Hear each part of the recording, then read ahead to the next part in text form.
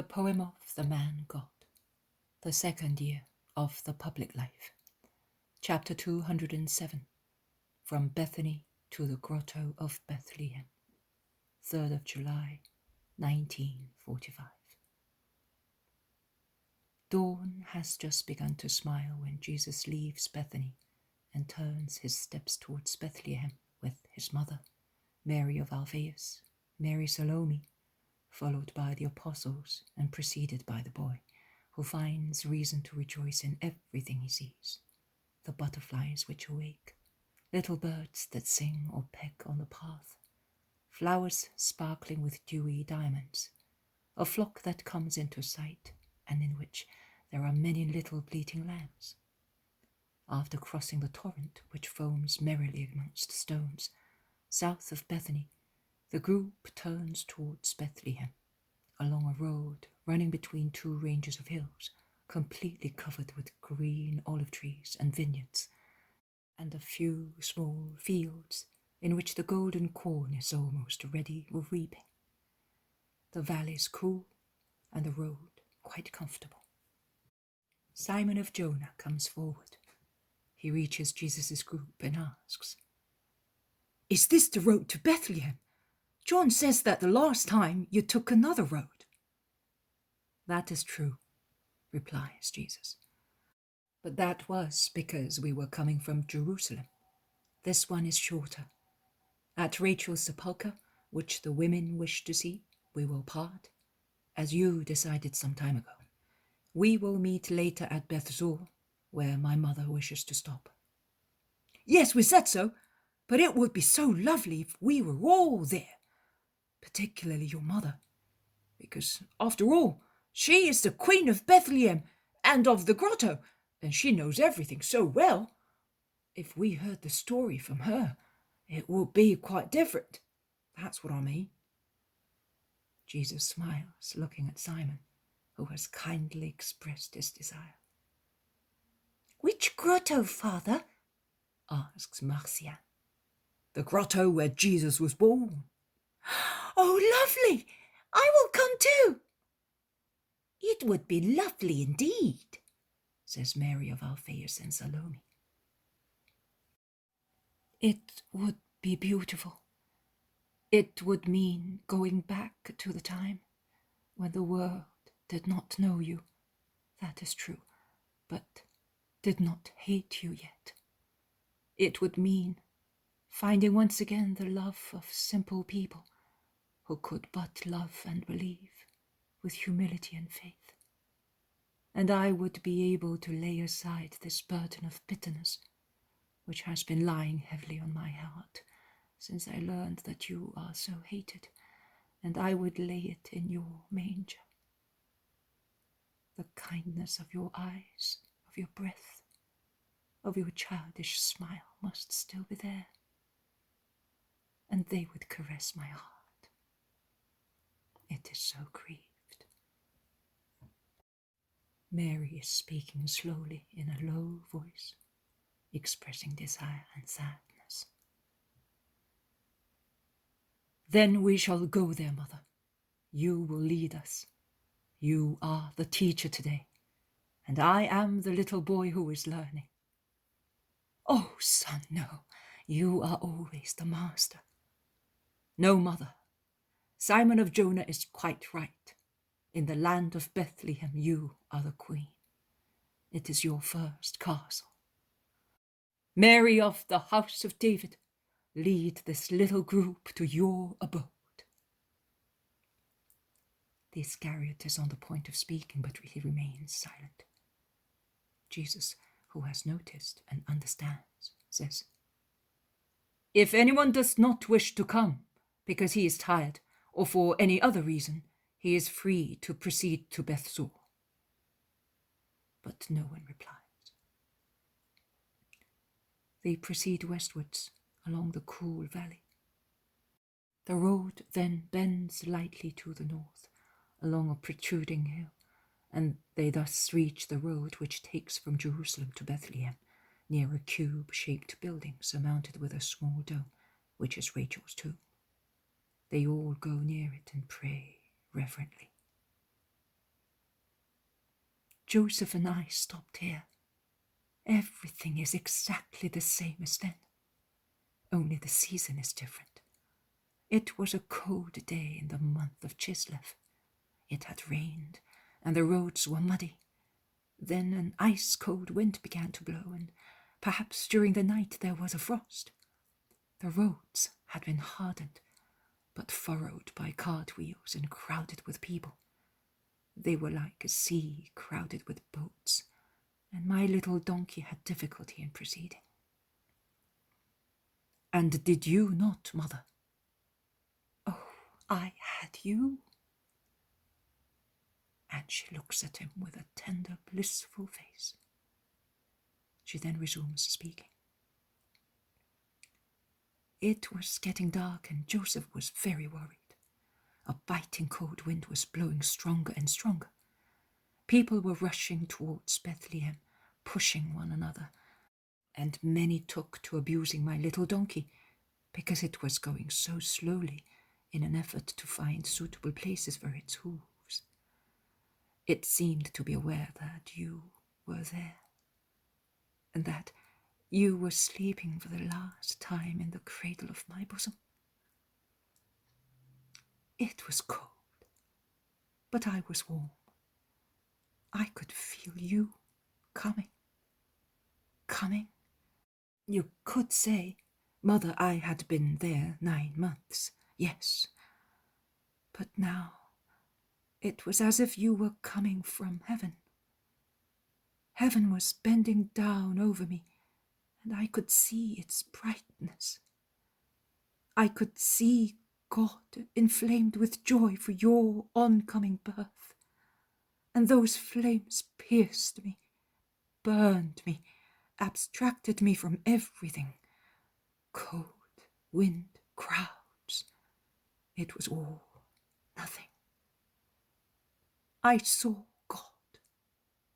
Now and again, with an effort, I would succeed in bringing my spirit back to the earth, and I would smile at Joseph, who was afraid I might be cold and tired. And he led the little donkey, lest it should stumble, and he enveloped me in a blanket, lest I should get cold. But nothing could have happened to me. I felt no jolts. I seemed to be moving along a starry path, among snow-white clouds, supported by angels. And I smiled. First at you. I looked at you through the barrier of the flesh, while you were sleeping, with your little fist closed, in your cradle of living roses, my lily bud. Then I smiled at my spouse, who was so distressed, to encourage him.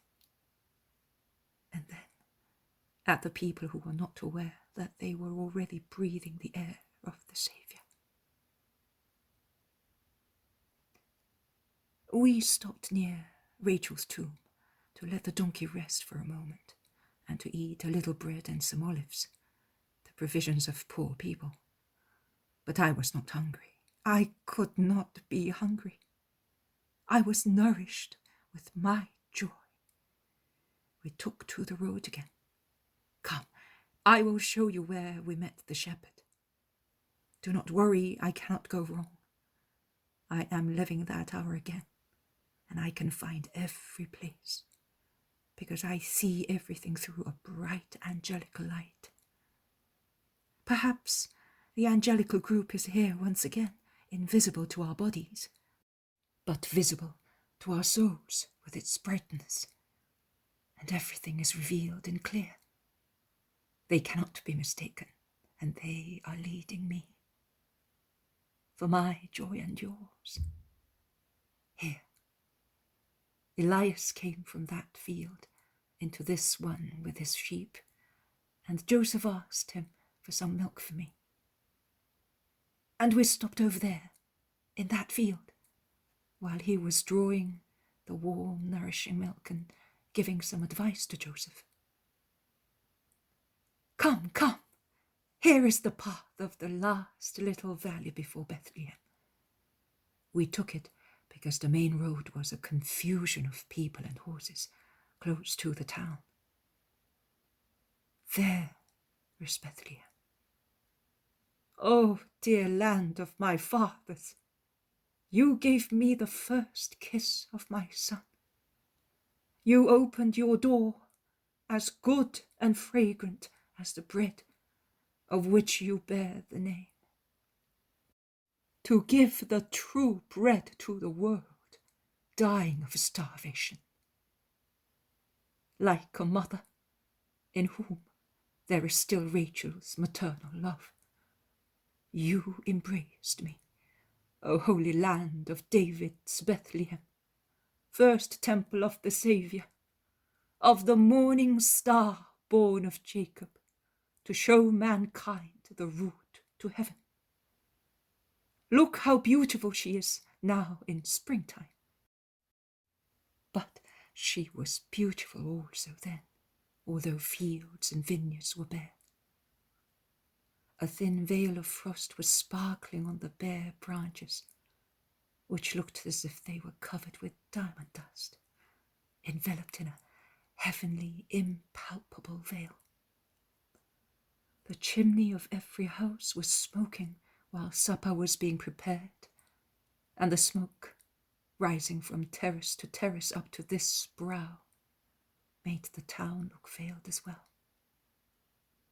Everything was chaste, intimate, waiting for you, son.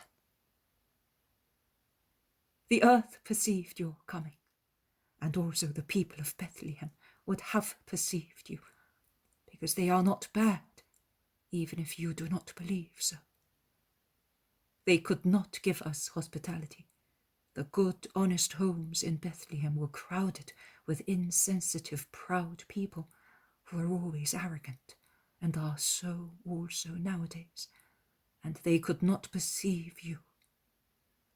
How many Pharisees, Sadducees, Herodians, scribes, Essenes were there. Oh, their being dull at present is a consequence of their being hard-hearted then.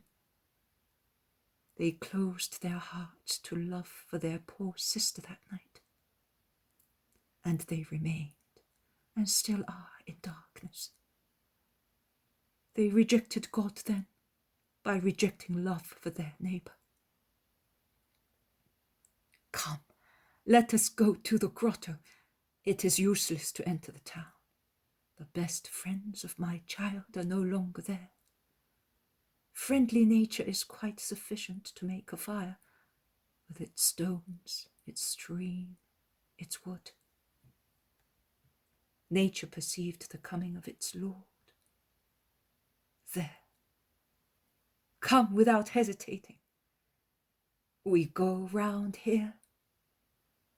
There, over there are the ruins of David's tower. Oh, it is dearer to me than a royal palace. Blessed ruins, blessed stream, blessed tree. Because, as if by a miracle, you allowed the wind to pull down so many of your branches, so that we might find firewood and light a fire. Mary descends quickly towards the grotto. She crosses the little stream on a board, acting as a bridge. She runs in the open space before the ruins and falls on her knees at the entrance of the grotto. She bends and kisses the ground. All the others follow her. They are touched. The boy, who has not left her one moment, seems to be listening to a wonderful story, and his little dark eyes drink in Mary's words and gestures, without missing a single one. Mary stands up and goes in, saying, "Everything is exactly as then." But then it was night. Joseph lit a lamp when I entered. Only then Dismounting from the little donkey, I became aware of how tired and cold I was. An ox greeted us.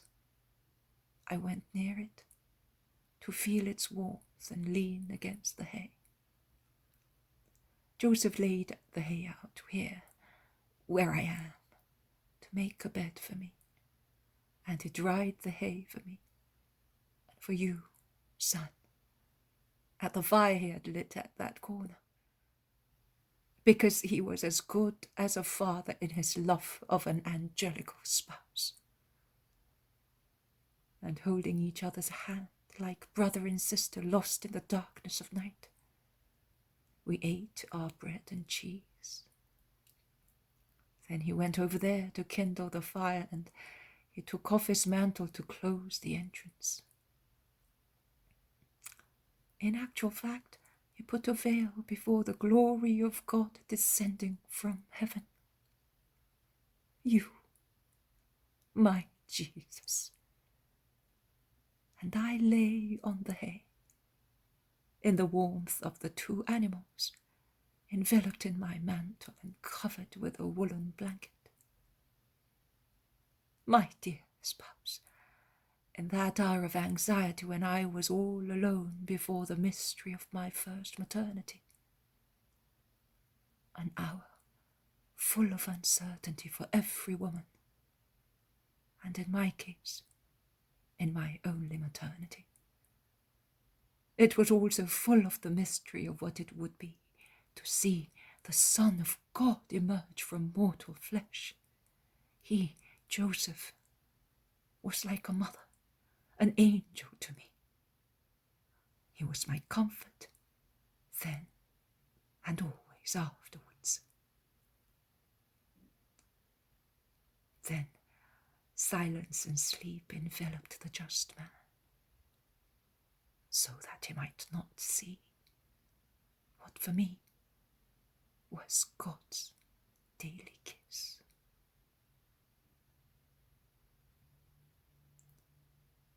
And with regard to me, after the interval of human necessities, there came immeasurable waves of ecstasy from a heavenly sea, and they raised me higher and higher on their bright crests, carrying me up with them into an ocean of light, of joy, of peace, of love, until I was lost in the sea of God, of God's bosom. A voice from the earth whispered, "Are you sleeping, Mary?" Oh, it was so far away. An echo, a remembrance of the earth, and so faint it was that my soul did not stir, and I do not know how I replied while I rose. I rose even higher into the depth of fire, of infinite beatitude, of foreknowledge of God, up to him. Oh, were you born of me that night, or was I born of the trine brightness? Did I give you, or did you absorb me, to generate me? I do not know.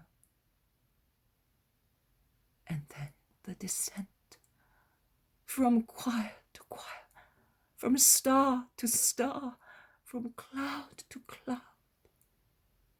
A sweet, slow, blissful, placid descent, like a flower carried high in the sky by an eagle and then dropped, descending slowly on the wings of the air, made more beautiful by a drop of rain, by a tiny piece of rainbow stolen in the sky, alights on its native soil. My diadem, you on my heart.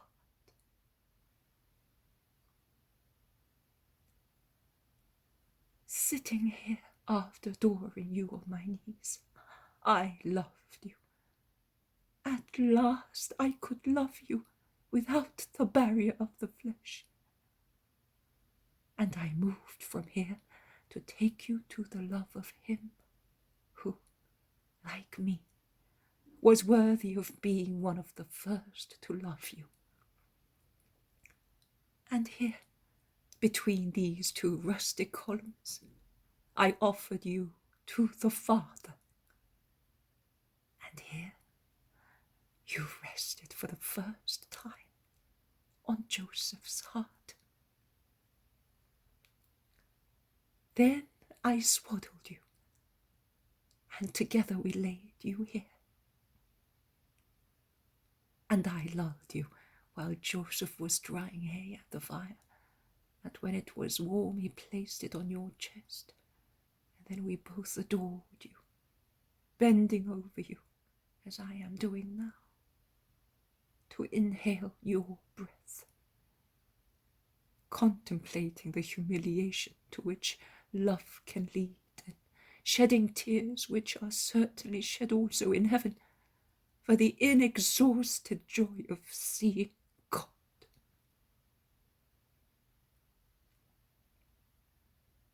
Mary, who has been pacing to and fro while recalling the past, pointing out the places, panting with love, with bright tears shining in her blue eyes and a smile of joy on her lips, bends over her Jesus, who has sat on a huge stone, listening to her recollection, and kisses his head, weeping, adoring, as she did then.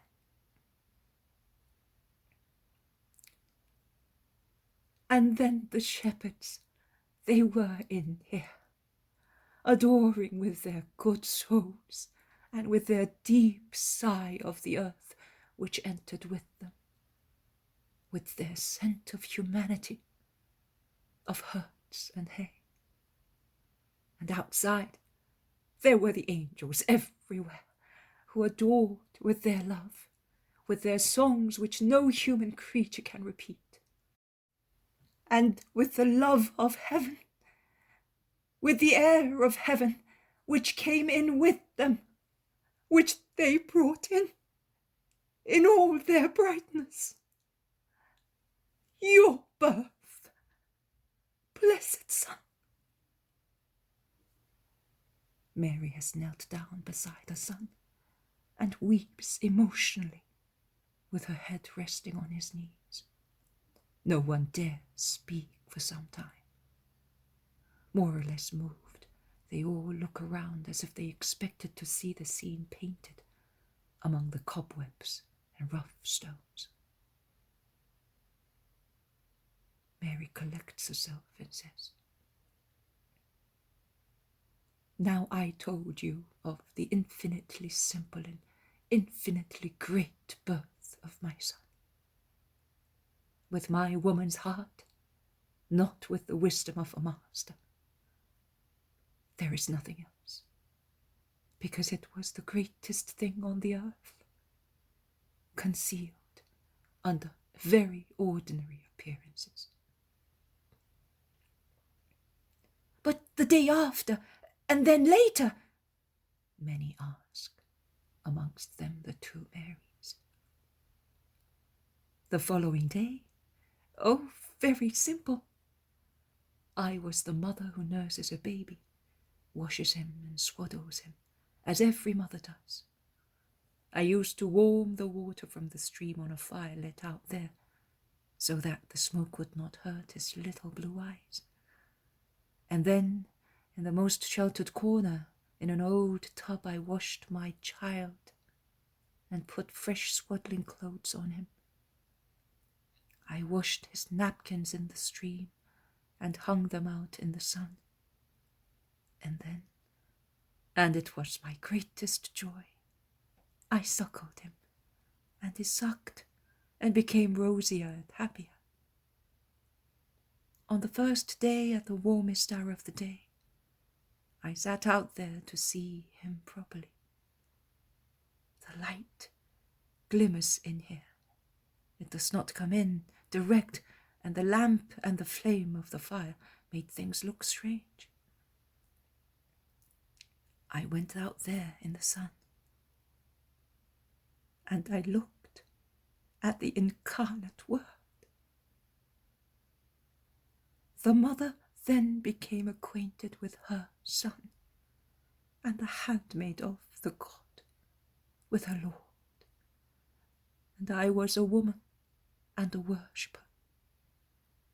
Then Anna's house, the days near your cradle, your first steps, your first word.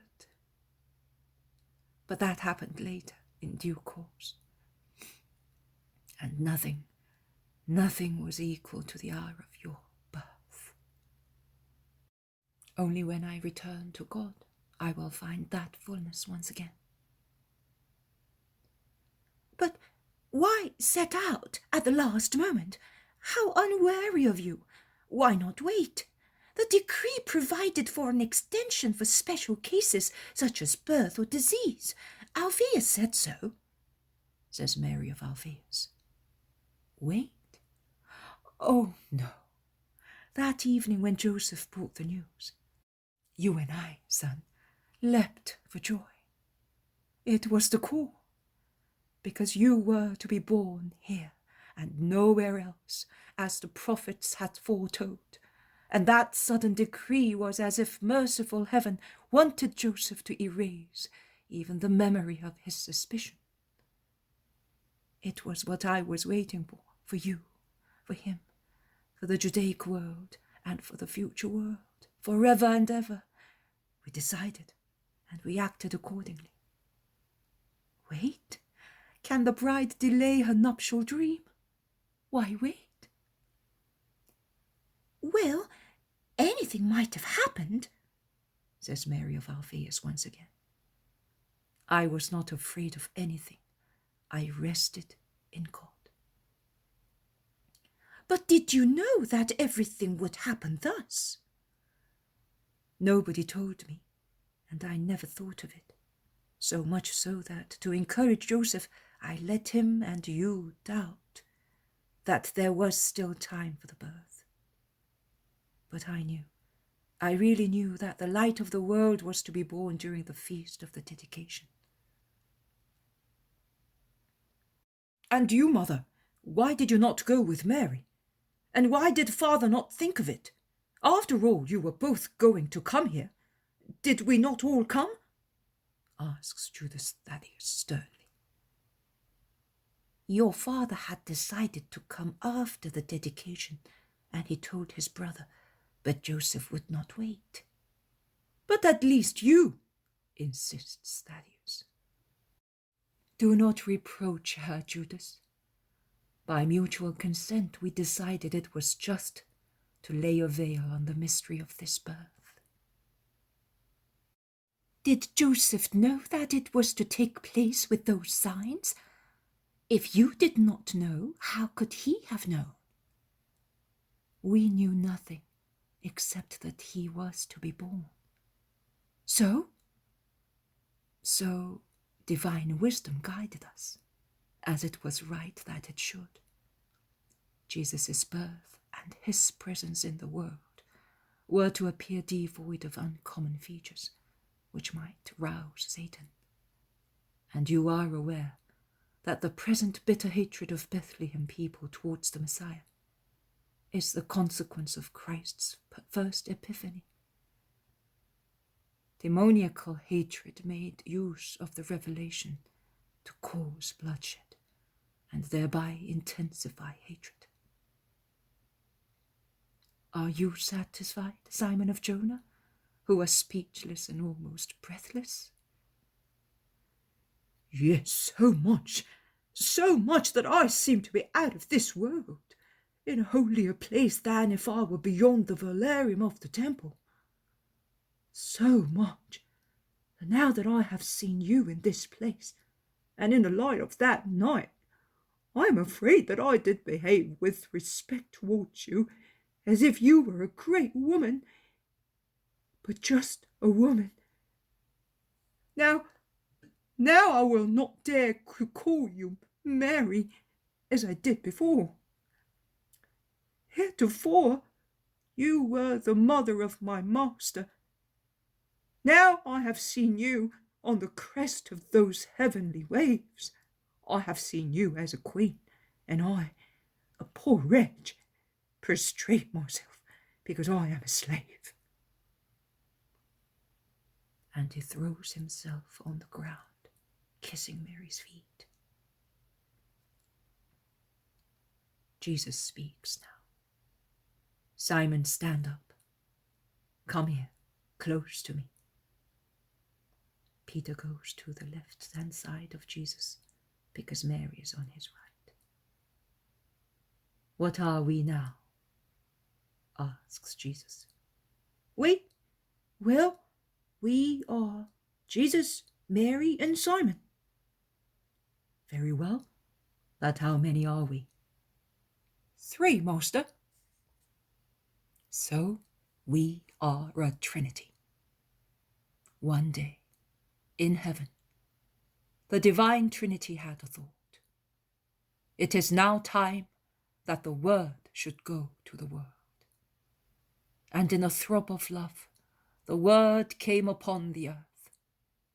He parted, therefore, from the Father and the Holy Spirit. He came to work on the earth. The two who had remained in heaven contemplated the deeds of the Word, remaining more united than ever to blend thought and love, to assist the Word working on the earth. The day will come when an order will be issued from heaven. It is time for you to come back because everything has been accomplished. And then the Word will go back to heaven. Thus, Jesus takes a step backwards, leaving Mary and Peter where they were. And from the heights of heaven, he will contemplate the deeds of the two who remained on the earth, who, by holy inspiration, will join together more than ever to blend power and love to obtain the means of fulfilling the desire of the Word. The redemption of the world through the perennial teaching of his church. And the Father, the Son, and the Holy Spirit will form a chain with their beams to tie more and more closely the two left on the earth. My mother, love. You, power. You will certainly have to treat Mary as a queen, but not as if you were a slave. Do you think so? "I think everything you wish. I am overwhelmed. The power. If I am to be the power, I must definitely lean on her. O Mother of my Lord, never abandon me. Never, never." Do not be afraid. I will always hold you by the hand, as I used to do with my child, until he could walk by himself. "And after that?"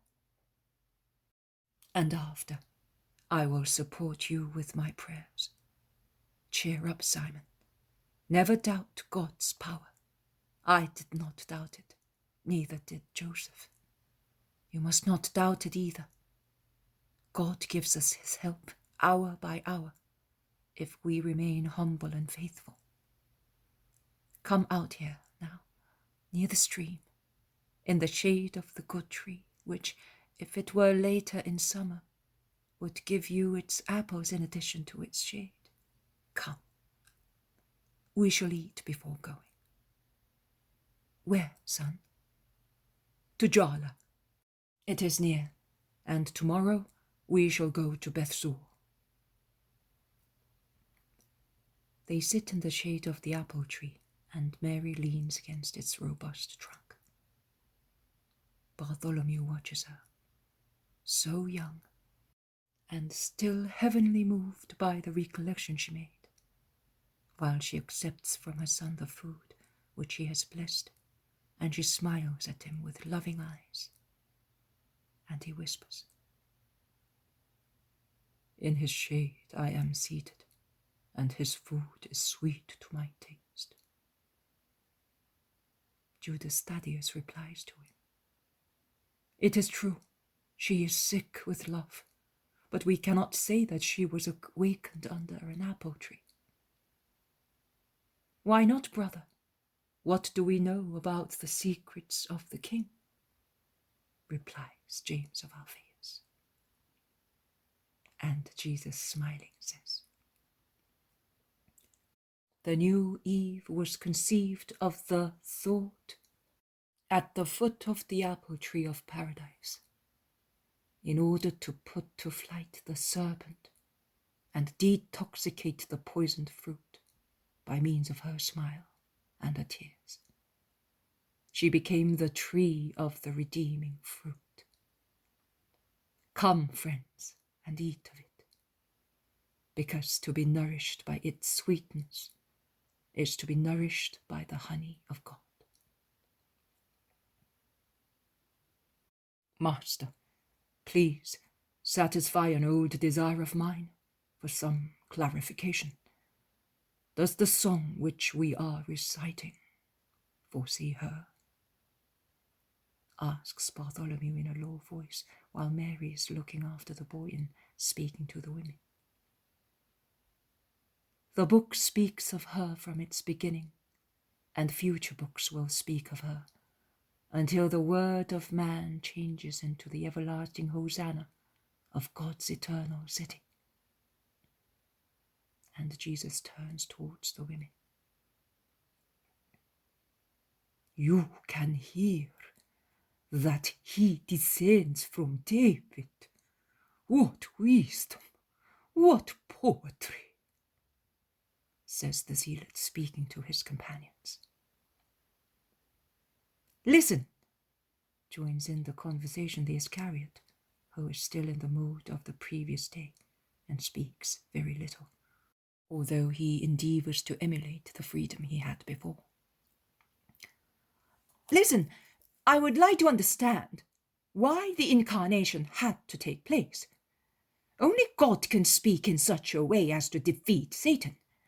Only God can have the power of redeeming, and I do not doubt it. But I think that the Word might have lowered himself less than he did by being born like every other man, submitting himself to the miseries of childhood and so on. Could he not have appeared in human form, already adult, in the appearance of an adult? And if he really wanted a mother, could he not have chosen one, an adoptive one, as he did for a father? I think I asked him once, but he did not reply at length, or I do not remember." "Ask him, since we are on the subject," says Thomas. "I won't. I upset him, and I feel as if I have not been forgiven yet. Ask him on my behalf." "I beg your pardon. We accept everything without so many clarifications, and you expect us to ask questions? It is not fair," retorts James of Zebedee. "What is not fair?" asks Jesus. There is silence. Then the zealot speaks on behalf of everybody, repeating Judas Iscariot's question and the replies of the others. "I do not bear a grudge. That is the first thing. I make the comments that I must make. I suffer and I forgive. That applies to him who is afraid, which is still the consequence of his perturbation. With regard to my real incarnation, I say, it is just that it took place. In the future, many people will make mistakes concerning my incarnation, ascribing me to the erroneous forms that Judas would like me to have taken. A man seemingly solid in body, but in reality fluent like a lightning effect, so that I would and would not be flesh. and Mary's maternity would and would not be a real maternity. I am really flesh, and Mary is really the mother of the Word incarnate. If the hour of my birth was but an ecstasy, that is because she is the new Eve, without the burden of sin and without the heritage of punishment. But I did not lower myself by resting in her. Was the manna enclosed in the tabernacle perhaps humiliated? No. On the contrary, it was honored by being in that abode. Others will say that I, since I was not real flesh, did not suffer and did not die during my stay on the earth. Of course, since they cannot deny that I was here, they will deny my real incarnation or my true divinity. No, I am really one with the Father forever, and I am united to God as flesh. Because as a matter of fact, it is possible that love reached what is unreachable because of his perfection, by becoming flesh to save flesh.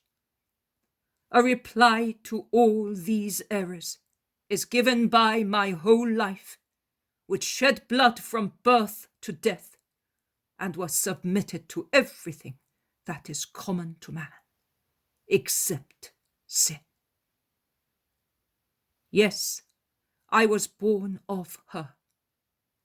For your welfare, you do not know how much justice has been mitigated since the woman has become its collaborator. Have I satisfied you, Judas? Yes, master. Do likewise with me. The Iscariot bends his head, is abashed, and perhaps he is really touched by so much kindness. The rest is protracted in the cool shade of the apple tree. Some fall asleep, some doze, but Mary gets up and goes back into the grotto, and Jesus follows her. Footnote number 1. Bethlehem, according to common interpretation, means house of bread.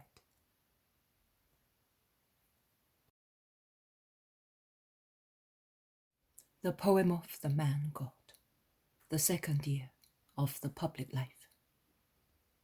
Chapter 208, Going to Eliza's at Bethzur, 4th of July, 1945. We shall almost certainly find them if we go back onto the Hebron road for a little while. Please go in pairs looking for them on the mountain paths. From here to Solomon's pools, and then to Bethzur. We will follow you. This is their pasture area, says the Lord to the 12, and I understand that he is speaking of the shepherds. The apostles are getting ready to go, each with his favorite companion, and only the inseparable couple of John and Andrew do not get together, because they both go to the Iscariot, saying, "I will come with you." And Judas replies, "Yes, come, Andrew. It is better thus, John. You and I already know the shepherds, so it is better if you go with someone else." "Come with me then, boy," says Peter, leaving James of Zebedee, who without protesting goes with Thomas, while the zealot joins Judas Thaddeus. James of Alphaeus goes with Matthew, and the two inseparable Philip and Bartholomew remain together. The boy remains with Jesus and the Marys. The road is cool and comfortable, and runs among completely green mountains covered with forests and meadows. They meet herds going towards pastures in the faint light of dawn. At the sound of every cattle bell, Jesus stops speaking and looks round. He then asks the shepherds whether Elias, the Bethlehemite shepherd, is in that area. I understand that by now Elias is called the Bethlehemite. Even if other shepherds are from Bethlehem, he is by right or by mockery the Bethlehemite. but no one knows where he is. They answer, stopping their herds and ceasing to play their rustic flutes. Almost every young man has one of those primeval cane flutes, which cause Marcian to be thrown into ecstasies, until a good old man gives him his nephews, saying, "He will make himself another one." And Marcian goes away happily with the instrument across his back, even if it does not know how to play it, at least for the time being. "I would like so much to meet them," exclaims Mary. "We will certainly find them. In this season they are always near Hebron." The boy is interested in those shepherds who saw the child Jesus, and he asks Mary many questions, and she explains everything patiently and kindly. "But why did they punish them? They had done nothing but good," asks the boy after hearing the story of their misfortunes. "Because very often man makes mistakes, accusing innocent people of evil deeds that in actual fact were done by someone else. But as they have been good and have forgiven, Jesus loves them so much. We must always be able to forgive." "But all the children who were slaughtered, how could they have forgiven Herod?" "They are little martyrs, Marcian, and martyrs are saints. They not only forgive their executioners, but they love them, because they open heaven to them." "But are they in heaven?" "No, not just now, but they are in limbo, where they are the joy of patriarchs and of the just." "Why?" "Because when they arrived with their souls purple with blood, they said, 'Here we are the heralds of Christ the Saviour. Rejoice, you who are waiting, because he is already on the earth.'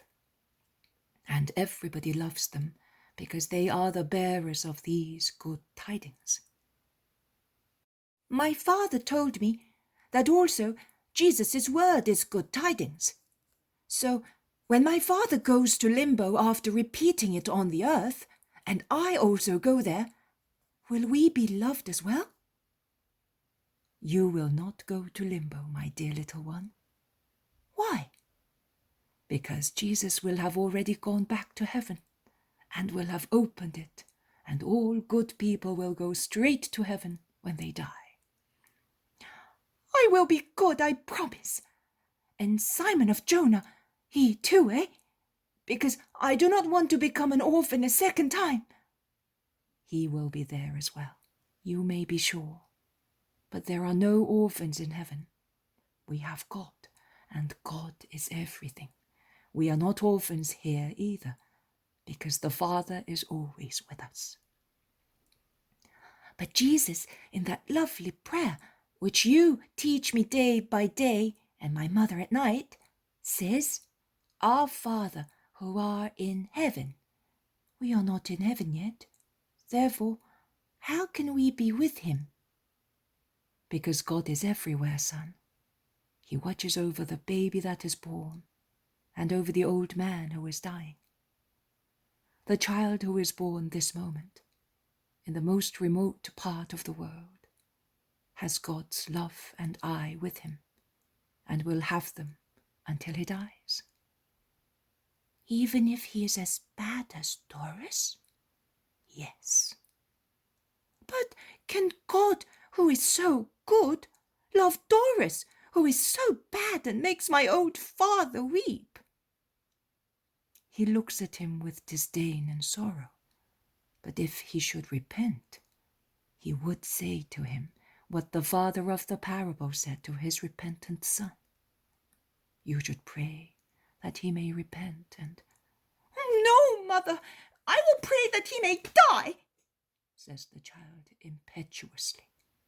Although his remark is not very angelical, his impetuosity is so sincere that no one can help laughing. Mary then resumes the sweet gravity of a teacher. "No, my dear, You must not do that to a sinner. God would not listen to you and would look sternly at you as well. We must wish our neighbor the greatest welfare, even if our neighbor is very bad.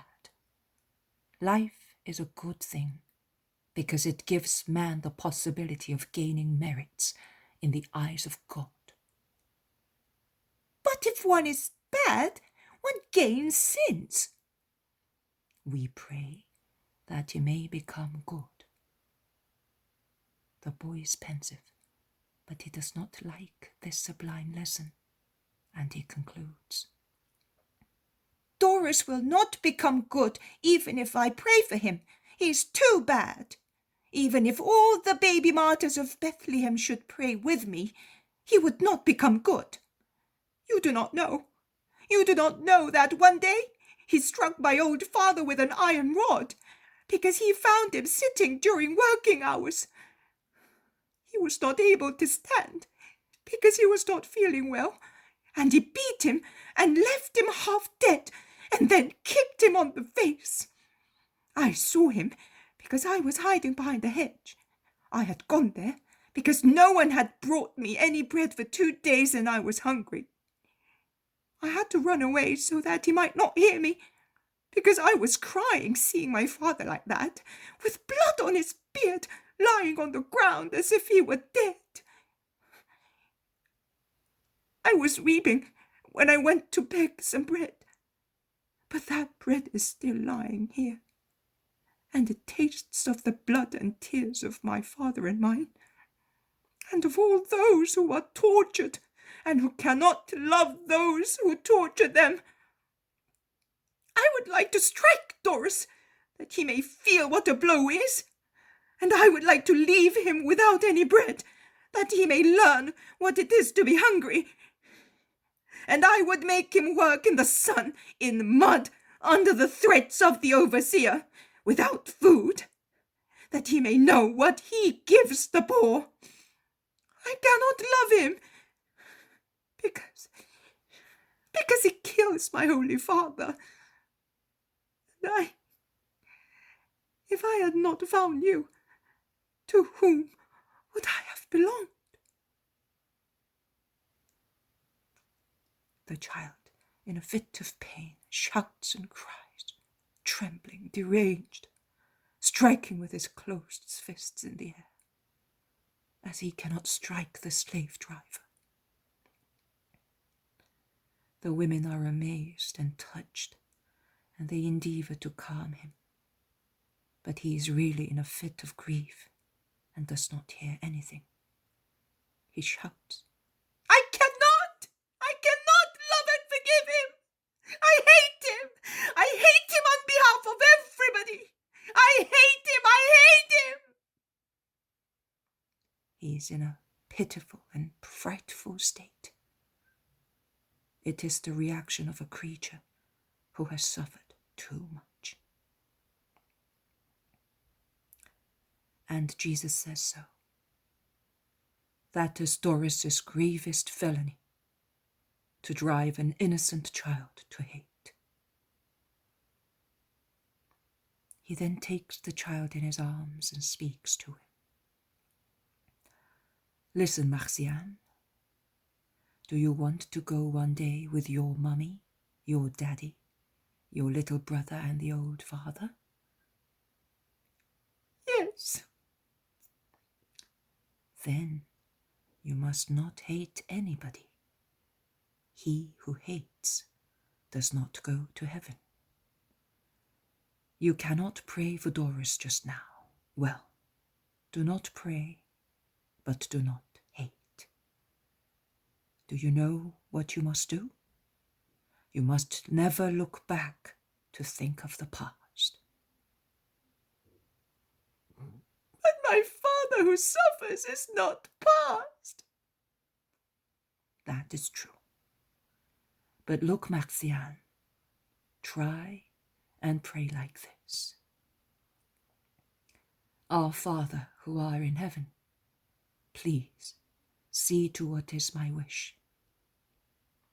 you will see that the Father will listen to you in the best possible way. Even if you killed Doris, what would you do? You would lose the love of God, heaven, the company of your father and mother, and you would not relieve of his troubles the old man whom you love. You are too little to be able to do it, but God can. Tell him, say to him, you know how much I love my old father, and how I love all those who are unhappy. Will you please see to this matter, because you can do everything? What? Do you not want to preach the gospel? But the gospel teaches love and forgiveness. How can you say to one, do not hate, forgive, if you cannot love and forgive? Leave things to good God, and you will see how well he can arrange matters. Will you do that? Yes, I will, because I love you. Jesus kisses the boy and lets him down. The incident is over, as well as their journey. There are 3 large basins excavated in the Rocky Mountains, a really grand work, and the surface of the most limpid water sparkles as well as the waterfall, that from the first basin falls into the second larger one, and then into the third one, which is really a little lake. Pipelines convey the water to distant towns. The whole mountain, from the spring to the basins, and from the basins to the ground, is most beautiful and fertile, thanks to the humidity of the soil in this area, and flowers more composite than wild ones, together with rare scented herbs, make the green sides of the mountain a most pleasant and brilliant sight. One would think that a man has planted garden flowers here together with scented herbs, which, in the heat of the sun, diffuse in the air their aromas of cinnamon, camphor, clove, lavender, and other pleasantly pungent, fragrant, strong, sweet smells, in a wonderful blend of the finest earthly perfumes. I would say that it is a harmonious conglomeration of smells, because it is really a poem of herbs and flowers in hues and fragrance. All the apostles are sat in the shade of a tree, covered with large white flowers, the name of which I do not know. They are huge, pendulous, bell-shaped flowers of white enamel hue, which dangle at the least breath of wind, diffusing their fragrance at each undulation. I do not know the name of this tree. Its flowers remind me of a shrub that grows in Calabria, which the locals call botaro. But the trunk is quite different, as this is a tall tree with a robust trunk and not a shrub. Jesus calls them and they hasten towards him. We found Joseph almost at once. He was coming back from a market. They will all be at Bethzur this evening. We gathered together by shouting to one another, and we remained here in the cool shade, explains Peter. What a lovely place. It looks like a garden. We were discussing whether it is natural or not, and some insist it is, some that it isn't, says Thomas. The land of Judea has such marvels, states the Iscariot, who is inevitably inclined to grow proud by everything, also by flowers and herbs. Yes, but I think that if Johanna's garden at Tiberias were abandoned, and it became wild, also Galilee would have the marvel of wonderful roses among ruins, retorts James of Zebedee. You are not wrong. This is the area where Solomon's gardens were, and they were famous, like his palaces, throughout the world of those days. Perhaps it was here that he dreamt of the Song of Songs, and he ascribed to the holy city all the beautiful flowers that he had grown here, says Jesus. So I was right, exclaims Thaddeus. Yes, you were. Do you know, Master? He was quoting Ecclesiastes, joining the idea of the gardens to the idea of the basins, and he concluded by saying, "But he realized that everything is vanity, and nothing lasts under the sun, except the word of my Jesus," says James, the other brother. I thank you, but let us thank also Solomon, whether the original flowers are his or not. The basins that nourish herbs and men are certainly his. May he be blessed for them. Now let us go over that big ruffled rose bush, which has formed a flowery tunnel from tree to tree. We will stop there. We're almost halfway. And they take to the road again about the 9th hour, when every tree casts a long shadow in this area, which is very well cultivated in every part. One gets the impression of walking through a botanic garden, because all kinds of trees are represented. Forest trees, fruit and ornamental ones. There are people working the land everywhere, but they show no interest in the group passing by.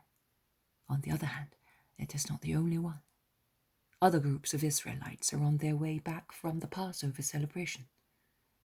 The road is quite good, although it is cut along the mountains, and the continuously varying landscape relieves travellers of the monotony of the journey. Streams and torrents from liquid silver commas write words, which they then sing in their many intersetting meanderings, which flow through forests or hide under caves, from which they come out more beautiful. They seem to be playing with plants and stones like happy children. Also Marcian, who is cheerful once again, plays and tries to make music with his instrument to imitate birds. But the sound he produces are not songs, but dissonant laments, which appear to be most unwelcome to the more difficult members of the group, that is, to Bartholomew, because of his age, and to Judas of Kerioth, for many reasons. But no one complains openly, and the boy whistles, frisking about. Only twice he points at a village nestling in the forest, and asks, "Is it mine?" and turns pale. But Simon, who keeps him close to himself, replies, "Your village is very far from here. Come, let us see if we can pick that beautiful flower and take it to Mary," and thus takes his mind off his worries. The sun is beginning to set when Bethzur appears on its hill, and almost at the same time on the secondary road they have taken to go there, they see the flocks of the shepherds, and the shepherds run to meet them. When Elias sees that Mary also is there, he lifts his arms in a gesture of surprise and remains thus, not believing his own eyes. "Peace to you, Elias, it is I. We promised you, but it was not possible to meet in Jerusalem. Never mind, we are meeting now," says Mary kindly. "Oh, mother, mother!" Elias does not know what to say. At last he finds words. "Well, I am celebrating Passover now. It is just the same, or better still." "Of course, Elias. We sold well. We can kill a little lamb. Oh, please be the guests of our poor table," beg Levi and Joseph. "We are tied this evening. Tomorrow. Listen, do you know a certain Eliza, the wife of Abraham of Samuel?" "Yes, she lives in her house at Bethzur, but Abraham is dead, and his sons died last year. The first one died of a disease in a few hours, and no one knows of what he died. The other died of a slow death, and nothing stopped his decline. We gave her the milk of a young goat, because the doctor said it was good for him. He drank a lot of it, as all the shepherds took it to her, because the poor mother had sent people to look for whoever had a young goat giving milk for the first time in the herd. But it was of no avail. When we came back to the plain, the young man would not take any food. When we came back to Adar, He had been dead 2 months. My poor friend, she was so fond of me in the temple, and she was somehow related to me through our ancestors. She was good. She left to marry Abraham, to whom she had been promised since her childhood, 2 years before me, and I remember when she came to offer her firstborn to the Lord. She sent for me, not only for me, but later she wanted me to be alone with her for some time. And now she's alone. Oh, I must make haste to comfort her. You stay here. I will go with Elias, and I will enter by myself. Sorrow demands respect. Not even I, mother? Of course, always. But the others? Not even you, my little one? It would be painful for you. Come, Jesus. Wait for us on the village square. Look for a shelter for the night. Goodbye, orders Jesus. And with only Elias for company, Jesus and Mary go as far as a large house, which is completely closed and silent. The shepherd knocks at the door with his stick. A maidservant looks out of a little window, asking who it is. Mary moves forward, saying, Mary of Joachim and her son from Nazareth. Tell your mistress. It is useless. She does not want to see anybody. She is weeping her heart out. Try. No, I know how she drives me away if I try to take her mind off her worries. She does not want anyone.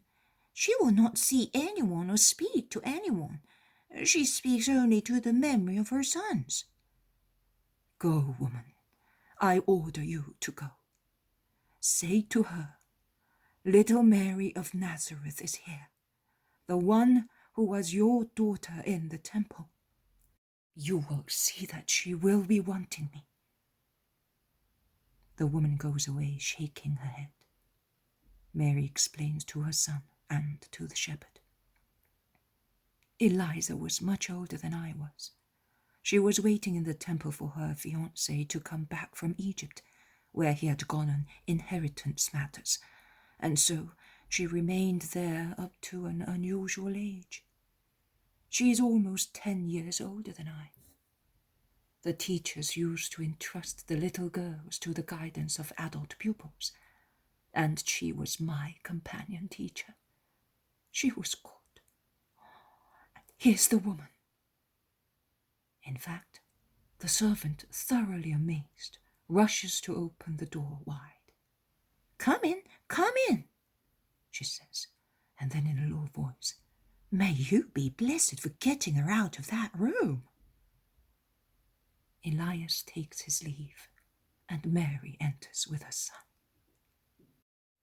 But this man, really, for pity's sake, he is the same age as Levi. Let him come in. He is my son, and will comfort her better than I can. The woman shrugs her shoulders and precedes them through the long hall of a beautiful but sad house. Everything is clean, but everything seems dead. A tall woman, walking bowed in dark clothes, comes forward in the dim light of the hall. Eliza, dear, I am Mary, says Mary, running towards her and embracing her. Mary, you! I thought you were dead too. I was told when, I don't know. My head is empty. I was told that you died with many other mothers after the coming of the Magi. But who told me that you were the mother of the Saviour? The shepherds, perhaps. Oh, the shepherds! The woman bursts into bitter tears. Don't mention that name.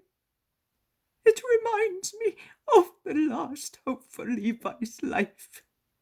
And yet, yes, a shepherd spoke to me of the Saviour, and I killed my son, taking him to the place where they said the Messiah was, near the Jordan. But there was nobody there, and my son arrived back in time to die. Fatigue, cold, I killed him, but I had no intention of being a murderer. I was told that he, the Messiah, cured diseases, and that is why I did it. Now my son accuses me of killing him. No, Eliza, it is you that think so. Listen, I instead think that your son has taken me by the hand, saying, "Come to my dear mother, take the Saviour to her. I am happier here than I would be on the earth." But she listens only to her weeping, and she cannot hear the words that I whisper to her with my kisses. Poor mother!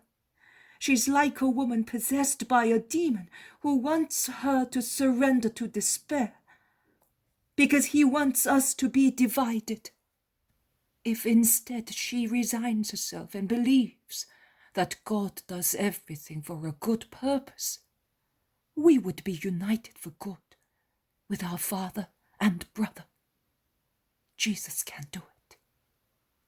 And I came with him. Do you not wish to see him? Mary has spoken, holding the poor wretch in her arms all the time, kissing her grey hair with unparalleled kindness. Oh, if it were true!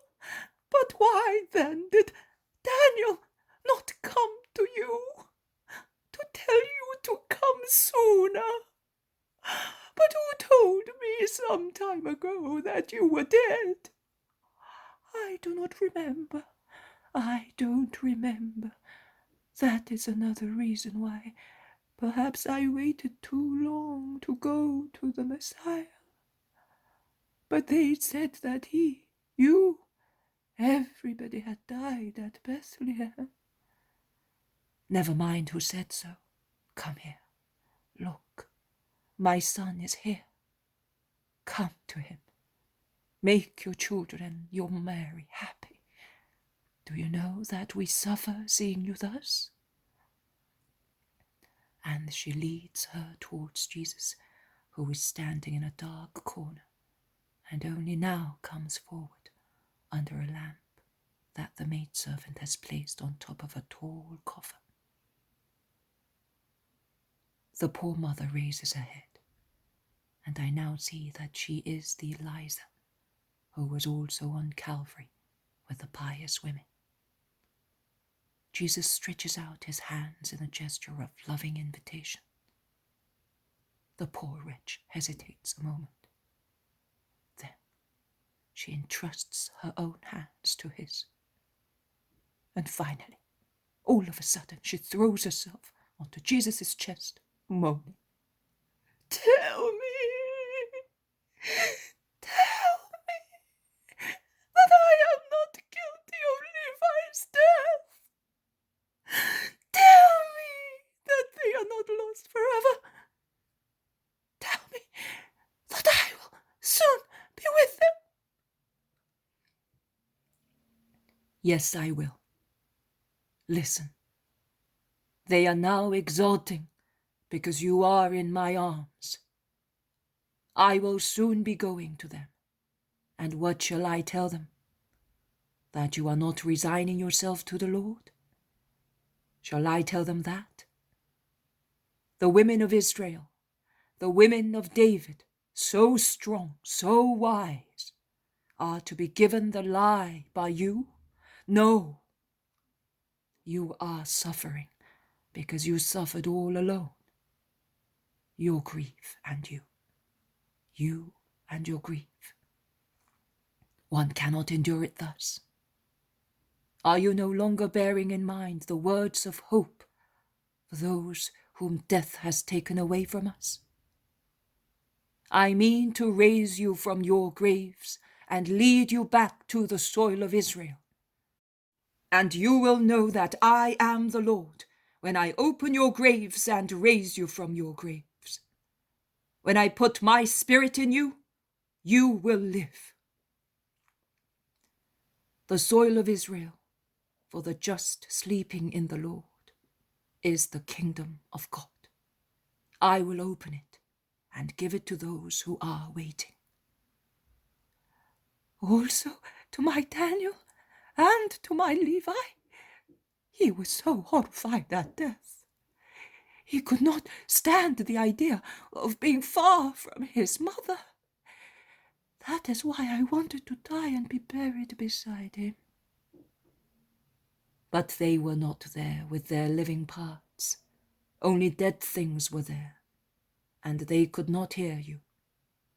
They are in the place of expectation. But does it really exist? Oh, do not scandalize me. My memory has turned into tears. My head is full of the noise of the weeping and death rattle of my sons. That death rattle, it has dissolved my brains. I have but that death rattle in here. And I will put the words of life there for you. I will sow the life, because I am life, where there is the din of death. Remember the great Judas Maccabee, who wanted a sacrifice offered for the dead, rightly thinking that they are destined to rise again, and that it is necessary to hasten their peace by means of suitable sacrifices. If Judas Maccabee had not been certain of their resurrection, would he have prayed and made people pray for the dead? As it is written, he thought that a great reward is set aside for those who die piously, as your sons certainly did. See, you are saying yes. So, do not despair, but pray devoutly for your dead ones, that their sins may be expiated before I go to them. Then, without waiting for a moment, they will come to heaven with me, because I am the way, the truth, and the life, and I lead, and I speak the truth, and I give life to those who believe in my truth and follow me. Tell me, did your sons believe in the coming of the Messiah? Of course, my lord. I taught them to believe that. And did Levi believe that if I wanted, I could cure him? Yes, my lord, we hoped in you. But it was of no avail, and he died, disheartened, after hoping so much. The woman resumes weeping again, more calmly, but more desolately in her calm than when she was agitated.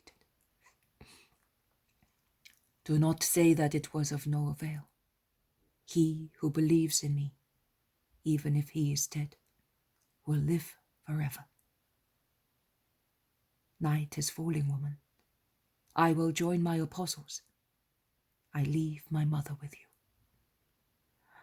you. Oh, will you please stay as well?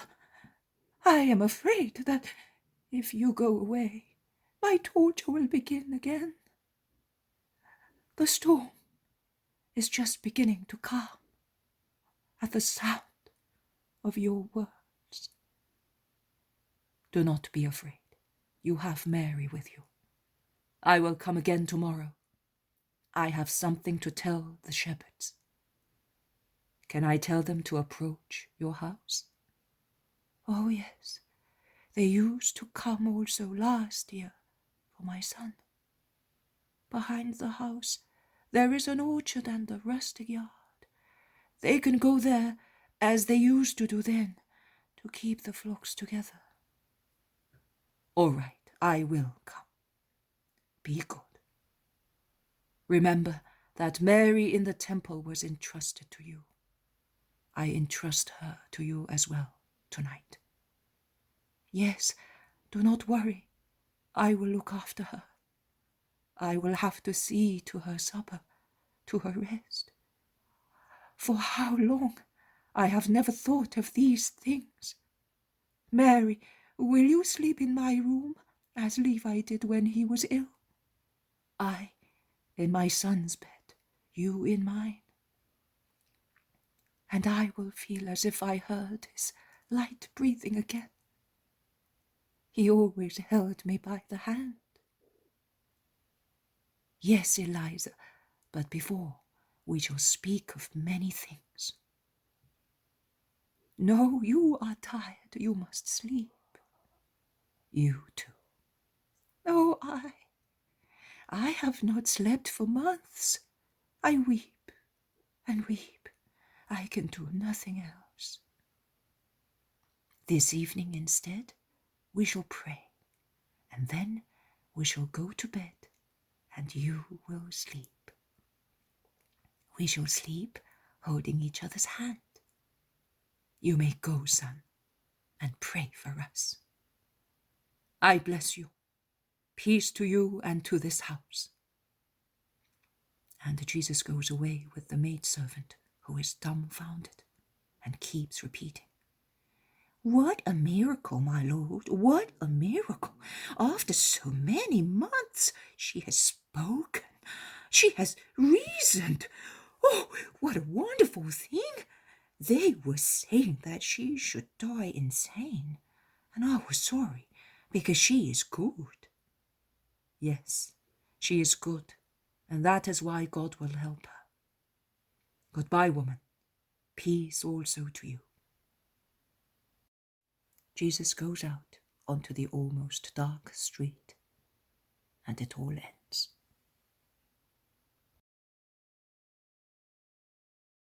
The poem of the man God, the second year of the public life. Chapter 209. Jesus in Eliza's house speaks of sorrow that bears fruit. 5th of July, 1945.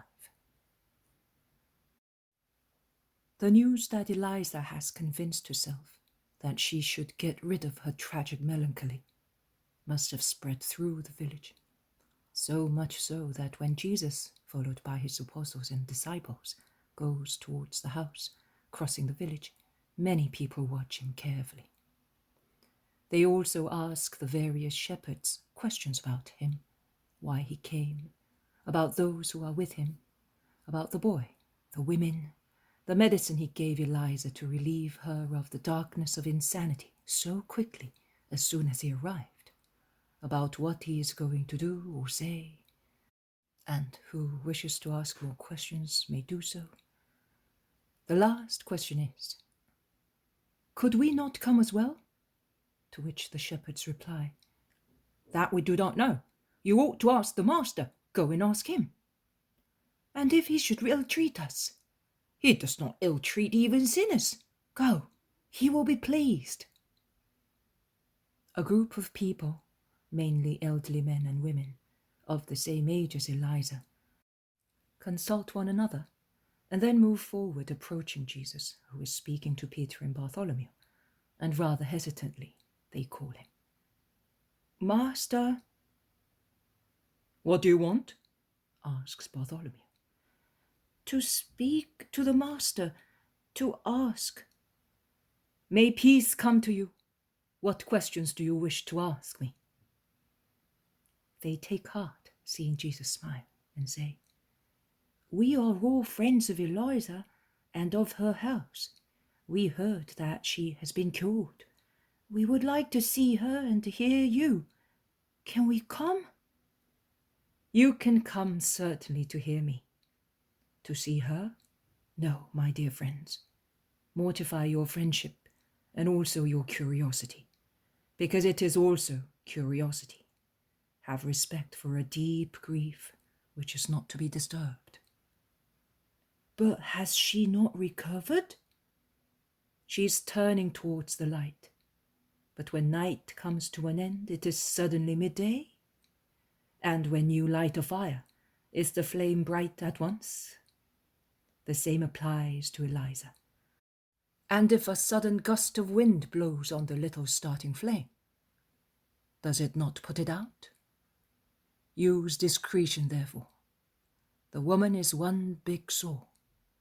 Also, friendship might irritate her, because she needs rest, silence, and solitude. Not tragic as yesterday's, but a resigned solitude to find herself once again. So when shall we see her? Sooner than you think, because she is now on the path to health. But if you knew what it means to come out of that darkness, it is worse than death, and who comes out of it, after all, is ashamed of having been there, and that the world should know.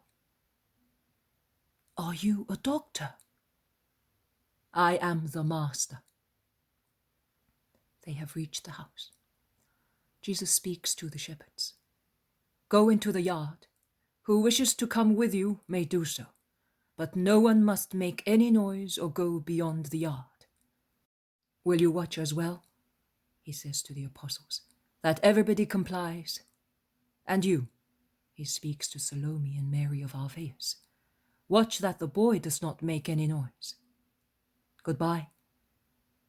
And he knocks at the door while the others turn the corner along a narrow street and go where they were told. The maidservant opens the door. Jesus goes in while the servant repeatedly bows to him. Where is your mistress? With your mother.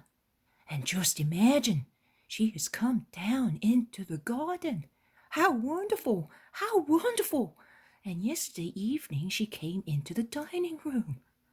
She was weeping, but she came. I would have liked her to take some food, instead of the usual drop of milk, but I was not successful. She will take it. Do not insist. Be patient also in your love for your mistress. Yes, my Saviour, I will do everything you tell me. I think, in fact, that if Jesus told the woman to do the strangest things, she would do them without discussing, because she is so convinced that Jesus is Jesus, and that everything he does is right. In the meantime, she takes him into a large kitchen garden, full of fruit trees and flowers. But if the fruit trees have begun by themselves to come into leaf and blossom, to set the fruit and make them grow, the poor flower plants, neglected for over a whole year, have become a miniature forest, which is so entangled that the weaker and lower plants are suffocated beneath the weight of the stronger ones. Flower beds and paths no longer exist, as they have become one chaotic tangle. There is some order only at the end of the garden, where the maidservant has sown salads and legumes for her own use. Mary is with Eliza under a very ruffled pergola, the shoots and tendrils of which reach down to the ground. Jesus stops and looks at his young mother, who, with most refined art, awakes and directs Eliza's mind to things completely different from what up to yesterday were the thoughts of the afflicted woman. The servant approaches her mistress and says, "The Saviour has come." The women turn round and come towards him, one with her sweet smile, the other looking tired and bewildered. "Peace be with you. The garden is beautiful." "It was beautiful," says Eliza. "And the soil is fertile. Look how much beautiful fruit is about to ripen, and how many flowers on the rose bushes. And over there, are they lilies?" "Yes, they are. Round the fountain where my children used to play so much. But then it was tidy. Now Everything is ruined here, and it no longer seems the garden of my sons. In a few days it will be as it was before. I will help you. Is that right, Jesus? You will leave me here for a few days with Eliza. We have so much to do, says Mary. What you want, I want. Eliza looks at him and whispers, "Thank you." Jesus caresses her white hair and then takes his leave to go to the shepherds. The women remain in the garden, but shortly afterwards, when Jesus' voice greeting the people present is heard in the calm air, Eliza, as if she were attracted by an irresistible force, goes slowly up to a very tall hedge beyond which is the yard. Jesus speaks first to the 3 shepherds. He is close to the hedge, and in front of him there are the apostles and the citizens of Bethzur who followed him. The Marys with the boy are sitting in a corner. Jesus says, "But are you bound by contract, or can you free yourselves from your commitment at any time?" "Well, we are really free servants, but we do not think that it is right to leave him at once, now that the flocks demand so much attention and it is difficult to find shepherds." "No, it is not fair. But it is not necessary to do it at once. I am telling you in good time, so that you may provide in all fairness. I want you to be free, to join the disciples and help me." "Oh, Master!" The 3 men are thrown into ecstasies for joy. "But will we be able?" they ask. "Have no doubt about it. So that is settled. As soon as you can do it, you will join Isaac." "Yes, Master." "You may go among the rest. I will speak a few words to the people." And leaving the shepherds, he addresses the crowd. "Peace be with you. Yesterday I heard 2 unfortunate persons speak, one at the dawn of life, the other at its decline. 2 souls bewailing their distress. And I wept in my heart with them, seeing how much sorrow there is on the earth, and how only God can relieve it. God, the exact knowledge of God, of his great infinite bounty, of his constant presence, of his promises. I saw how one man can be tortured by another one, and how death can drive him to desolation, on which Satan works to increase his grief and cause ruin. I then said to myself, the children of God must not suffer such tortures. Let us grant the knowledge of God to those who ignore it. Let us give it once again to those who have forgotten it in the storm of sorrow. But I also saw that I am no longer sufficient by myself for the infinite needs of my brothers, and I have decided to call many in greater and greater numbers, so that all those who need the comfort of the knowledge of God may have it. These 12 apostles are the first. As my representatives, they can lead to me and therefore to comfort all those who are bent under too heavy a burden of sorrow. I solemnly tell you, come to me, all of you who are afflicted, disgusted, broken-hearted, tired, and I will share your grief with you and give you peace. Come through my apostles, disciples and women disciples, who are increasing every day with new people full of goodwill.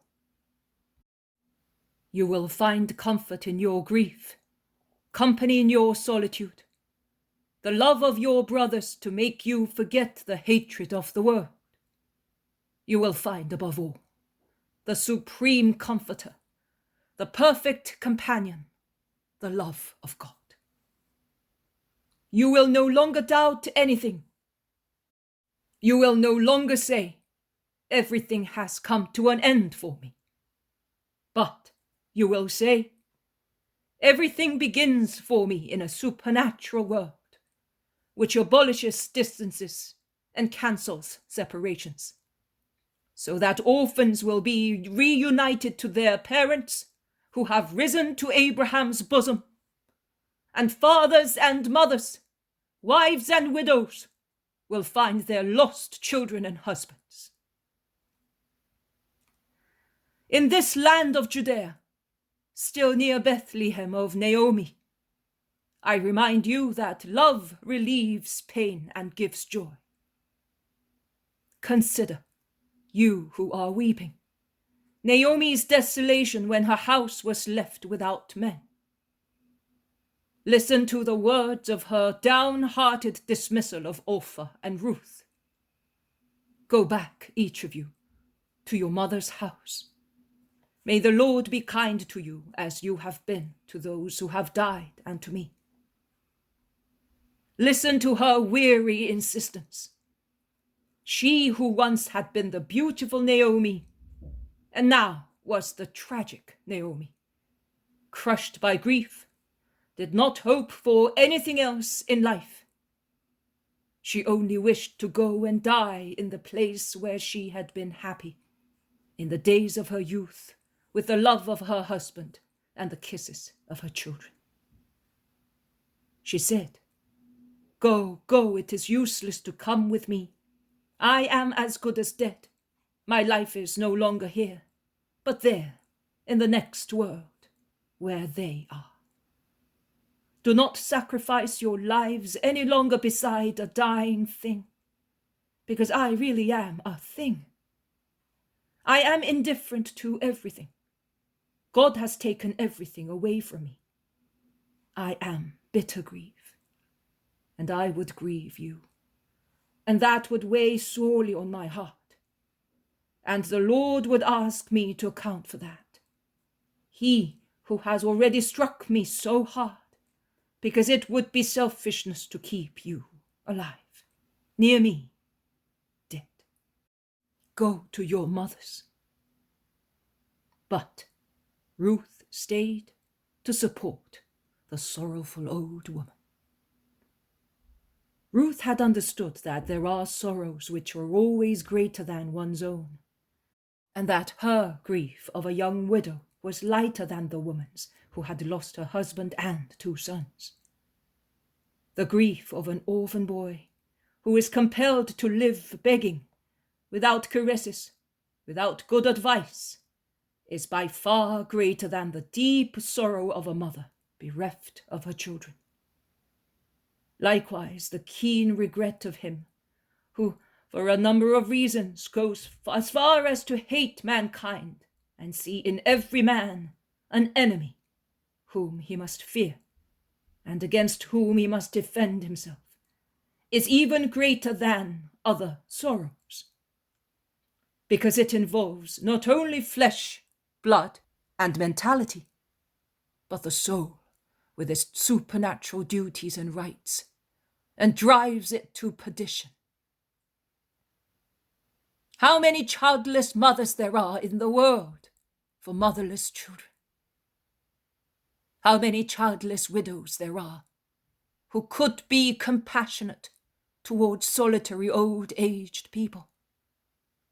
How many there are who, having been deprived of every love so that they may devote themselves entirely to the unhappy, could fight hatred with their need to love, and thus give love to unhappy mankind, which suffers more and more because it hates more and more. Sorrow is a cross, but it is also a wing. Mourning divests to reclothe. Rise, you who are weeping. Open your eyes. Get rid of nightmares, of darkness, of selfishness. Look, the world is the barren land where one weeps and dies, and the world shouts, help, through the mouths of orphans, of sick, lonely, doubtful people, through the mouths of those who are made prisoners of hatred by treason or cruelty. Go among those who are shouting. Forget yourselves among those who are forgotten. Recover your health among those who are sick. Be hopeful among those who are despairing. The world is open to those willing to serve God in their neighbor and to gain heaven, to be united to God and to those whom we mourn. The gymnasium is here, the triumph there. Come, imitate Ruth in all your sorrows. Say with her, I will be with you until I die. And even if those misfortunes, which consider themselves incurable, should reply to you, do not call me Naomi, call me Mara, for God has marred me bitterly. You must persist. And I solemnly tell you that those misfortunes one day, because of your persisting, will exclaim, Blessed be the Lord who relieved me of my bitterness, desolation, and solitude, by means of a creature who knew how to make his sorrow bear good fruit. May God bless him, because he is my Saviour. Remember that Ruth's kindness to Naomi gave the Messiah to the world. Because the Messiah descends from David, as David descends from Jesse, Jesse from Obed, Obed from Boaz, Boaz from Salmon, Salmon from Nahshon, Nahshon from Aminadab, Aminadab from Ram, Ram from Hezron, Hezron from Perez. And they populated the fields of Bethlehem, preparing the ancestors of the Lord. Every good deed is the origin of great things, which you do not even imagine. And the effort man makes against his own selfishness can cause such a wave of love, capable of rising higher and higher, supporting in its limpidity him who caused it, until it lifts him to the feet of the altar, to the heart of God. May God grant you peace. And Jesus, without going back into the garden through the little door built in the hedge, watches that no one goes near the hedge, from the other side of which comes a long weeping. Only when all the people of Bethzur have gone away, he departs with his apostles, without disturbing those beneficial tears.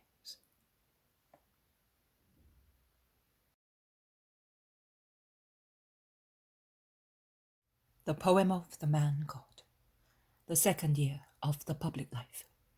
Chapter 210. Towards Hebron, the world's reasons and gods. 6th of July, 1945. I do not suppose you wish to make a pilgrimage to all the known places in Israel, says the Iscariot ironically. He is discussing in a group where there are Mary of Alphaeus and Salome, together with Andrew and Thomas. Why not? Who forbids us? Asks Mary of Clopas. I do. My mother has been waiting for me for such a long time. Well, go to your mother. We will reach you later, says Salome, and she seems to be adding mentally, no one will miss you. Certainly not. I am going with the master. Contrary to what had been arranged, Mary is not coming, and that should not have been done to me, because I was promised she would come. She stopped at Bethzur for a good reason. That woman was really unhappy. Jesus could have cured her at once, without making her recover by degrees. I do not know why he is no longer fond of working outstanding miracles. He must have holy reasons for doing what he did, states Andrew calmly. Of course, and he thus loses proselytes.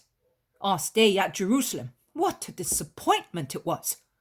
The more there is need for high-flown things, the more he crouches in the dark. I intended so much to see, to fight. Excuse my question, but what did you want to see, and with whom did you intend to fight? Asks Thomas. What? Who? But I wanted to see his miracles, and then make head against those who say that he is a false prophet or possessed. Because that is what they say, see? They say that if Beelzebub does not support him, he is a poor wretch. And since Beelzebub's whimsical disposition is well known, and we know that he delights in taking and leaving, as a leopard does with its prey, and that this mentality is justified by facts, I become impatient when I think that he does nothing. We are cutting a lovely figure, the apostles of a master who does nothing but teach. That is undeniable, but nothing else. Judas's abrupt pause after the word master makes the others think that he was about to say something nasty. The women are horrified, and Mary of Alphaeus, being a relative of Jesus, says frankly, I am not surprised at that, but I am astonished that he puts up with you, boy. But Andrew, the ever meek Andrew, loses his temper and, blushing, very much like his brother just this once, says furiously, Go away, and you won't cut any more bad figures because of the master. And who asked you to come? He called us, not you. You had to insist several times to be accepted. You imposed yourself. I do not know who keeps me from reporting everything to the others. One can never talk to you. They are right when they say that you are quarrelsome and ignorant people. Well, to tell you the truth, neither do I understand how you can say that the master made a mistake. Neither did I know the whimsical disposition of the demon. Poor thing, he must certainly be odd. Had he been intelligent, he would not have rebelled against God. But I will take note of that, teases Thomas to avert the approaching storm. Don't jest, because I am serious. Can you perhaps say that he attracted attention in Jerusalem? Also, Lazarus said so. Thomas breaks into a hearty laugh. Then, still laughing, and his laughter has already disconcerted Judas, he says, He has not done anything. Go and ask the lepers at Siloam and Hinnom. That is, you will not find anyone at Hinnom, because they were all cured. If you were not there, because you were in a hurry to go to your friends, and consequently you do not know. That does not prevent the valleys of Jerusalem and many more places from resounding with the hosannas of the lepers cured, concludes seriously Thomas, and he continues sternly. You suffer from bile trouble, my friend, and thus you taste bitter and see green everywhere. It must be a recurring disease with you, and believe me, it is not very pleasant to lie with one like you. You must change. I will not tell anybody anything, and if these good women will listen to me, they will be quiet as well, and so will Andrew. But you must change. You must not think that you have been disappointed, because there was no disappointment. Neither are you necessary, because the master knows what to do by himself. Don't you try to be the master's master. And if for that poor woman of Eliza he acted thus, it means that that was the right thing to do. Let snakes hiss and spit as they like. Don't go to the trouble of acting as a broker between them and him. And above all, Do not think that you lower yourself by being with him. Even if he did not cure even a cold in the future, he's always powerful. His word is a continuous miracle. And set your mind at rest. We have no archers behind us. Don't worry. We will succeed in convincing the world that Jesus is Jesus. And be quiet. If Mary promised to come to your mothers, she will come. In the meantime, we will go round this beautiful part of the country. It is our work. And why not? Let us make the women disciples happy by going to visit Abraham's tomb, his tree, and Jesse's sepulchre. And what else did you say? They say that this is the place where Adam lived and where Abel was killed. The usual senseless tales, grumbles Judas. In 100 years' time, they will say that also. The Grotto of Bethlehem and many other things were a tale. But excuse me, you wanted to go to that stinking cave at Endor, which you must agree did not belong to a holy cycle. Don't you think so? And they have come here, where they say there is the blood and the ashes of saints. Endor brought us John, and who knows? What a handsome acquisition John is, scoffs the Iscariot. His face isn't so, no. But in his soul, he may be better than we are. What? With his past? Be quiet. The master said that we are not to remember it. Lovely. If I did any such things, I wonder whether you would not remember them. Goodbye, Judas. You had better be by yourself. You're too cross. I wish I knew what is the matter with you. What is the matter with me, Thomas? The trouble is that I see that we are being neglected to the advantage of strange newcomers. And I see that everybody is preferred to me. And I also notice how he waits until I am away to teach you how to pray. And do you expect me to be happy with such a situation? No, I don't. But may I point out that if you had come with us for the Passover supper, you would have been on the Mount of Olives as well with us, when the Master taught us the prayer. I do not see how we are neglected because of any strange newcomer. Are you referring to the poor innocent boy? Or because unhappy John is with us? Because of both of them. Jesus hardly ever speaks to us now. Look at him even now.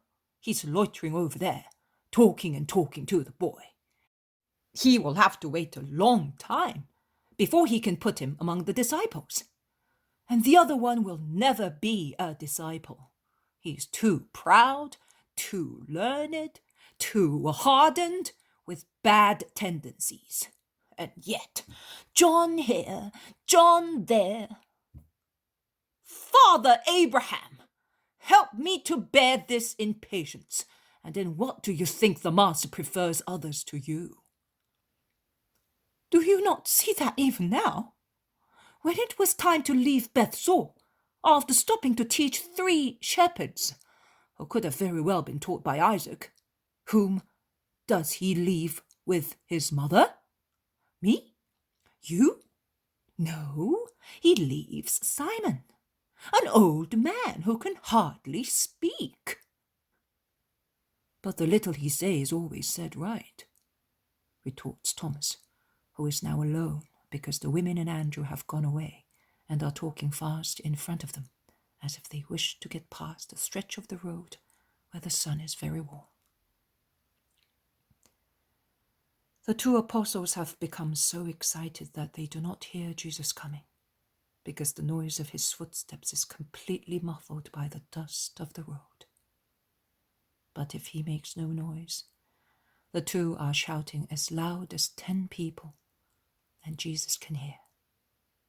Behind him there are Peter, Matthew, the two cousins of the Lord, Philip and Bartholomew, and the two sons of Zebedee, with Marcia between them. Jesus says, "You are right, Thomas.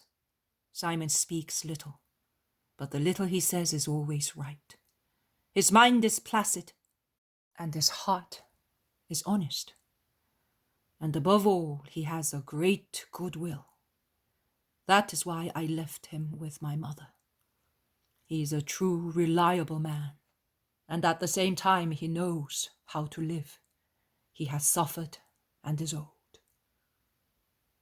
Therefore I am saying this because I suppose there is someone who thinks my choice was unfair. Therefore he was the most suitable to remain. Judas, I could not allow my mother to be left alone near a poor woman who is still ill. And it was just that I should leave her. My mother will complete the work that I started, but I could not leave her with my brothers, or with Andrew, James, or John, or with you. If you do not understand the reason, I do not know what to say.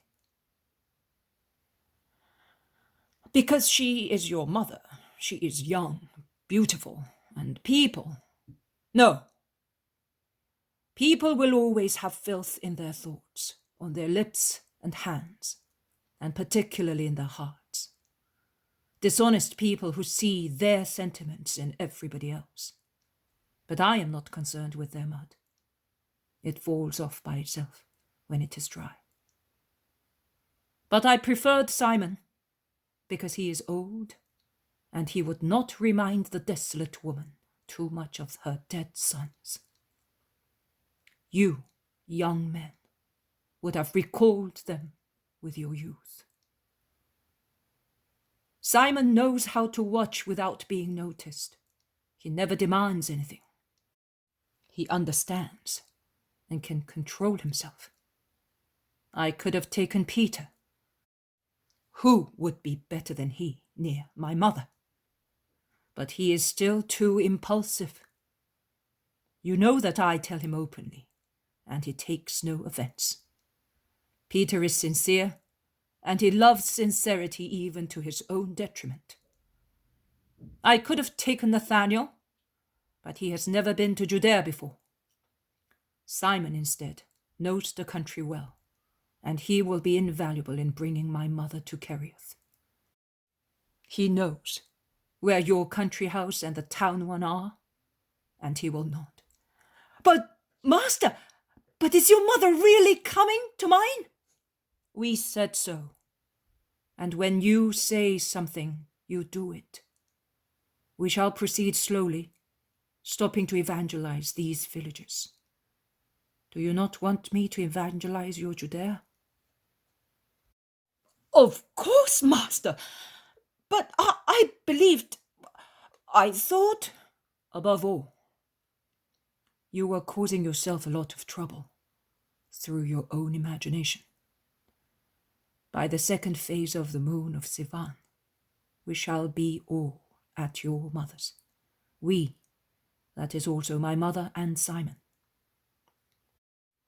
For the time being, she is evangelizing Bethzur, a Judean town, as Johanna is evangelizing Jerusalem with the assistance of a girl and a priest who was previously a leper, as Lazarus and Martha and old Ishmael are evangelizing Bethany, as Juttah is evangelized by Sarah, and I am sure that your mother speaks of the Messiah at Kerioth. You cannot certainly say that I have left Judea without voices. On the contrary, although it is more narrow-minded and stubborn than any other region, I have given it the sweetest voices, the voices of women, beside those of Isaac, a holy man, and of Lazarus, a friend of mine.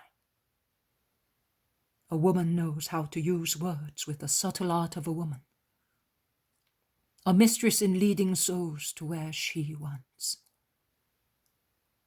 Are you not speaking any more? Why are you almost weeping, you big moody boy? What is the use of poisoning yourself with shadows? Have you still any reason to be upset? Tell me. Speak up. I'm bad, and you are so good. Your goodness always strikes me, because it is always so fresh and so new. I can never tell when I'm going to find it on my way. You are right. It is not possible for you to know, because it is neither fresh nor new. It is eternal, Judas. It is omnipresent, Judas. We are near Hebron, and Mary, Salome, and Andrew are waving their hands to us. Let us go. They are speaking to some men. They must be asking where the historical places are. Your mother is becoming young again by this recollection, my dear brother. Judas Thaddeus smiles at his cousin, and Jesus smiles back. We are all becoming young, says Peter. I seem to be at school once again. But this is a lovely school, much better than Elijah's, the grumbler. Do you remember him, Philip? What did we not do to him? Remember the story of the tribes? Say the towns of the tribes. You did not say them in chorus. Repeat them. Simon, you look like a sleeping frog. You are left behind. Start all over again. Oh dear, my head was full of names and towns and of villages of bygone days, and I knew nothing else. Instead, here, one really learns. Do you know, Marcian? One of these days your father will be going to sit his exams, now that he is learned. They all laugh while going towards Andrew and the women.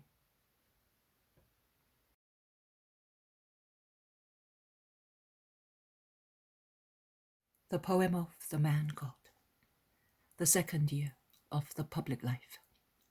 Chapter 211. Welcome reception at Hebron. 7th of July, 1945. They are all sitting in a circle in a thicket near Hebron, and they are eating while speaking to one another. Judas, who is now sure that Mary will go to his mother's, is in the best of spirits and endeavours to erase the memory of his bad humour with his companions and the women by showering his attention on them. He must have gone to the village to do the shopping, and he says that he has found a great difference in it since last year. The news of Jesus' preaching and miracles has reached this place, and the people have begun to ponder many things. Do you know, Master, that Doris has some property in this part of the country? Also, Cusa's wife has some land on these mountains, and the castle of her own, as marriage settlement. Obviously, the ground has been prepared both by her and by Doris's peasants, because some of his men from Israelon must be here. Doris, told them to be quiet, but I don't think they would be silent, even if he tortured them. The death of the old Pharisee greatly surprised everybody, you know, and the very good health of Johanna, who came here before Passover. Also Aglae's lover has served you. You know that she ran away shortly after we came here, and he played havoc among many innocent people to avenge himself, so that the people concluded by thinking of you as an avenger of the oppressed, and they are now expecting you. I mean the better ones. Avenger of the oppressed. I really am. But in a supernatural way. None of those who see me with scepter and axe in my hands as king and executioner, according to the spirit of the earth, is right. I certainly came to free people from oppression, from the oppression of sin, which is the gravest of illness, of desolation, from ignorance and selfishness. Many will learn that it is not fair to oppress people simply because one has been placed by fate in a high position, and that, on the contrary, a high position should be used to raise up those who are down at the bottom. Lazarus does that, also Johanna, but they are only 2 against hundreds, says Philip disconsolately. Rivers are not as wide as their sources as they are at their estuaries. A few drops, a trickle of water, but later there are rivers that look like seas at their mouths. The Nile, eh? Your mother told me of the time you went to Egypt. She always said to me, a sea, believe me, a green-blue sea. To see it in flood is a dream. And she told me of the plants that seemed to spring from the water, and of all the greenery that seemed to be left by the receding water, says Mary of Alphaeus. Well, I tell you that as the Nile at its source is a trickle of water, and then becomes the giant it is, so the tiny trickle of great people, who for the time being bend with love, and out of love over the least of their brothers, will become a multitude later. For the time being, Johanna, Lazarus, Martha, but how many later? Jesus seems to be seeing those who will be merciful to their brothers, and he smiles, enraptured in his vision. Judas confides that the head of the synagogue wanted to come with him, but he did not dare to take a decision by himself. Do you remember, John, how he drove us away last year? I remember, but let us ask the master. And when Jesus is questioned, he says that they will go into Hebron. If the people want them, they will call them and they will stop. Otherwise, he will pass without pausing. So we will see also the Baptist's house. To whom does it belong now? To whoever wants it, I think. Shammai went away and never came back. He took away servants and furniture. The citizens, to avenge themselves of his abuse of power, knocked the enclosure wall down, and the house now belongs to anybody. At least the garden does. They gather there to venerate their Baptist. They say that Shammai was murdered. I do not know why. Apparently because of women. Certainly some filthy plot at court, whispers Nathanael through his beard. They get up and go towards Hebron, towards the Baptist's house. When they are almost there, they see a serried group of citizens coming forward, rather hesitantly. They seem curious and embarrassed, but Jesus greets them smiling. They take heart, they open out, and that severe person, the head of the synagogue, whom they had met in the previous year, emerges from the group. Peace to you, greets Jesus instantly. Will you allow us to stop in your town? I am here with all my favorite disciples and with some of their mothers. Master, but do you not bear us, or me, a grudge? Grudge? I do not know what it is. Neither do I know why I should bear it. Last year I offended you. You offended an unknown man, thinking it was your right to do so. Later, you understood, and you were sorry you had done it. But that is past. And as repentance cancels sin, so the present deletes the past. Now I am no longer unknown to you. So what are your sentiments towards me? Of respect, Lord.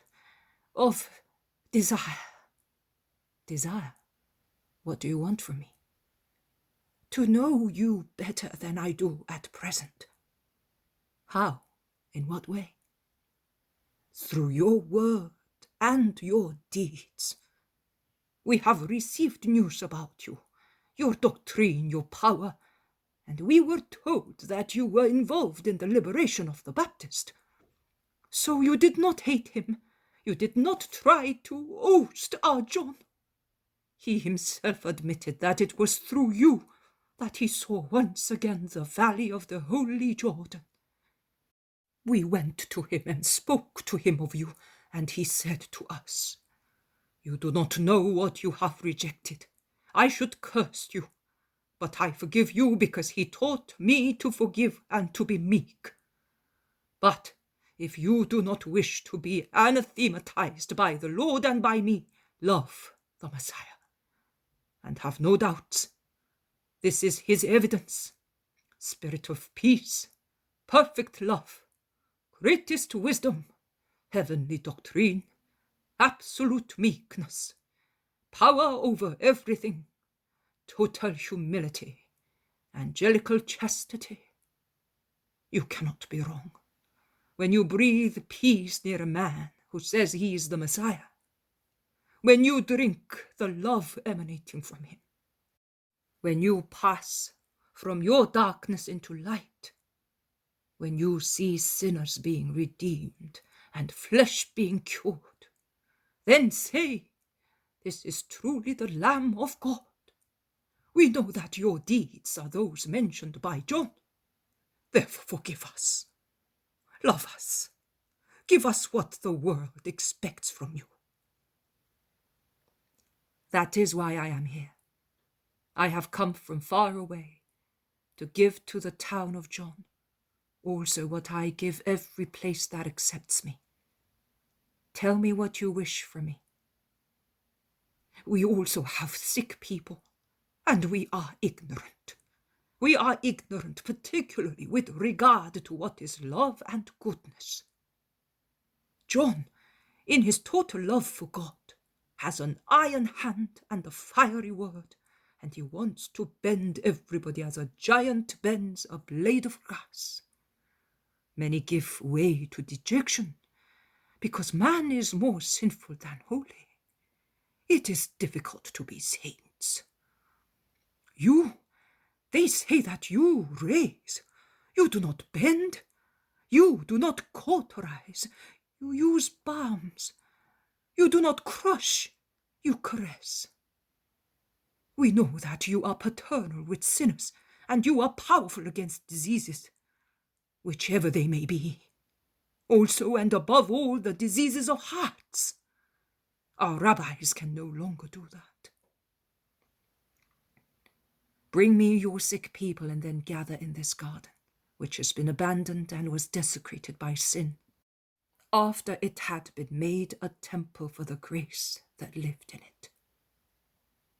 The people of Hebron spread out in all directions as fast as follows. Only the head of the synagogue remains, and together with Jesus and the disciples he goes in beyond the enclosure of the garden, to the shade of a bower, where entangled roses and vines have grown wild. The population is soon back. With them, there is a paralytic in a litter, a blind young woman, a dumb boy, and 2 sick people, whose trouble I do not know. The last 2 are walking supported by other people. Jesus greets each sick person, saying, "Peace to you." Then he asks the kind question, "What do you want me to do for you?" Followed by the chorus of lamentations, as each one wishes to tell his own story. Jesus, who was sitting, stands up and goes to the dumb boy, whose lips he wets with his saliva, and utters the great word, "Open!" And he repeats it, wetting the sealed eyelids of the woman with his finger moistened with saliva. He then stretches out his hand to the paralytic and says to him, "Rise!" And finally, he imposes his hands on the 2 sick people, saying, "Be cured in the name of the Lord." And the boy who previously mumbled says distinctly, "Mommy?" while the young woman winks at the light with her unsealed eyelids, and with her fingers screens her eyes from the unknown sun, weeping and laughing, and looks again with half-open eyes, not being accustomed to the light, at the leaves, the earth, the people, and particularly at Jesus. The paralytic comes boldly off the stretcher, and his compassionate bearers lift it, empty as it is, to make the people afar understand that the grace has been granted, while the two sick people cry for joy and kneel down to venerate their Saviour. The crowds are frantically shouting Hosanna. Thomas, who is near Judas, looks at him so intensely and with such a clear expression that Judas declares to him, "I was foolish. Forgive me." When the shouting subsides, Jesus begins to speak. The Lord spoke to Joshua, saying, "Speak to the children of Israel, and say to them, choose the cities of refuge, of which I spoke to you through Moses, where a man who was killed accidentally, unwittingly, may find sanctuary, and may thus avoid the wrath of the next of kin, the avenger of blood." And Hebron was one of those towns. It is also written, "And the elders of the town will not hand the innocent man over to him who wants to kill him, but they will receive him and assign him a place where to live, and he will remain there until he appears for judgment, and until death of the high priest then in office. Only then he may go back to his town and to his house." That law already contemplates and prescribes merciful love towards our neighbor. God enacted that law because it is not legal to condemn without interrogating the accused. Neither is it legal to kill in a fit of wrath. The same can be said with regard to moral crimes and accusations. It is not legal to accuse unless one knows. Neither can one pass judgment without interrogating the accused. But nowadays, a new series of sentences and accusations has been added to those already existing in respect of the usual sins or alleged offenses. The ones moved against those who come in the name of God. In the past, they were moved against the prophets.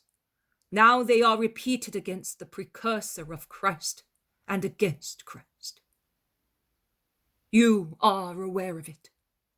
Drawn by deception out of the land of Shechem, the Baptist is now awaiting death in Herod's prison, because he will never submit to falsehood or compromise.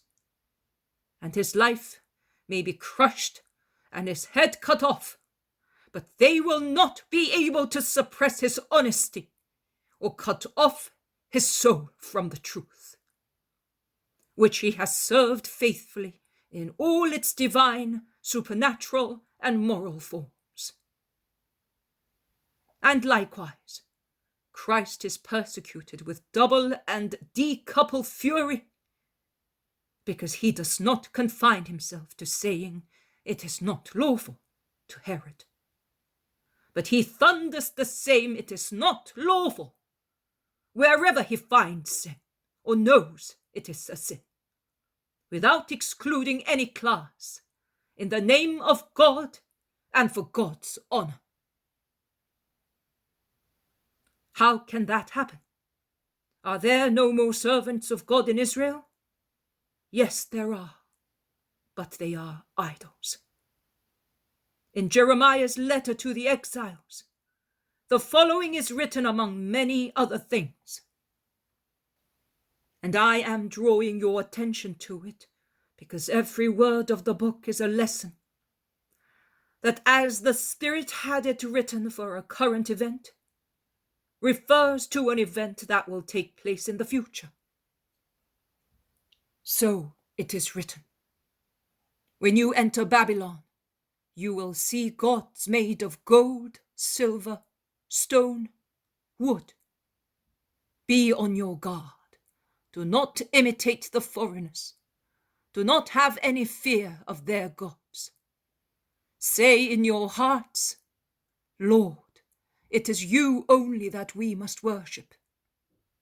And the letter describes the details of those idols whose tongues are made by a craftsman, and they do not make use of them to reproach their false priests, who stripped them of their gold to clothe prostitutes with it.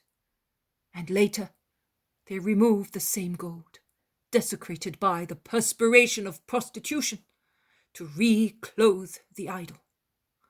Idols that rust and woodworm can corrode, and are clean and tidy only if man washes their faces and clothes them, whereas they can do nothing by themselves, although they have scepter and axe in their hands.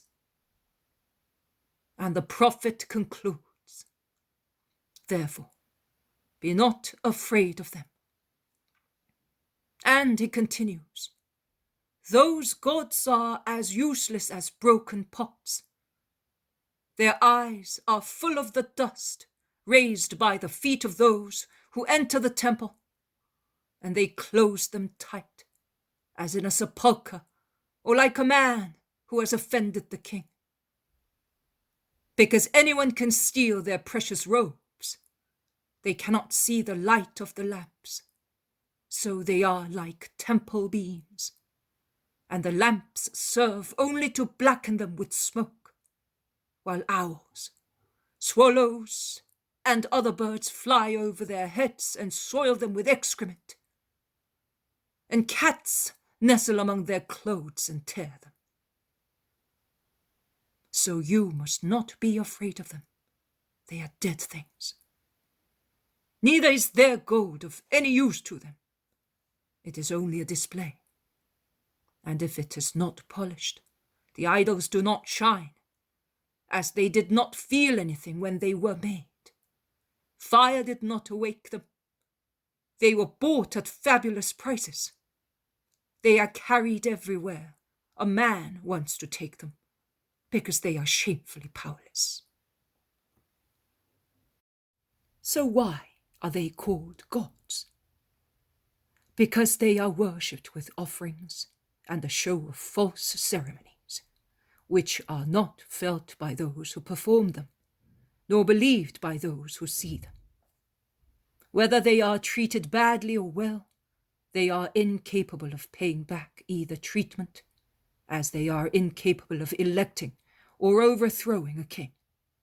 They can give neither wealth nor evil. They cannot save a man from death or deliver a weak man from an overbearing one. They feel no pity for widows or orphans. They are like the stones of the mountains. The letter says more or less that. Now, we also have idols, no more saints, in the ranks of the Lord. That is why evil can rise against good. The evil that soils with excrement the intellects and hearts of those who are no longer saints, and nestles among the false robes of goodness. They can no longer speak the words of God. Of course, their tongue is made by man, and they speak the words of man, when they do not speak Satan's. And they can only foolishly reproach the innocent and the poor, but they are silent where they see the corruption of powerful people. Because they are all corrupt, and they cannot accuse one another of the same crimes. They are greedy, not for the Lord, but for mammon, and they work accepting the gold of lust and crime, bartering it, stealing it, seized with immoderate desire, exceeding every limit and imagination. They are covered with dust, which rots on them, and if they show clean faces, God sees their filthy hearts. They are corroded by the rust of hatred and the worm of sin, and they cannot react to save themselves. They brandish maledictions as if they were scepters and axes, but they do not know that they are cursed. Isolated in their thoughts and their hatred, like corpses in a sepulchre or prisoners in jail, they remain there, clinging to the bars, lest somebody might take them away from there, because those dead people are still something.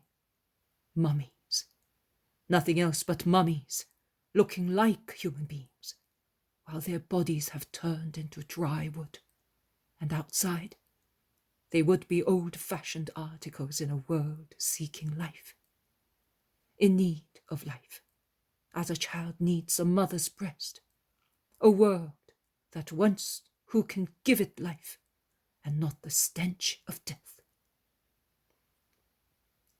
They do live in the temple, and the smoke of the lamps, that is of honours, blackens them, but no light descends upon them, and all passions nestle in them like birds and cats, while the fire of their mission does not give them the mystical torture of being burnt by the fire of God. They are refractory to love. The fire of charity does not inflame them, as charity does not clothe them with its golden brightness. The charity which has double form and double source. Charity of God and of neighbour, the form. Charity from God and from man, the source.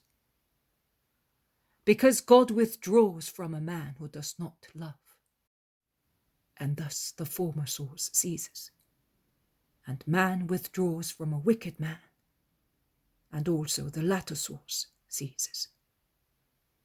Charity deprives a loveless man of everything.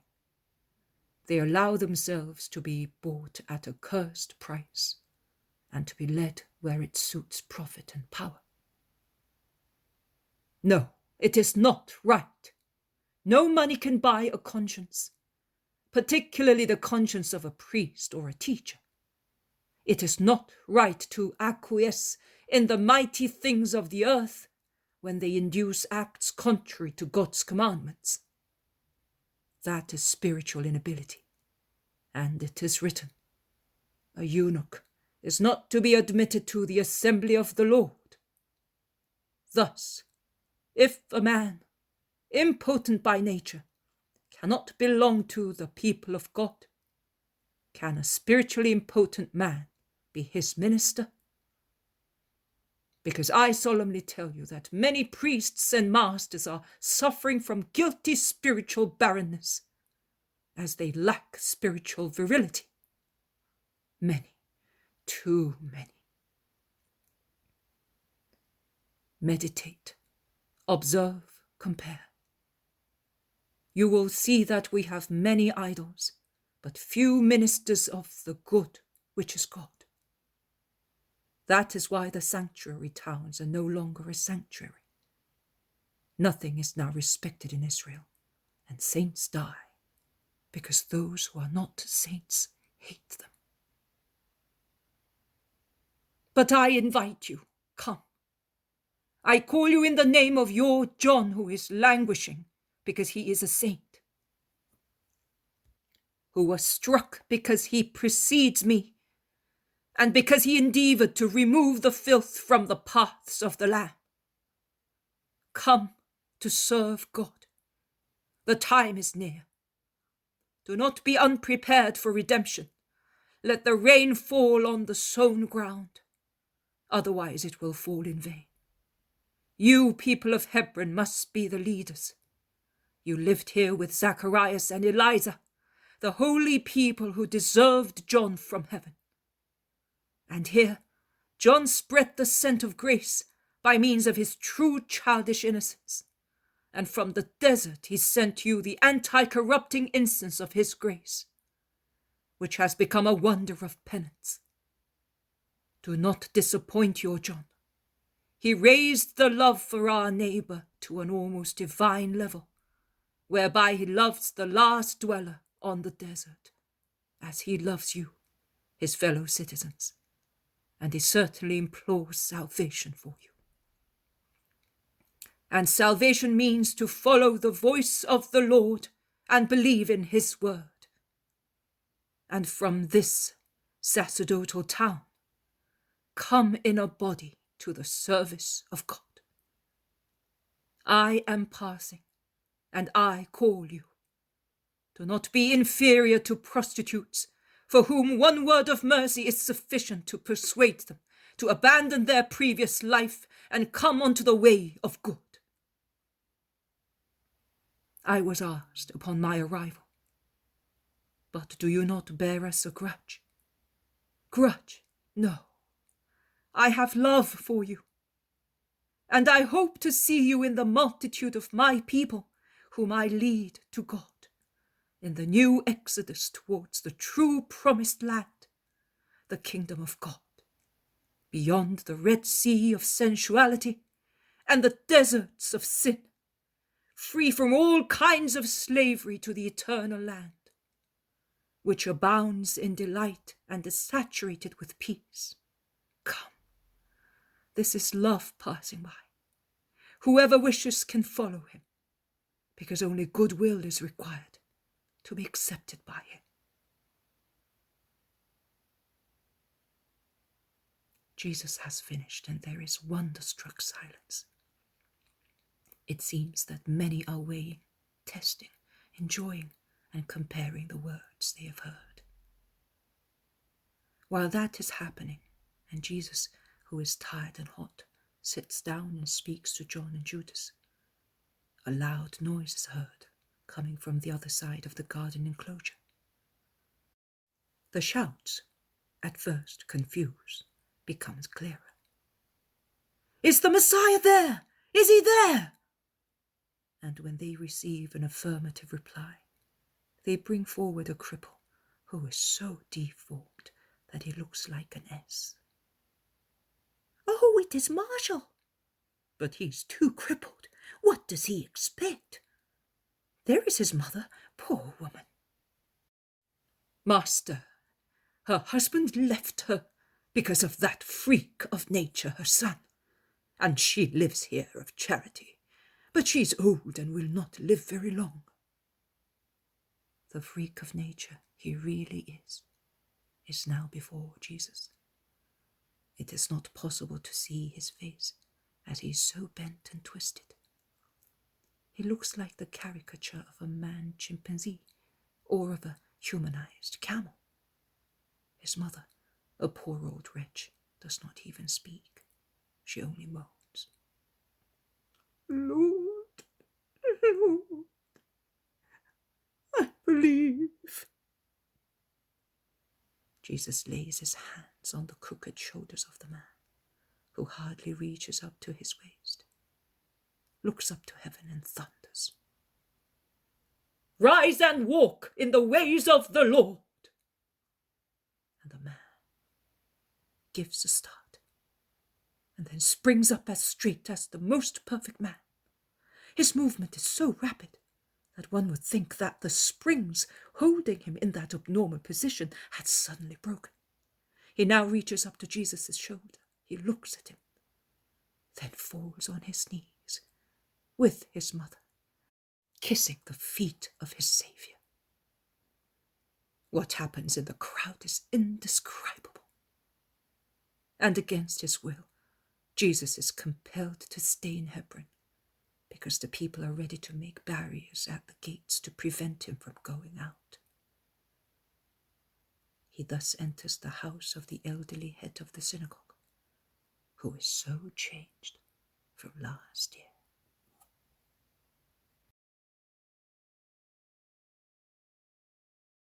The poem of the man God, the second year of the public life.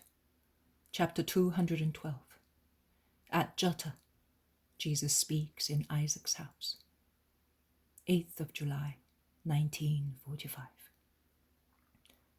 The whole population of Juttah has run to meet Jesus with the wild flowers picked on the mountainsides and the early fruits they cultivate, besides the smiles of the children and the blessings of the citizens. And before Jesus can set foot in the village, he is surrounded by the good people, who, warned by Judas of Kerioth and by John, sent ahead as messengers, have rushed with what they found best to honor the Saviour, and above all, with their love. Jesus blesses with gestures and words both adults and young people who pressed against him, kissing his tunic and hands, and lay sucklings on his arms so that he may bless them with a kiss.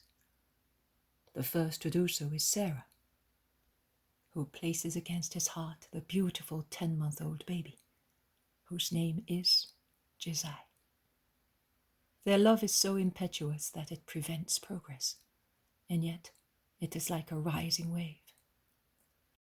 I think that Jesus proceeds more carried by that wave than by his own feet, and his heart is certainly carried very high into the clear sky by the joy of such love.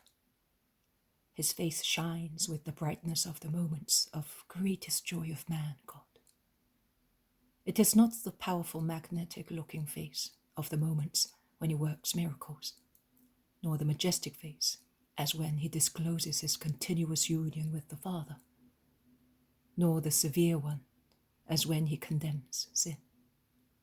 They all sparkle with different lights, but the present one is the light of the hours of relaxation of his whole ego, assailed from so many sides, compelled to be always vigilant of every slightest gesture or word, both of his own or of others, surrounded by all the traps of the world that, like a malefic cobweb, throw their satanic threads around the divine butterfly of the man-God, hoping to paralyze his flight and imprison his spirit, so that he may not save the world.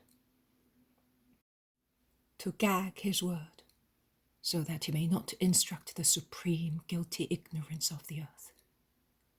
To tie his hands, the hands of the eternal priest, so that they may not sanctify men, depraved by demon and flesh. To dim his eyes, so that the perfection of his look may not attract hearts to himself.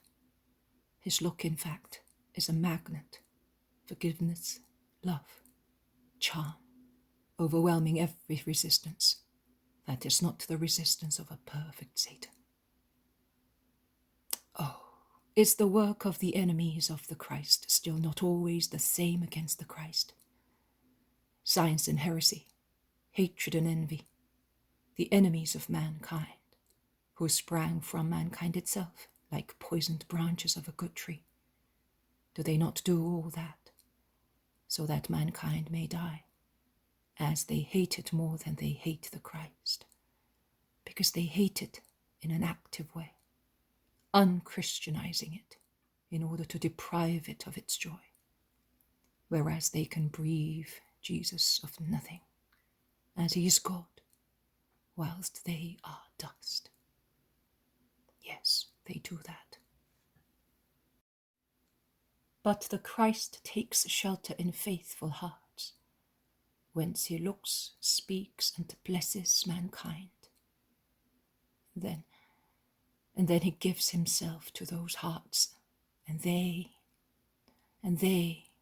touch heaven with its blessedness, still remaining here, but burning their senses and organs, in their feelings and thoughts, and in their souls, to the extent of being delightfully tortured in their whole being. Tears and smiles, groans and songs, exhaustion and dire urgency for life are our companions. More than companions, they are our very being. Because as bones are in the flesh, and veins and nerves are under our skin, and they all make one man, thus, likewise, all these burning things originating from the fact that Jesus gave himself to us are within us, in our poor humanity. And what are we in those moments which could not last forever, because if they lasted a few moments longer, we would die burnt and broken? We are no longer man. We are no longer the animals gifted with reason living on the earth. We are. Oh Lord, let me say it once, not out of pride, but to sing your glories, because your glance burns me and makes me rave. We are then seraphim. And I am surprised that we do not emit flames and fierce heat perceptible by people and matter, as it happens in the apparitions of damned souls.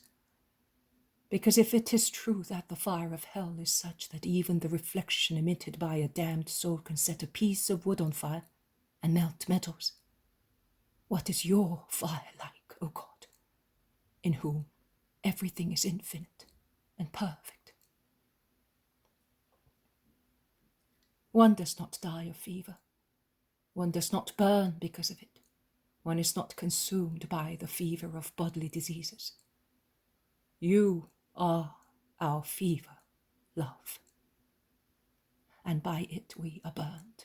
We die. We are consumed. And the fibers of our hearts, which cannot resist so much, are torn apart by it and for it. But I expressed myself badly, because love is delirium. Love is a waterfall that shatters dams and descends, knocking down everything that is not love. Love is the thronging in the mind of sensations, which are all true and present, but no hand can write them down, as the mind is so fast in translating the feelings of the heart into thoughts. It is not true that one dies. One lives. Life is decoupled. One lives a duplicated life, as a man and as a blessed soul. The life of the earth and that of heaven. Oh, I am sure of it.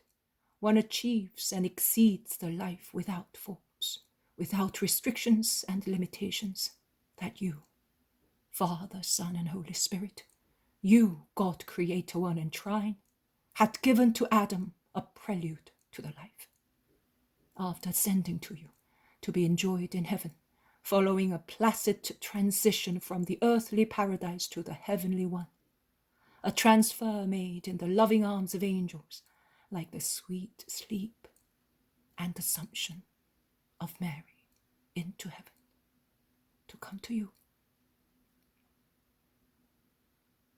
One lives the true life. Then one finds oneself here, as I am doing now.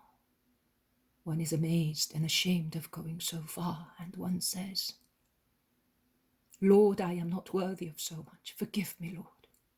And one beats one's breast, because we are terrified at having been proud, and the thicker veil is lowered over the splendor, because if it does not continue to blaze with overwhelming ardor, out of pity for our limitation, it gathers in the center of our hearts, ready to blaze once again in a mighty way for another moment of blessedness wanted by God. The veil is lowered on the sanctuary where the fire, the light, and love of God are burning. And exhausted, and yet regenerated, we resume going like people inebriated with a strong sweet wine that does not dim reason but prevents us from having eyes and thoughts for what is not the Lord. You, my Jesus, linking our misery to divinity, means of redemption for our sin, creator of blessedness for our souls. You, Son, who with your wounded hands put our hands in the spiritual ones of the Father and of the Spirit, that we may be in you, now and forever.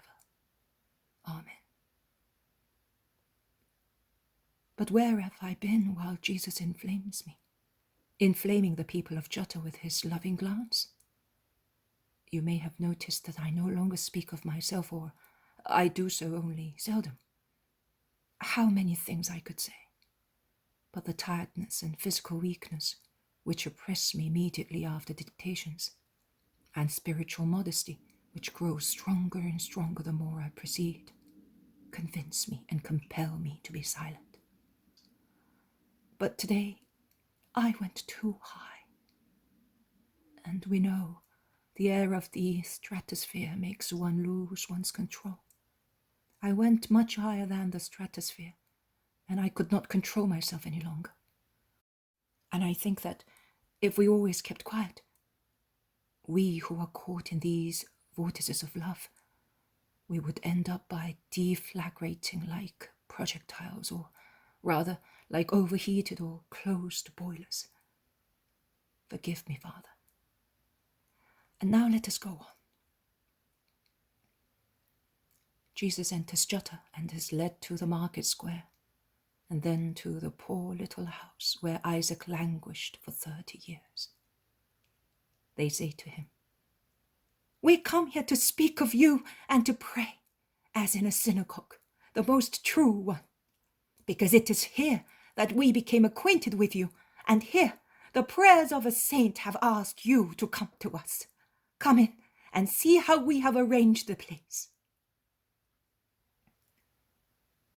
The little house, which the previous year consisted only of 3 tiny rooms, the first one where Isaac, a sick man, begged, the second a lumber room, and the third a kitchenette which opened onto the yard, is now one room only, with benches in it for those who meet there.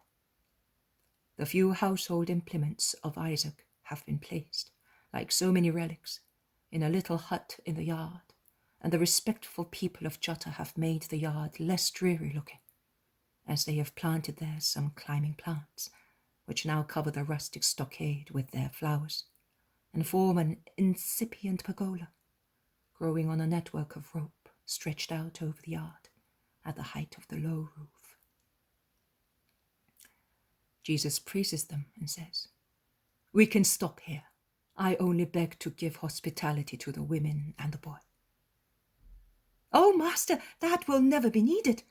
We will come here with you, and you will speak to us." "But you and your friends are our guests. Grant us the blessing of giving you and the servants of God hospitality. We only regret that they are not as many as the houses." Jesus agrees and leaves the little house, going towards that of Sarah, who will not cede to anybody her right to entertain Jesus and his friends at a meal. Jesus is speaking in Isaac's house. The people crowd the room and the yard and throng also the square. And Jesus, in order to be heard by everybody, stands in the middle of the room, so that his voice will carry both in the yard and in the square. He must be dealing with a subject brought on by a question or an event. He says, "But have no doubt, as Jeremiah says, they will find out at the test how sorrowful and bitter it is to abandon the Lord. Neither potash nor lye can remove the stains of certain crimes, my friends. Not even the fire of hell can corrode that stain.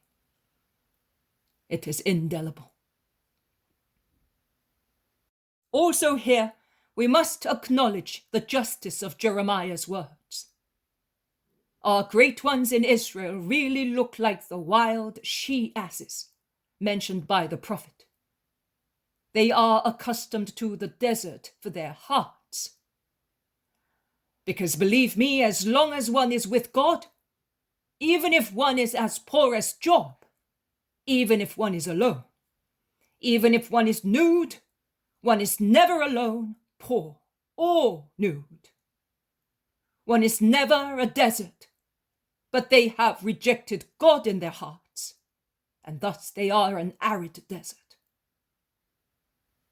Like wild she-asses, they sniff in the air the smell of males, which in our case, because of their lust, are named power, money, as well as true and proper lechery. and they follow that smell as far as crime.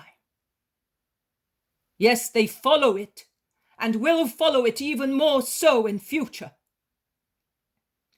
They do not know that their hearts, not their feet, are exposed to the darts of God, who will avenge their crime.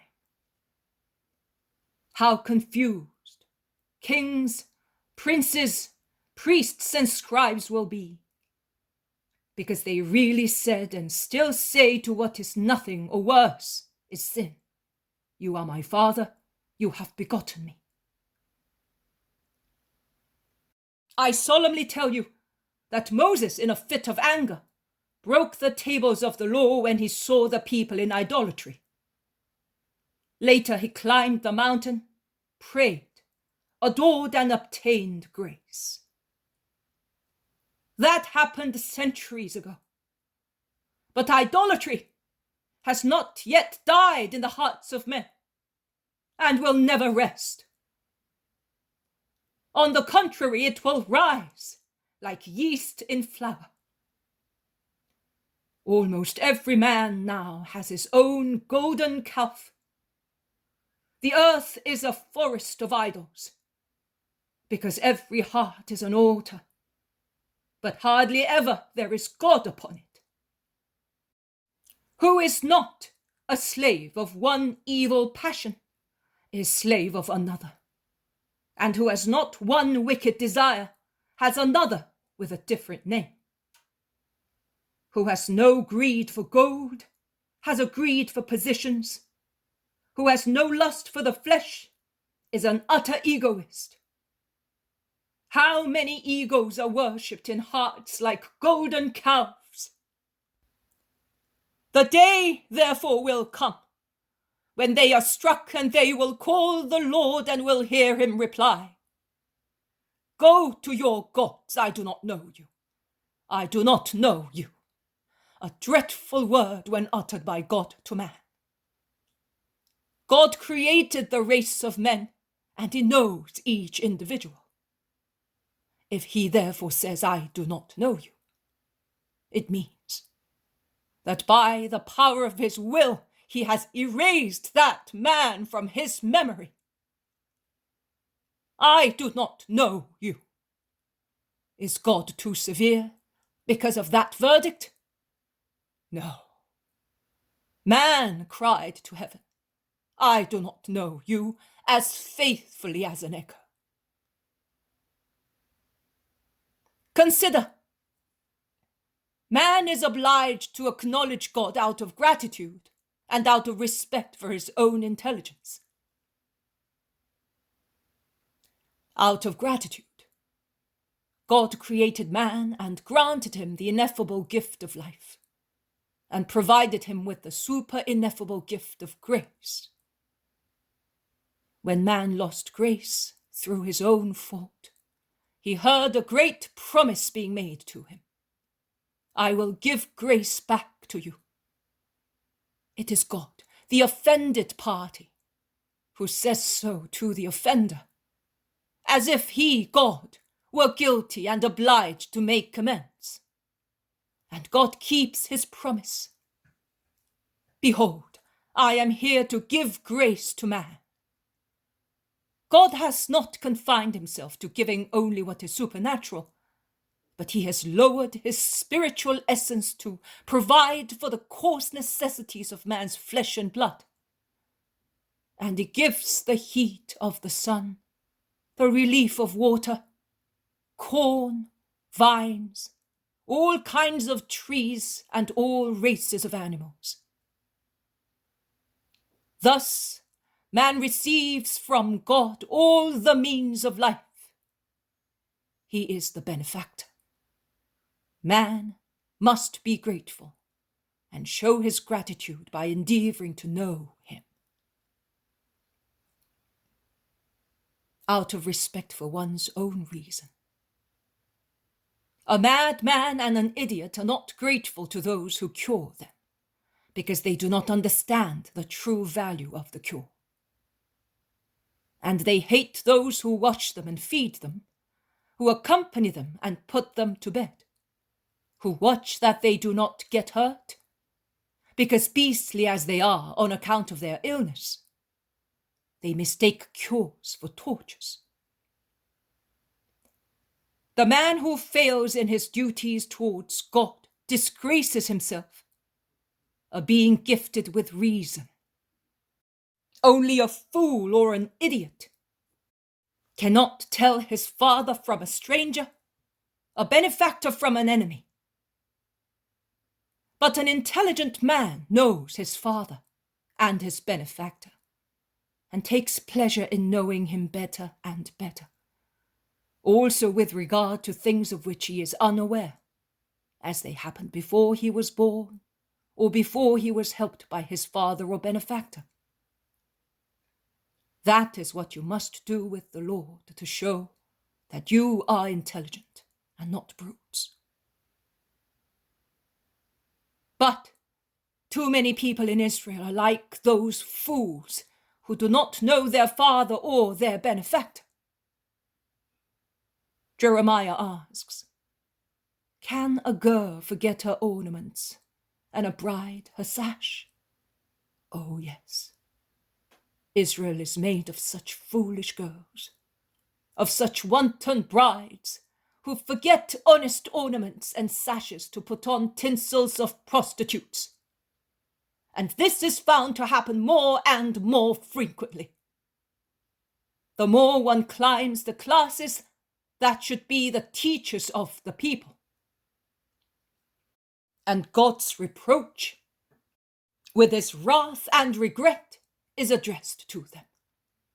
Why do you endeavor to prove that your behavior is good to obtain love, whereas you teach the wickedness of your ways of living, and the blood of poor and innocent people was found on the hems of your garments? My friends, distance is good and evil. To be very far from the places where I am likely to speak is an evil, because it prevents you from hearing the words of life. And you regret it. That is true. But it is good inasmuch as that it keeps you away from the places where sin ferments, corruption boils, and snares hiss to act against me, hampering me in my work and against the hearts of people, by insinuating doubts and falsehood with regard to me.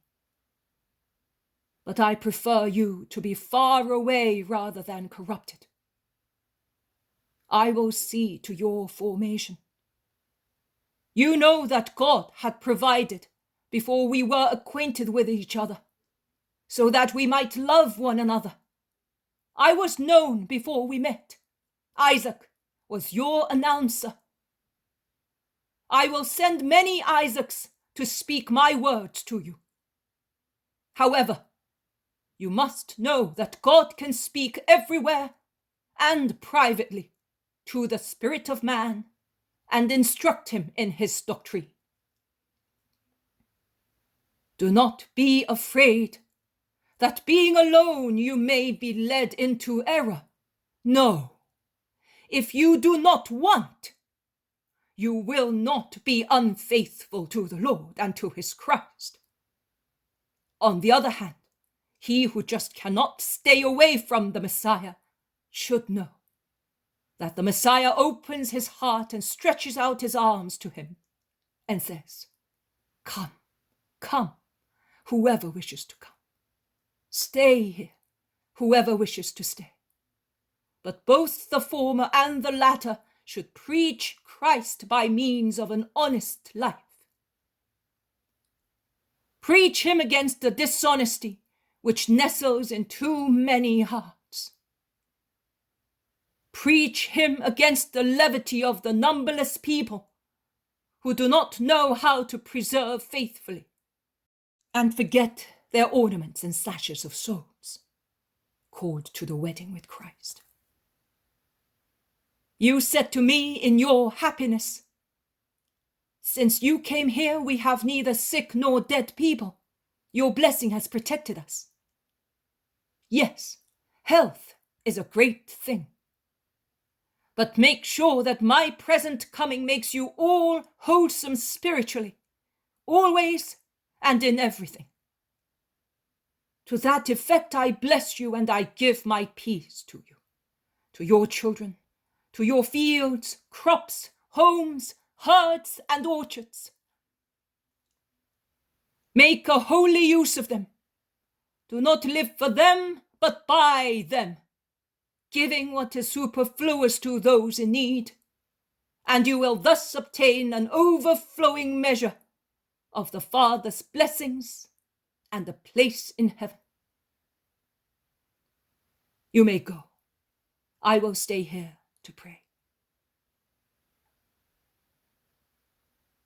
9th of July. I am reading again what I wrote yesterday, rewriting some incomprehensible words, out of pity for your eyes, Father. It is distressing to read it. It is so inferior to what I felt while describing my mood. And yet, to be helped to say what the Lord made me feel, lest I should describe it badly, and also for my own relief, because it is also painful, you know. I invoked my St. John. I said to him, "You know these things very well. You experienced them. Help me." And I was comforted by his presence, by his smile of an eternal, good, simple-minded man, and by his caress. But now I feel that my poor word is so inferior to the feelings I experienced. All human things are straw. Only the supernatural is gold, and a human being cannot even describe it.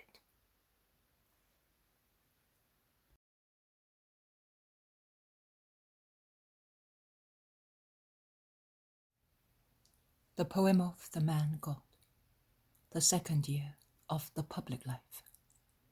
Chapter 213. At Kerioth, Jesus speaks in the synagogue. 9th of July, 1945. The inside of the synagogue of Kerioth, the very spot where they laid on the ground Saul, who died after seeing the future glory of Christ. In this place, in a crowd of people from which Jesus and Judas emerge, they are the tallest, and both their faces are shining, one out of love, the other for the joy of seeing that his town is always faithful to the Lord and is distinguishing itself by bestowing solemn honors upon the Master. There are the notables of Kerioth, and a little farther away from Jesus, the citizens, packed like seeds in a sack. The synagogue is so full that it is difficult to breathe, although the doors are open. And in order to pay homage to the Master and hear him, they end up by making such confusion and so much noise that it is impossible to hear anything. Jesus puts up with the situation and is silent, but the others become impatient. They gesticulate and shout, "Silence!" But their voices are lost in the hubbub, like a cry on a stormy beach. Judas wastes no time. He climbs onto a tall bench and strikes the lamps, which are hanging in a cluster, one against the other. The hollow metal resounds, and the chains rattle against one another, like musical instruments. The people become silent, and at last it is possible to hear Jesus speak. He says to the head of the synagogue, "Give me the 10th roll from that shelf." And once he has it, he opens it and hands it back to the head of the synagogue, saying, "Read the 4th chapter of the story, the 2nd book of Maccabees." The head of the synagogue obeys and begins to read, and Onias' vicissitudes, Jason's errors, and Menelaus' betrayals are presented for the consideration of those present. The chapter is over.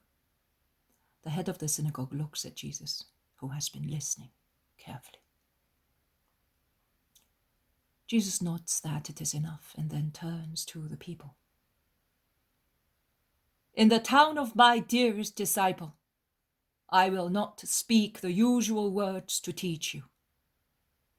We shall be staying here for a few days, and I want him to say them to you, because it is from here that I want to begin the direct contact, the continuous contact between apostles and people. That was decided in Upper Galilee, where it had a first bright success. But the humility of my disciples caused them to withdraw into the background, because they are afraid that they are not capable, and that they would be usurping my place. No, they must do it. They will do well and help their master.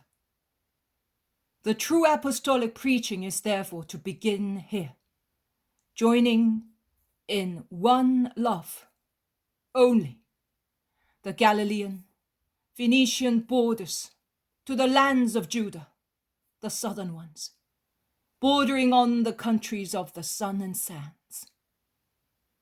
Because the master is no longer sufficient for the needs of the crowds, and also because it is right that the eaglets should leave their nests and make their first flights while the sun is still with them, and a strong wing can support them. Therefore, during these days I will be your friend and your comfort. They will be the word and will spread the seed that I gave them. Therefore, I will not teach the public, but I will give you a privileged thing, a prophecy. I ask you to remember it for the future, when the most dreadful event of mankind will darken the sun, and in the darkness your hearts may be led to judge erroneously. I do not want you to be led into error, because from the first moment you have been good to me.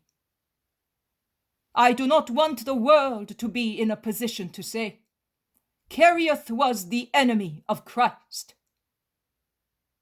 I am just. I cannot allow criticism, whether spiteful against me or fond of me, to be able to accuse you of faults against me, spurred by its feelings. As it is not possible to expect equal holiness in the children of a large family, so it is not possible to expect in a large town. But it would be strongly against charity to say the whole family or the whole town is anathema because of one wicked son or one bad citizen. Listen, therefore, then remember, be always faithful. And as I love you so much as to wish to defend you from an unfair accusation, so you must love those who are innocent, always, whoever they may be, whatever their kindred may be with the guilty ones. Now listen. The time will come when in Israel there will be informers of the treasury and of the country, who, in the hope of making friends with foreigners, will speak ill of the true high priest, accusing him of alliance with the enemies of Israel and of wicked deeds against the sons of God. And to reach their aim, they are capable of committing crimes, laying the responsibility on the innocent one. And the time will come, still in Israel, even more than at the times of Onias, when an infamous man, intriguing to become the pontiff, will go to the mighty ones in Israel and will corrupt them with the gold of false words, which is even more infamous, and will twist the truth of facts, and he will not speak against crimes. On the contrary, pursuing his shameful object, he will do his best to corrupt customs, to have a firmer grip on the souls deprived of God's friendship. Everything to reach his aim. And he will succeed. Of course. Because if in the very abode on Mount Moriah there are no gymnasia of the impious Jason. In actual fact, they are in the hearts of the inhabitants of the mountain, who, for the sake of exemptions, are willing to sell what is worth much more than a piece of ground, that is, their very conscience. The fruits of the old era can still be seen, and he who has eyes to see can see what is happening over there, where there should be charity, purity, justice, goodness, and deep holy religion. But if those fruits are already the cause of tremor, the fruits of their seeds will cause not only tremor, but God's malediction. And here is the true prophecy. I solemnly tell you that he who slyly achieved position and reliance by means of long underhand tricks will give into the hands of his enemies in exchange for money the high priest, the true high priest. Deceived by protestations of love and pointed out to his executioners with an act of love, he, the true high priest, will be killed without any regard to justice. What charges will be made against Christ, because I am speaking of myself, to justify the right to kill him? Which fate will be reserved for those who do that? A fate of immediate, dreadful justice. Not an individual fate, but a collective one for the accomplices of the traitor. A more remote and even more dreadful fate than the destiny of the man whom remorse will drive to crown his demoniac soul by committing a final crime against himself. Because that one will end in a moment. The last punishment will be a long and frightful one. You will find it in the sentence. And his indignation was aroused, and he ordered Andronicus to be stripped of the purple, and to be killed on the very spot where he had laid impious hands on Onias. Yes. The sacerdotal race will be struck in its sons as well as in the executioners. And you can read the destiny of the evil associated mass of people in the following words. The voice of this blood cries to me from the earth. Therefore you shall be accursed. And they will be said by God to the whole people who did not guard the gift of heaven. Because if it is true that I have come to redeem, woe to those who will be murderers and will not be redeemed amongst this people whose first redemption is my word. I have told you, remember that. And when you hear them say that I am an evildoer, say, no, he warned us, and this is the sign which is being fulfilled, and he is the victim killed for the sins of the world.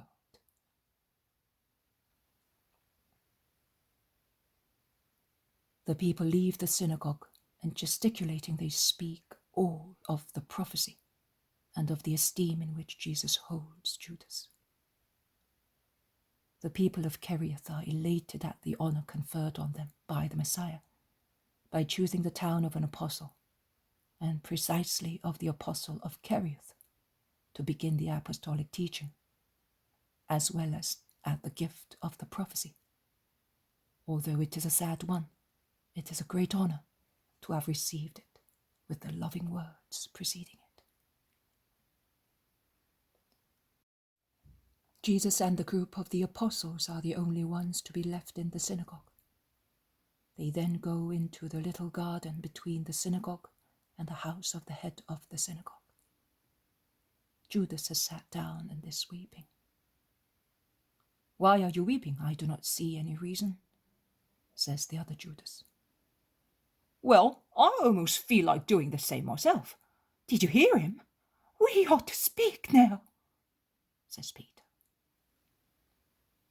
We have already done a little of that up on the mountain, and we will improve all the time.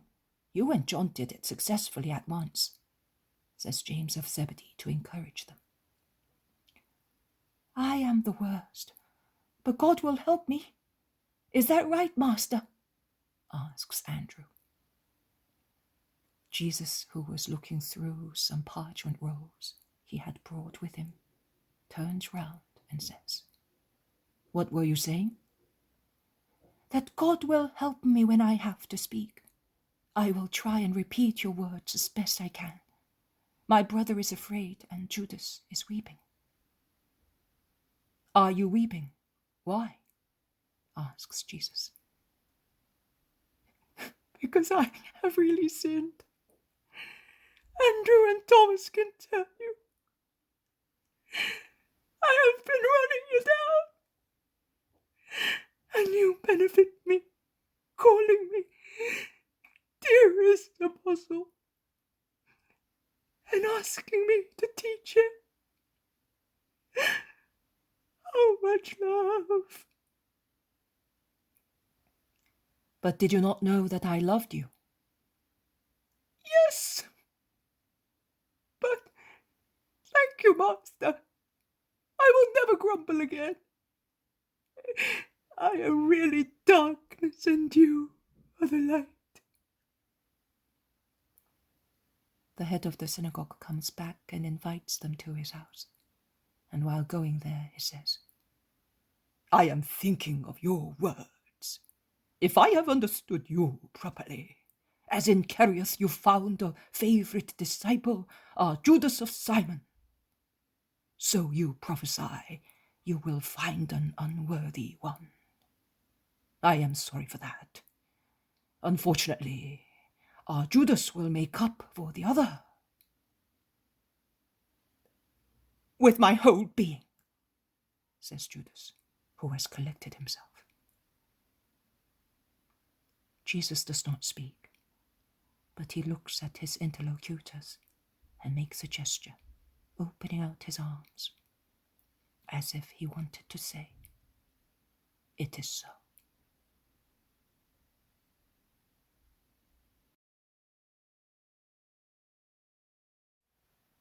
The poem of the man God, the second year of the public life. Chapter 214. In Judas's house at Kerioth, 10th of July, 1945. Jesus is about to sit down at the table with all his friends in Judas's beautiful house, and he says to Judas's mother, who has come from her country house to give proper hospitality to the master, No, mother, you must stay with us as well. We are like a family here. This is not the cold, formal banquet of casual guests. I took your son, and I want you to take me as a son, as I take you as a mother, because you are really worth it. Is that right, my friends? That thus we shall be happier and feel at home? The apostles and the two Marys nod wholeheartedly, and Judas's mother, her eyes bright with tears, sits between her son and the master, in front of whom there are the two Marys with Marcian between them. The maidservants bring the food, which Jesus offers, blesses, and then hands out, because Judas's mother is inflexible on that point, and he always hands out beginning from her, which moves the woman more and more and makes Judas proud and pensive at the same time. They talk about various subjects in which Jesus endeavors to get Judas's mother interested, and he strives as well to make her become familiar with the two women disciples. Marciam is helpful in this respect, as he states that he is very fond also of Judas's mother, because her name is Mary, like all good women. And you will not love the one who is waiting for us on the lake, you little rascal? Asks Peter half seriously. Oh, very much if she is good. You can be sure of that. Everybody says so, and I must say so as well. Because if she has always been kind to her mother and to me, she must be really good. But her name is not Mary, son. She has a queer name. Because her father called her after the thing that had brought him wealth, and he called her Porphyria. Purple is beautiful and precious. My wife is not beautiful, but she is precious on account of her goodness.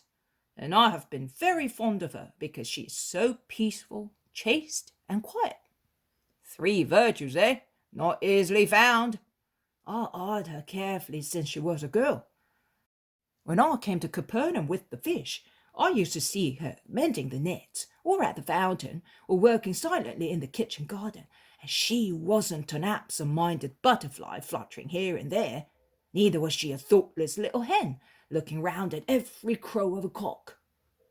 She never raised her head when she heard the voice of a man. And when I, in love with her goodness and her wonderful plaits, her only beauties, and, well, also moved to pity because she was treated like a slave at home, when I began to say hello to her, she was then 16 years old, she hardly replied to me. She pulled her veil over her face and remained more indoors. It took a very long time to find out whether she considered me an ogre or not, and before I could send my best man to her. I do not regret it. I could have travelled all over the world, but I would not have found another one like her. Am I right, master, that she's good? Yes, she is very good, and I am sure that Marciam will love her, even if her name is not Mary. Will you not, Marciam? Oh, yes. Her name is Mummy, and mummies are good and are loved. Judas then tells what he did during the day. I understand that he went to inform his mother of their visit, and then he began to speak in the country near Kerioth, together with Andrew. He then says, "But tomorrow I would like everybody to come. I do not want to be the only one to be noticed. As far as possible, we should go in twos, a Judean with a Galilean. For instance, John and I, Simon and Thomas. I wish the other Simon came. But you two," he points at Alphaeus' sons, "can go together. I told everybody, also those who did not want to know, that you are the master's cousins. And you two," he points at Philip and Bartholomew, "can also go together. I told them that Nathanael is a rabbi who came to follow the master. That impresses people very favorably. And you 3 will stay here. But as soon as the zealot comes, we can form another couple, and then we will change round, because I want the people to meet everybody." Judas is sprightly. "I spoke about the Decalogue, master, endeavouring especially to clarify those parts in which this area is more lacking." Do not let your hand be too heavy, Judas, please. Always bear in mind that one achieves more by means of kindness than by intolerance, and that you are a man as well. So examine yourself and consider how easy it is also for you to fall, and how you become upset when you are reproached too frankly, says Jesus, while Judas's mother bends her head, blushing. "Do not worry, master. I am striving to imitate you in everything. But in the village, which we can see also through that door." The doors are open while they are eating, and a beautiful view can be seen from this room, which is upstairs. "There is a sick man who would like to be cured, but he cannot be carried here. Could you come with me?" "Tomorrow, Judas. Tomorrow morning, definitely. And if there are more sick people, tell me or bring them here." "You really want to benefit my fatherland, master?" "Yes, so that no one may say that I have been unfair to those who did no harm to me. I help also wicked people, so why not the good ones of Kerioth? I wish to leave an indelible remembrance of me." "What? Are we not coming back here?" "We will come back again, but..." "Here is the mother with Simon!"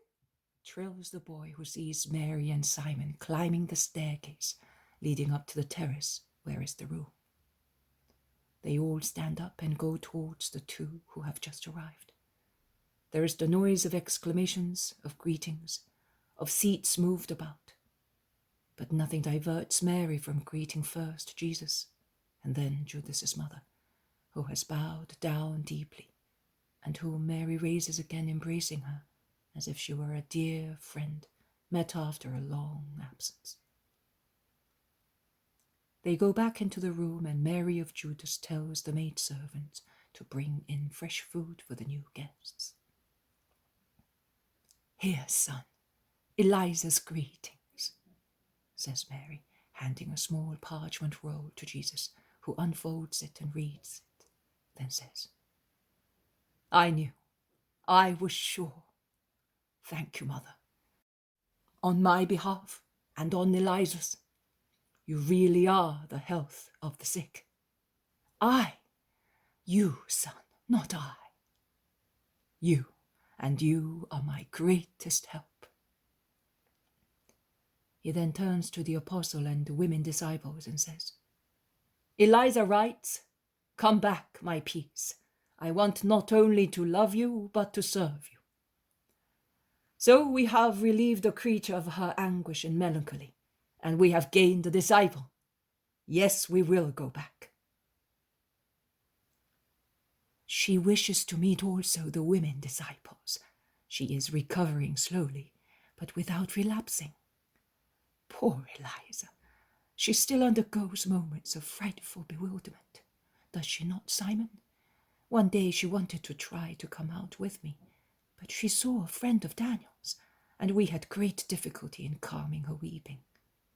But Simon is so clever, and since Eliza expressed the desire to return to the world, but the world of Bethzur is too full of memories for her, Simon suggested we should call Johanna. And he went to call her. After the feast, she went back to Bethlehem, to her magnificent rose garden in Judea. Simon says that he seemed to be dreaming while crossing the hills covered with rose bushes, that he was already in paradise. She came at once. She's in a position to understand and pity a mother mourning her sons. Eliza has become very fond of her, and I came away. Johanna wants to persuade her to leave Bethzur and go to her castle, and she will succeed, because she is as sweet as a dove, but as firm as a rock in her decisions. We shall go to Bethzur on our way back, and then we shall part. You women disciples will stay with Eliza and Johanna for some time. We will go through Judea, and we shall meet in Jerusalem for Pentecost." The Most Holy Virgin Mary and Mary, Judas's mother, are together. They are not in the townhouse, but in the country one. They are alone. The apostles are outside with Jesus. The women disciples and the boy are in the magnificent apple orchard, and their voices can be heard, together with the noise of clothes beaten on washboards. They are perhaps doing the washing while the boy is playing.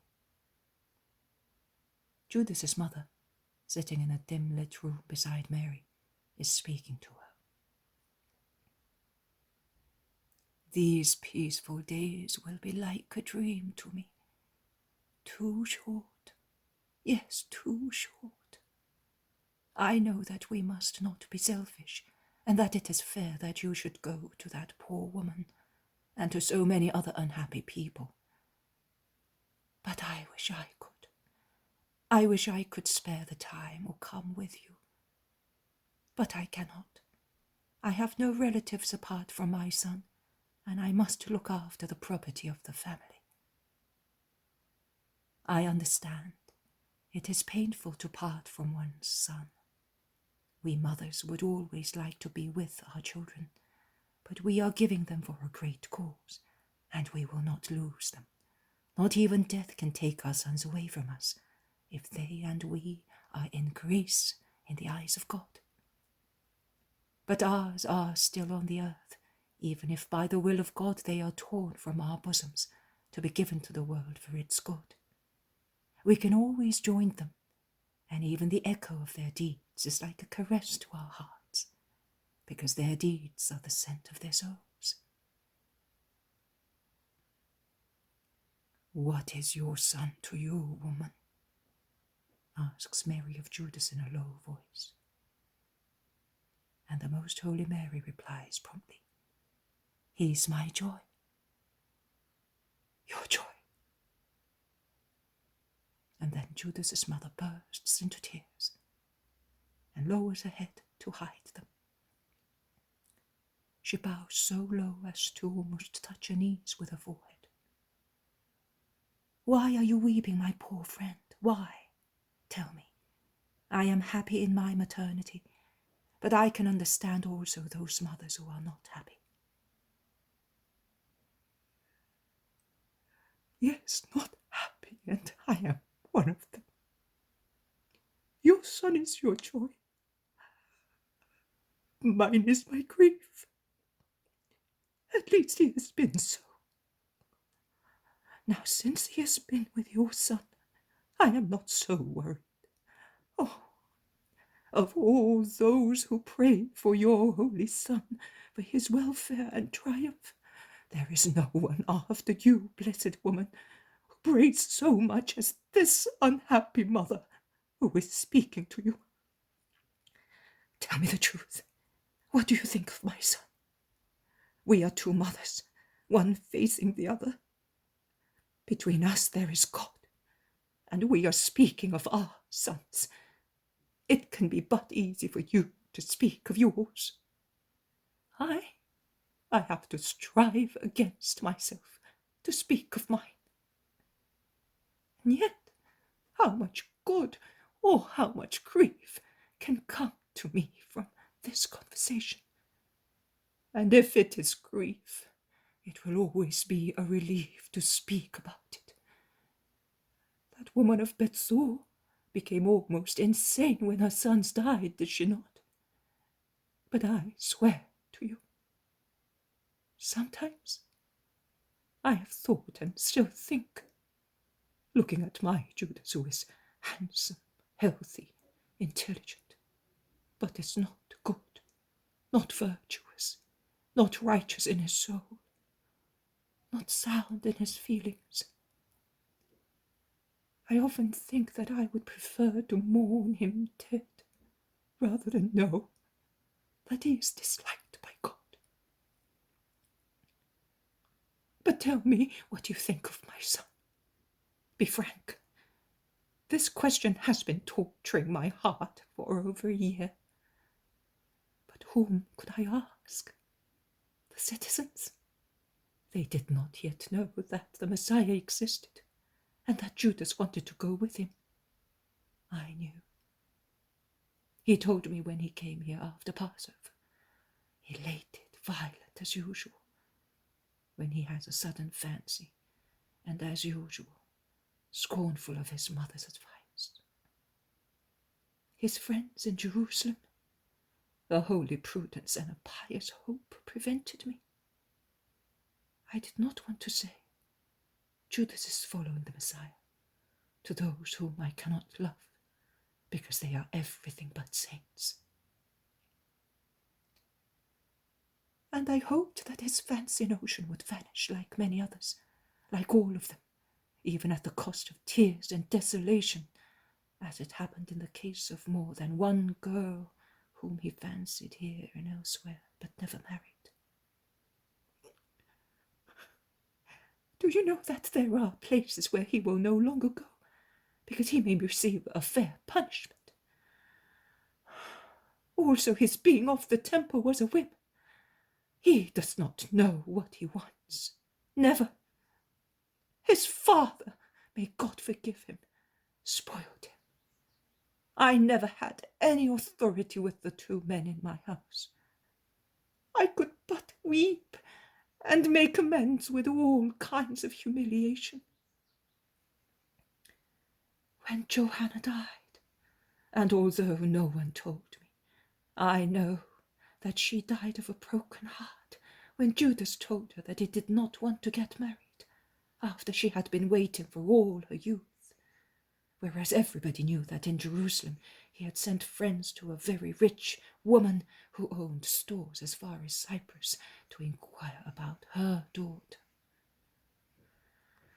I had to shed many bitter tears because of the reproaches of the dead girl's mother, as if I were an accomplice of my son. No, I am not. I have no authority over him. Last year, when the master came here, I realized that he had understood. And I was about to speak. But it is painful, very painful for a mother to have to say, "Be careful of my son. He's greedy, hard-hearted, vicious, proud, and inconstant." And that is what he is.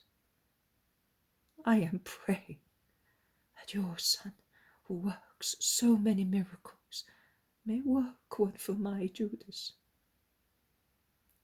But tell me, please tell me, what do you think of him? Mary, who has been silent all the time with an expression of pitiful sorrow, while listening to that maternal lament of which her righteous soul cannot disapprove, says in a low voice, "Poor mother, what do I think? Yes, your son is not the limpid soul of John, nor the meek Andrew, not the firm Matthew, who wanted to change and did change. He is inconstant, yes, he is. But we shall pray so hard for him, both you and I. Do not weep. Perhaps your motherly love, which would like to be proud of your son, makes you see him more perverted than he is." No, I see right, and I am so afraid. The room is full of the weeping of Judas's mother, and in the half-light, Mary's white face has become even paler because of the maternal confession that sharpens all the suspicions of the Lord's mother. But she controls herself. She draws the unhappy mother to herself and caresses her while she, abandoning all reservedness, painfully and confusedly informs Mary of all the harshness, pretensions, and violence of Judas, and concludes, I blush for him when I see I am the object of the loving attention of your son. I have not asked him, but I am sure that besides doing it out of kindness, he wants to show to Judas by means of his loving attention. Remember, that is how a mother is to be treated. Now, for the time being, he appears to be good. Oh, if it were only true. Help me with your prayers, you who are holy, so that my son may not be unworthy of the grace that God granted him. If he does not want to love me, if he cannot be grateful to me who gave birth to him and brought him up, it does not matter. But let him really love Jesus. Let him serve him loyally and gratefully. But if that cannot be, then may God take his life. I would rather have him in a sepulchre. At last I would have him. Because since he reached the age of reason, he was hardly of a mind. Better dead than a bad apostle. Can I pray for that? What do you say? Pray the Lord that he may do what is best. Do not weep any more. I have seen prostitutes and Gentiles at the feet of my Son, and publicans and sinners with them. They all became lambs through his grace. Hope, Mary, hope. The grief of mothers saves their sons. Do you not know that? And everything ends on that pitiful question.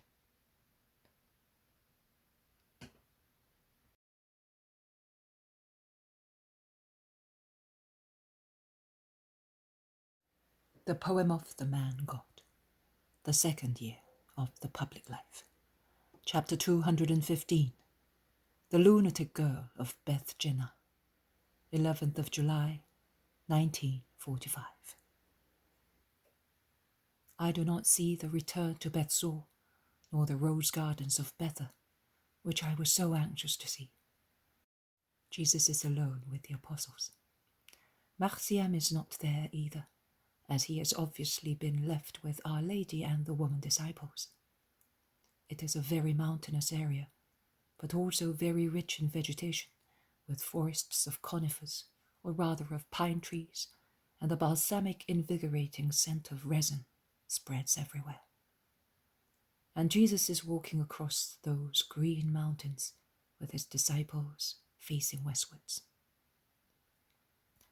I hear them talking about Eliza, who seems to have changed considerably and has been convinced to follow Johanna to her estate in Bethlehem.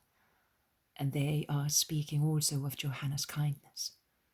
They are also discussing the tour they are about to make towards the fertile plains before the sea. And the names of the past glories come to light again, giving rise to stories, questions, explanations, and friendly discussions. When we reach the top of this mountain, I will show you all the areas in which you are interested. They may suggest you thoughts for your sermons to the crowds. But how can we do that, my lord? I am not capable, moans Andrew, and Peter and James join him. We are the most unlucky ones. Oh, in that case I am no better. If it was gold or silver, I could talk about it. But about these things, says Thomas. And what about me? What was I? Asks Matthew. But you are not afraid of the public. You are capable of debating, replies Andrew. Yes, but on different matters, retorts Matthew. Of course. But, well, you already know what I would like to say. So just imagine that I have already told you. The fact is that you are worth more than we are, says Peter. Listen, my dear, there is no need to be sublime. Simply say what you think with your firm belief. Believe me, when one is convinced, one can always persuade others, says Jesus. But Judas of Kerioth implores. Give us some hints. An idea put forth properly may be useful in many ways. I think these places have been left without one word about you, because no one seems to know you. The reason is that there is still a strong wind blowing from the Moriah. It makes sterile, replies Peter. It is because it has not been sown, but we will sow, retorts the Iscariot, who is sure of himself and happy after his first success. They reach the top of the mountain. A wide panorama stretches out from there, and it is beautiful to look at it, standing in the shade of the thick trees which crown the top, so varied and sunny.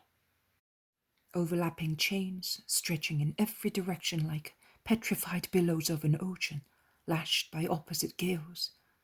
And then, as if in a calm gulf, everything subsides into an endless brightness, showing a vast plain in which a little mountain rises, as solitary as a lighthouse at the entrance of a harbour. Look, that village spread along the crest. as if it wanted to enjoy all the sunshine. And where we will be stopping is like the center of a crown of historical places. Come here.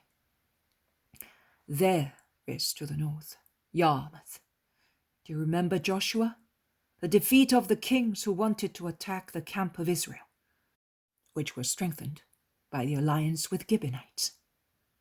And near it, there is Beth Shemesh, the sacerdotal town in Judah, where the ark was returned by the Philistines, with the gold votive offerings prescribed by the diviners and priests to the people to be freed from the calamities that had struck the guilty Philistines. And over there is Zorah, lying completely in the sun, Samson's fatherland, and a little to the east, Timnath, where he got married, and where he performed many brave deeds, and did so many foolish things. And there are Azekah and Shochoh, formerly Philistine camps. Farther down is Zanoah, one of the towns in Judah. Now, turn round. Here is the valley of the Terebinth, where David fought Goliath. And over there is Makkedah, where Joshua defeated the Amorites. Turn round again. Can you see that solitary mountain in the middle of the plain, which once belonged to the Philistines? Gath is there, Goliath's fatherland, and the place where David took refuge with Achish to escape from the mad rage of Saul, and where the wise king pretended he was mad, because the world defends fools from wise people.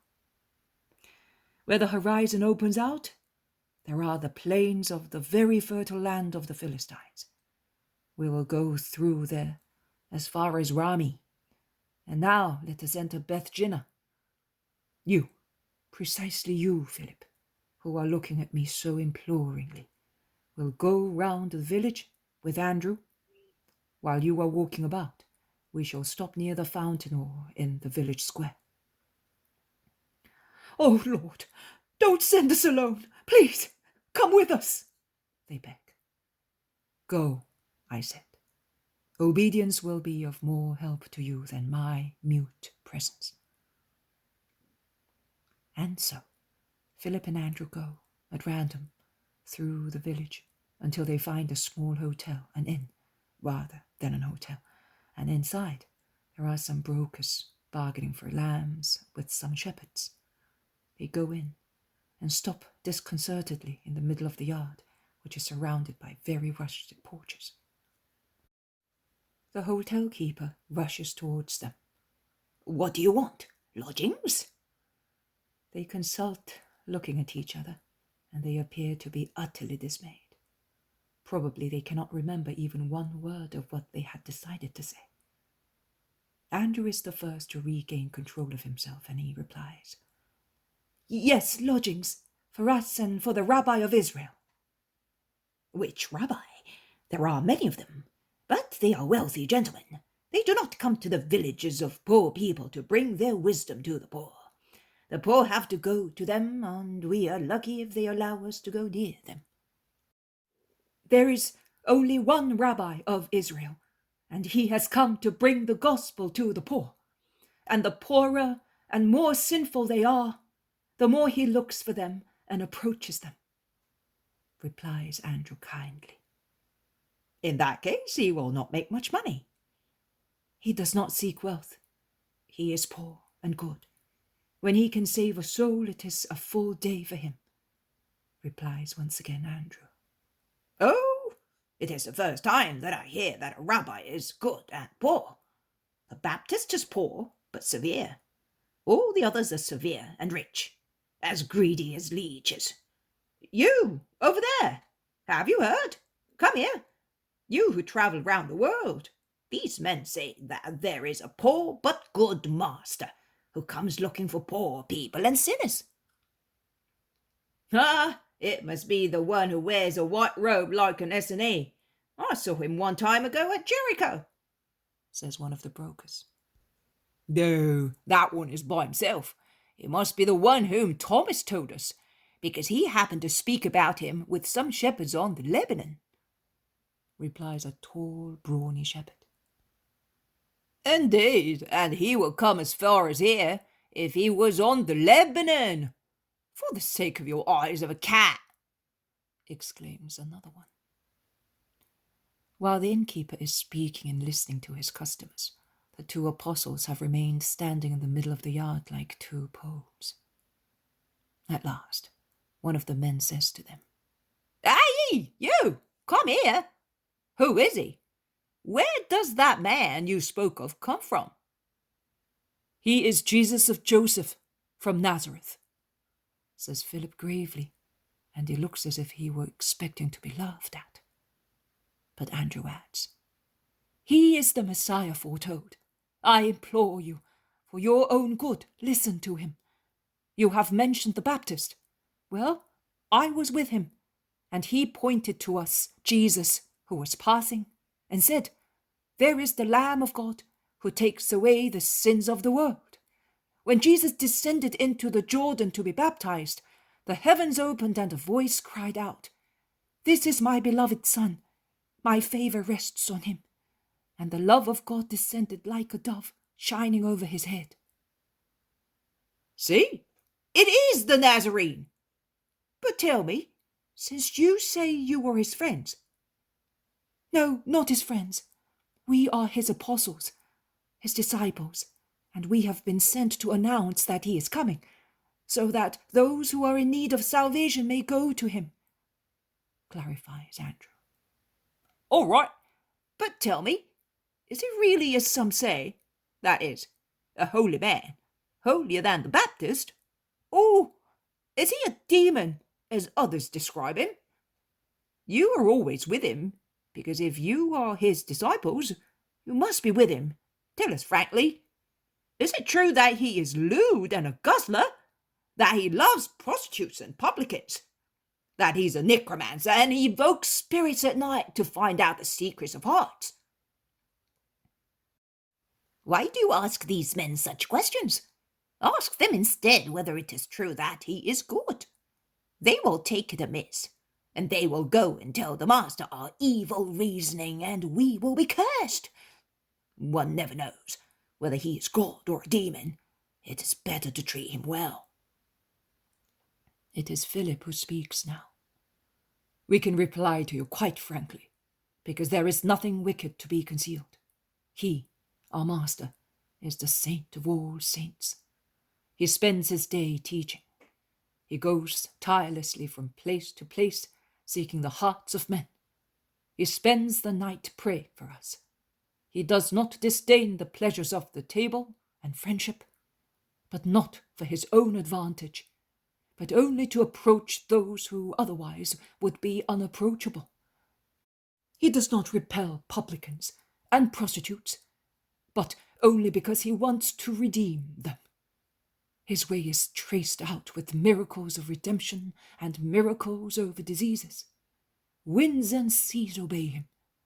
But he does not need anybody to work his prodigies, neither does he have to evoke spirits to know hearts."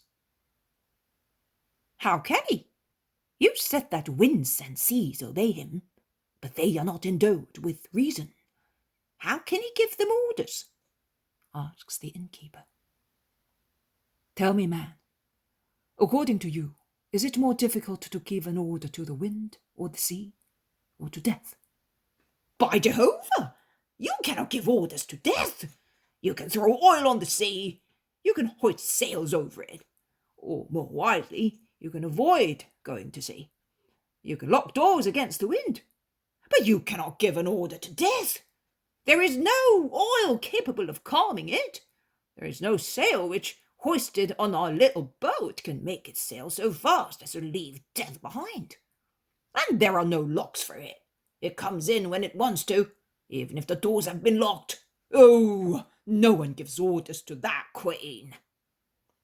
And yet our master commands it, not only when it is near, but also after it has come. A young man of Nain was about to be put to the dreadful mouth of his sepulchre, and he said to him, "I tell you, rise." And the young man came back to life. Nain is not in the country of the Hyperboreans. You can go and see. Just like that? In the presence of everybody? On the road, in the presence of the whole of Nain. The innkeeper and his customers look at one another in silence. Then the innkeeper says, "But he will do that only for his friends." "No, man, for all those who believe in him, and not for them only. He is mercy on the earth. Believe me, no one applies to him in vain. Listen, is there anyone amongst you who suffers from or weeps because of diseases in the family? Doubts, remorse, temptations, ignorance? Go to Jesus, the Messiah of the gospel. He is here today. He will be elsewhere tomorrow. The grace of the Lord who is passing should not be let pass in vain," says Philip, who has become more and more sure of himself. The innkeeper ruffles his hair, opens and closes his mouth, tortures the fringes of his belt. At last, he claims, "I will try. I have a daughter. Up to last summer she was all right. Then she became a lunatic. She remains like a mute animal in the corner.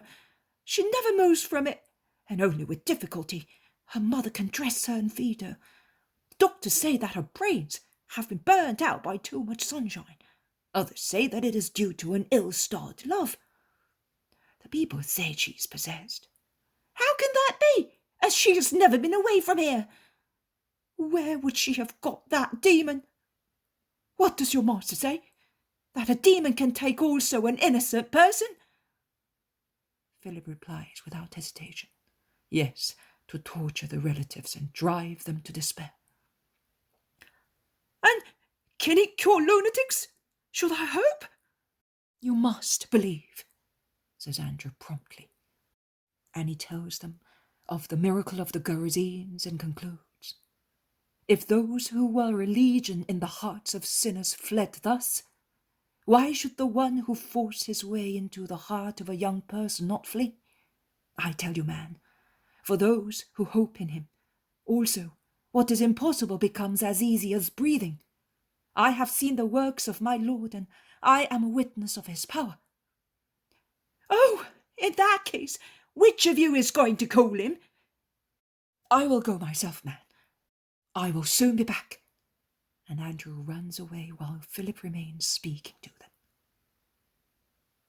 When Andrew sees Jesus standing in a lobby out of the merciless sun shining in every part of the square, he runs towards him, saying, "Come, master, the daughter of the innkeeper is lunatic. Her father implores you to cure her." "Did he know me?" "No, master. We have tried to make you known to him." "And you have succeeded? When one reaches the point of believing that I can cure an incurable disease, one is already well advanced in faith, and you were afraid that you did not know how to do it. What did you tell him?" "I don't think I could tell you. We told him what we thought of you, and of your deeds. Above all, we told him that you are love and mercy. The world has such wrong knowledge of you. But you know me well, and that is enough." They arrive at the small inn. All the customers are standing at the door, full of curiosity, and in the middle there is Philip with the innkeeper, who keeps talking to himself. When he sees Jesus, he runs to meet him. "Master, Lord Jesus, I believe so firmly that you are you, that you know everything, you see everything, you can do everything. I believe it so firmly that I say to you, have mercy on my daughter, although I have so many sins in my heart. Do not punish my daughter because I have been dishonest in my trade. I will no longer be grasping, I swear it. You can see my heart with its past and with its present thought. Forgive and have mercy on us, master, and I will speak of you to everybody who comes here to my house." The man is on his knees. Jesus says to him, "Stand up and persevere in your present sentiments. Take me to your daughter." "She's in the stable, my lord. The sultry weather makes her feel worse, and she will not come out." "It does not matter. I will go to her. It is not the sultry weather. It is the demon who perceives my coming." They go into the yard and then into a dark stable, followed by all the rest. The girl, unkempt and lean, becomes agitated in the darkest corner, and as soon as she sees Jesus, she shouts, "Back, go back! Do not disturb me! You are the Christ of the Lord! I am one struck by you! Leave me alone! Why do you always follow me?" "Go out of this girl! Go! I want it! Give your prey back to God and be quiet." There is a heart-rending shout, a jerk. Her body becomes flabby and collapses onto the straw. Then she calmly, sadly, asks questions, expressing her amazement. "Where am I? Why am I here? Who are they?" And she invokes, "Mummy!" The young girl becomes shy when she realizes that she is without veil and with a torn dress in the presence of many strangers. "Oh, eternal Lord! But she's cured!" And strange to be seen, the innkeeper weeps like a child, and tears stream down his ruddy cheeks. He is happy, and he weeps, and does not know what to do except kiss Jesus' hands, while the mother of the girl also weeps, surrounded by her amazed little ones, and kisses her firstborn, now free from the demon. All the people present shout in amazement, and many more rush to see the miracle. The yard is full. "Remain with us, Lord. It is getting dark. Rest under my roof." "Man, we are 13. "Even if you were 300, it would not matter. I know what you mean. But the greedy, dishonest Samuel is dead, Lord. Also my demon has fled. Now there is a new Samuel, and he will still be the innkeeper, but a holy one. Come with me, that I may pay you homage like a king, a god, such as you are. Oh, blessed be the son that brought you here today."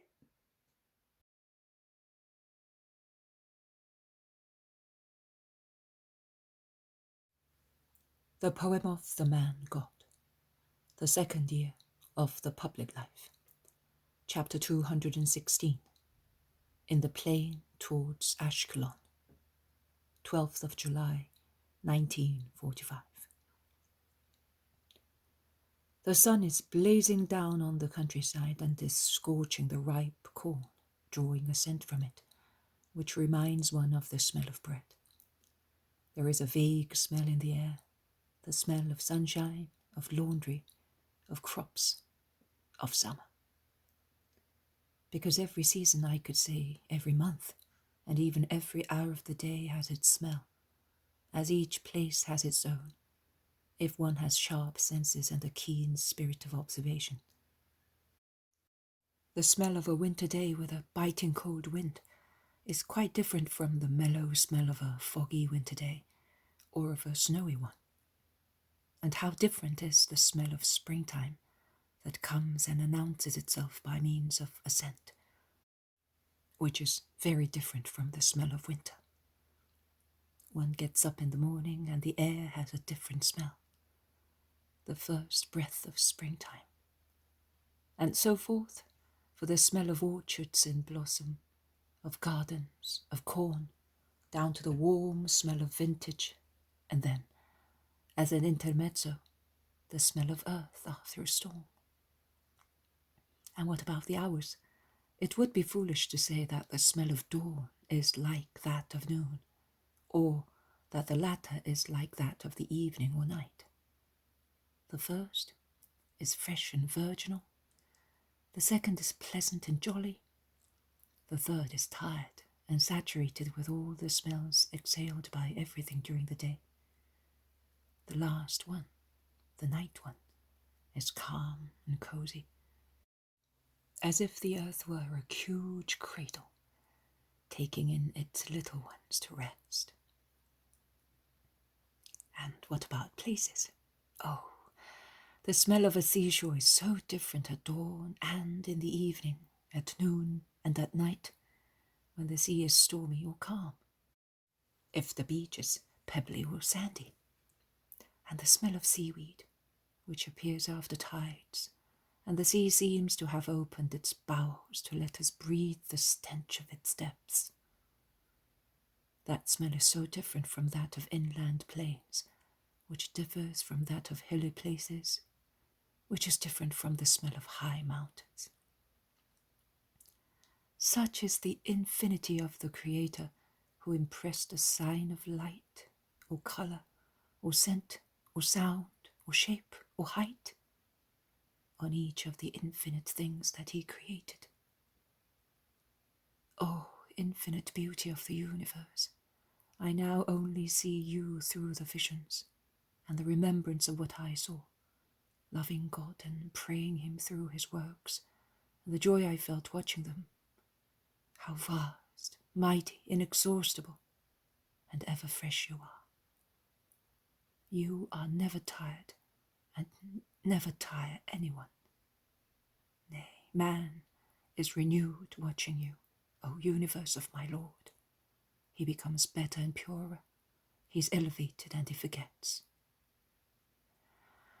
Oh, I wish I could always contemplate you and forget the inferior part of men, loving them in and for their souls and leading them to God.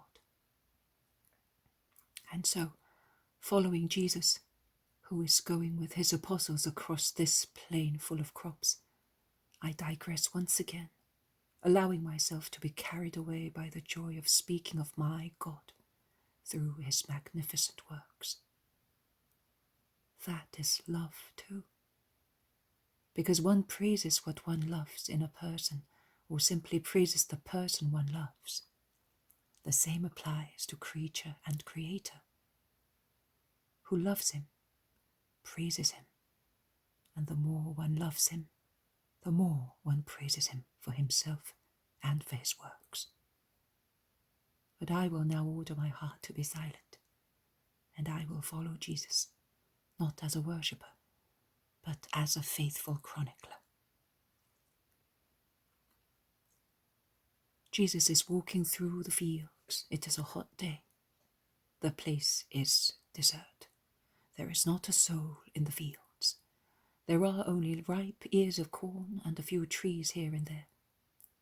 Sunshine, corn, birds, lizards, green tufts of grass, which are still in the calm of the air, are the only things to be seen around Jesus.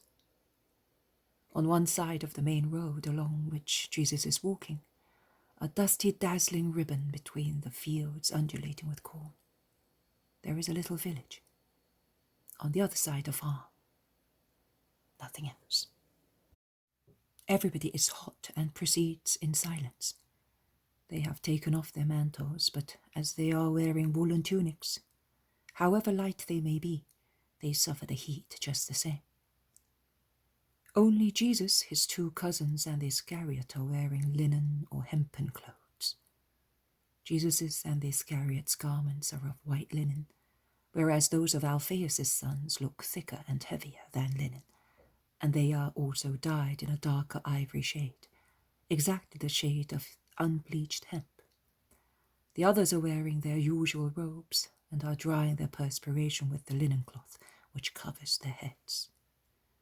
They reach a thicket of trees at a crossroad. They stop in the healthy shade and drink avidly out of their flasks. "It is as warm as if it had been on the fire," grumbles Peter. "I wish there was a little stream here, but there is absolutely nothing," sighs Bartholomew. "I will have none left before long. I think I would say that it is better to walk on the mountains." moans James of Zebedee, who is flushed with heat. A boat is the best of all. It is cool, restful, clean, Peter's heart flies back to his lake and his boat. You are right, but there are sinners on the mountains, as well as on the plains. If they had not driven us away from the clear water, and had not persecuted us so closely, I would have come here between Tebeth and Shabbat. But we shall soon be on the seaside. The air is cooled there by the open sea wind, says Jesus, comforting them. We need it. We are like dying pikes here. But how can the corn be so beautiful when there is no water? Asks Peter. There is underground moisture which keeps the soil damp, explains Jesus. It would be better if it was above ground instead of under. What am I going to do with it if it is down there? I have no roots, says Peter impulsively, and they all laugh. Judas Thaddeus becomes serious and says, the soil is as selfish as some sows, and it is equally arid. If they had allowed us to stop in that village and spend the Sabbath there, we would have enjoyed shade, water, and rest.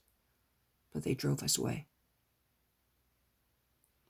And we would have had food as well. Now we have not even that, and I am hungry. I wish there was some fruit. The fruit trees are all close to the houses. And who is going to pick it?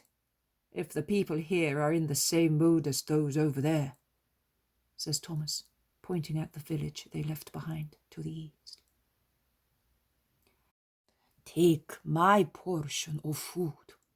I am not very hungry, says the zealot. You may take also mine, says Jesus.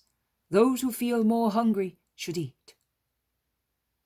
But when the food portions of Jesus, of the zealot, and of Nathanael are put together, they look very scanty, as one can tell from the dismayed looks of Thomas and the younger ones. But they nibble silently at their tiny portions.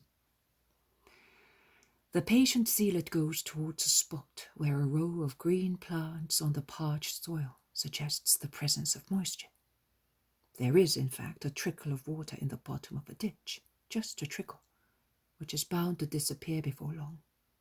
He shouts to his distant companions to come and refresh themselves, and they all rush there, and following the intermittent shade of a row of plants on the bank of the half-dry brook, they are able to refresh their dusty feet and wash their perspired faces. But first of all, they fill their empty flasks and leave them in the water, in the shade, to keep them cool. They sit down at the foot of a tree, and being tired, they doze off. Jesus looks at them lovingly and sympathetically and shakes his head. The zealot, who has gone to drink once again, notices his gesture and asks him, "What is the matter, Master?" Jesus stands up. He goes towards the zealot and, clasping him with one arm, he takes him towards another tree, saying, "What is the matter? I grieve at your fatigue. If I were not sure of what I am doing to you, I could never set my mind at peace while causing you so much trouble." "Trouble? No, Master. It is a joy to us. Everything vanishes following you. We are all happy. Believe me, there is no regret. There is no—" "Be quiet, Simon. Humanity remonstrates also in good people. And from a human point of view, you are not wrong in remonstrating. I have taken you away from your homes, from your families, from your businesses, and you came thinking that it was going to be quite different to follow me. But your present remonstration, your internal protest will calm down one day, and you will then realize that it was good to go through fog and mud, through dust and dog days, persecuted, thirsty, without food, following a persecuted, hated, slandered master, and worse still. Everything will seem beautiful to you then, because your minds will be different, and you will see everything in a different light, and you will bless me for leading you along my difficult way. You are sad, master, and the world justifies your sadness, but we are no part of it. We are all happy. Oh, are you sure? Are you of a different opinion? Yes, Simon, I am. You are always happy. You have understood. Many others have not. See those who are sleeping? Do you know how many thoughts they are turning over in their minds also while sleeping? And all those among the disciples. Do you think they will be faithful until everything is accomplished? Look, let us play this old game that you certainly played when a boy. And Jesus picks a round, fully ripe dandelion growing among the stones. He raises it gently to his mouth, blows, and the dandelion dissolves into tiny umbrellas which wander in the air with their little tufts on top of the tiny handles. See, look, how many have fallen on my lap, as if they were in love with me. Count them. They are 23. They were at least 3 times as many. And the others? Look, some are still wandering. Some have fallen because of their weight. Some which are proud of their silvery plume are haughtily rising higher. Some are falling into the mud that we made with our flasks. Only, look, look, of the 23 that were on my lap, 7 more have gone. That hornet flying by was enough to blow them away. What were they afraid of? Or by what were they allured? Were they afraid of its sting? Or were they allured by its beautiful black and gold hues? Or by its graceful appearance, its iridescent wings? They have gone, following a deceitful beauty. Simon, the same will happen to my disciples.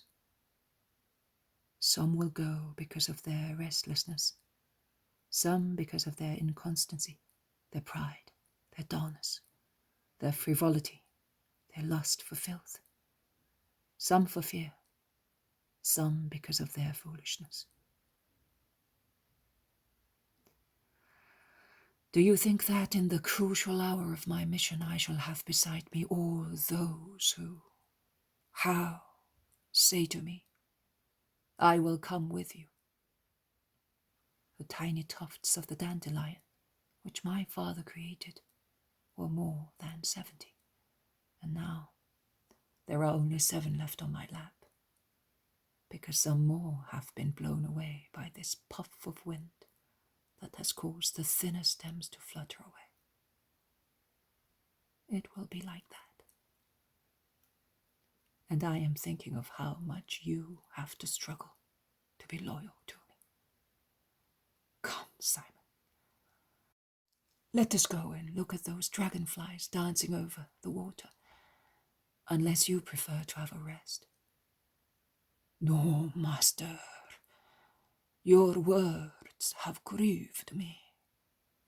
But I hope that the cured leper, the persecuted man, whom you have rehabilitated, the solitary, whom you have gifted with company, the nostalgic man, longing for love, to whom you have opened heaven and the world, may find and give love.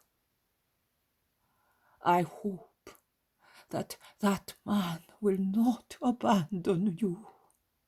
Master, what do you think of Judas? Last year you wept with me because of him. Then I do not know. Master, never mind those 2 dragonflies. Look at me. Listen to me. I would not say this to anybody. I would not tell my companions, my friends. But I will tell you. I am not successful in loving Judas. I must admit it. He rejects my desire to love him. He does not hold me in contempt. On the contrary, he is even too courtly with the old zealot, who he realizes is more skillful than the others in knowing men. But it is the way he behaves. Do you think he is sincere? Tell me. Jesus is silent for a few moments, as if he were enchanted by the 2 dragonflies that, resting on the surface of the water from a tiny rainbow with their iridescent elytra, a precious rainbow as it attracts a curious midge, which is swallowed by one of the voracious insects, which in turn is immediately snatched and devoured together with the midge by a toad or frog lying in wait. Jesus stands up, as he had almost lain down to see the little tragedies of nature, and says, "It is just like that. A dragonfly has strong jaws to feed on herbs, and strong wings to catch gnats, and a frog has a large mouth to swallow dragonflies. Each has his own and makes use of it. Let us go, Simon. The others are waking up." But you have not replied to me, Master. You did not want to. I did. My old wise man, meditate and you will find. And Jesus goes from the ditch towards his disciples, who are waking up and looking for him.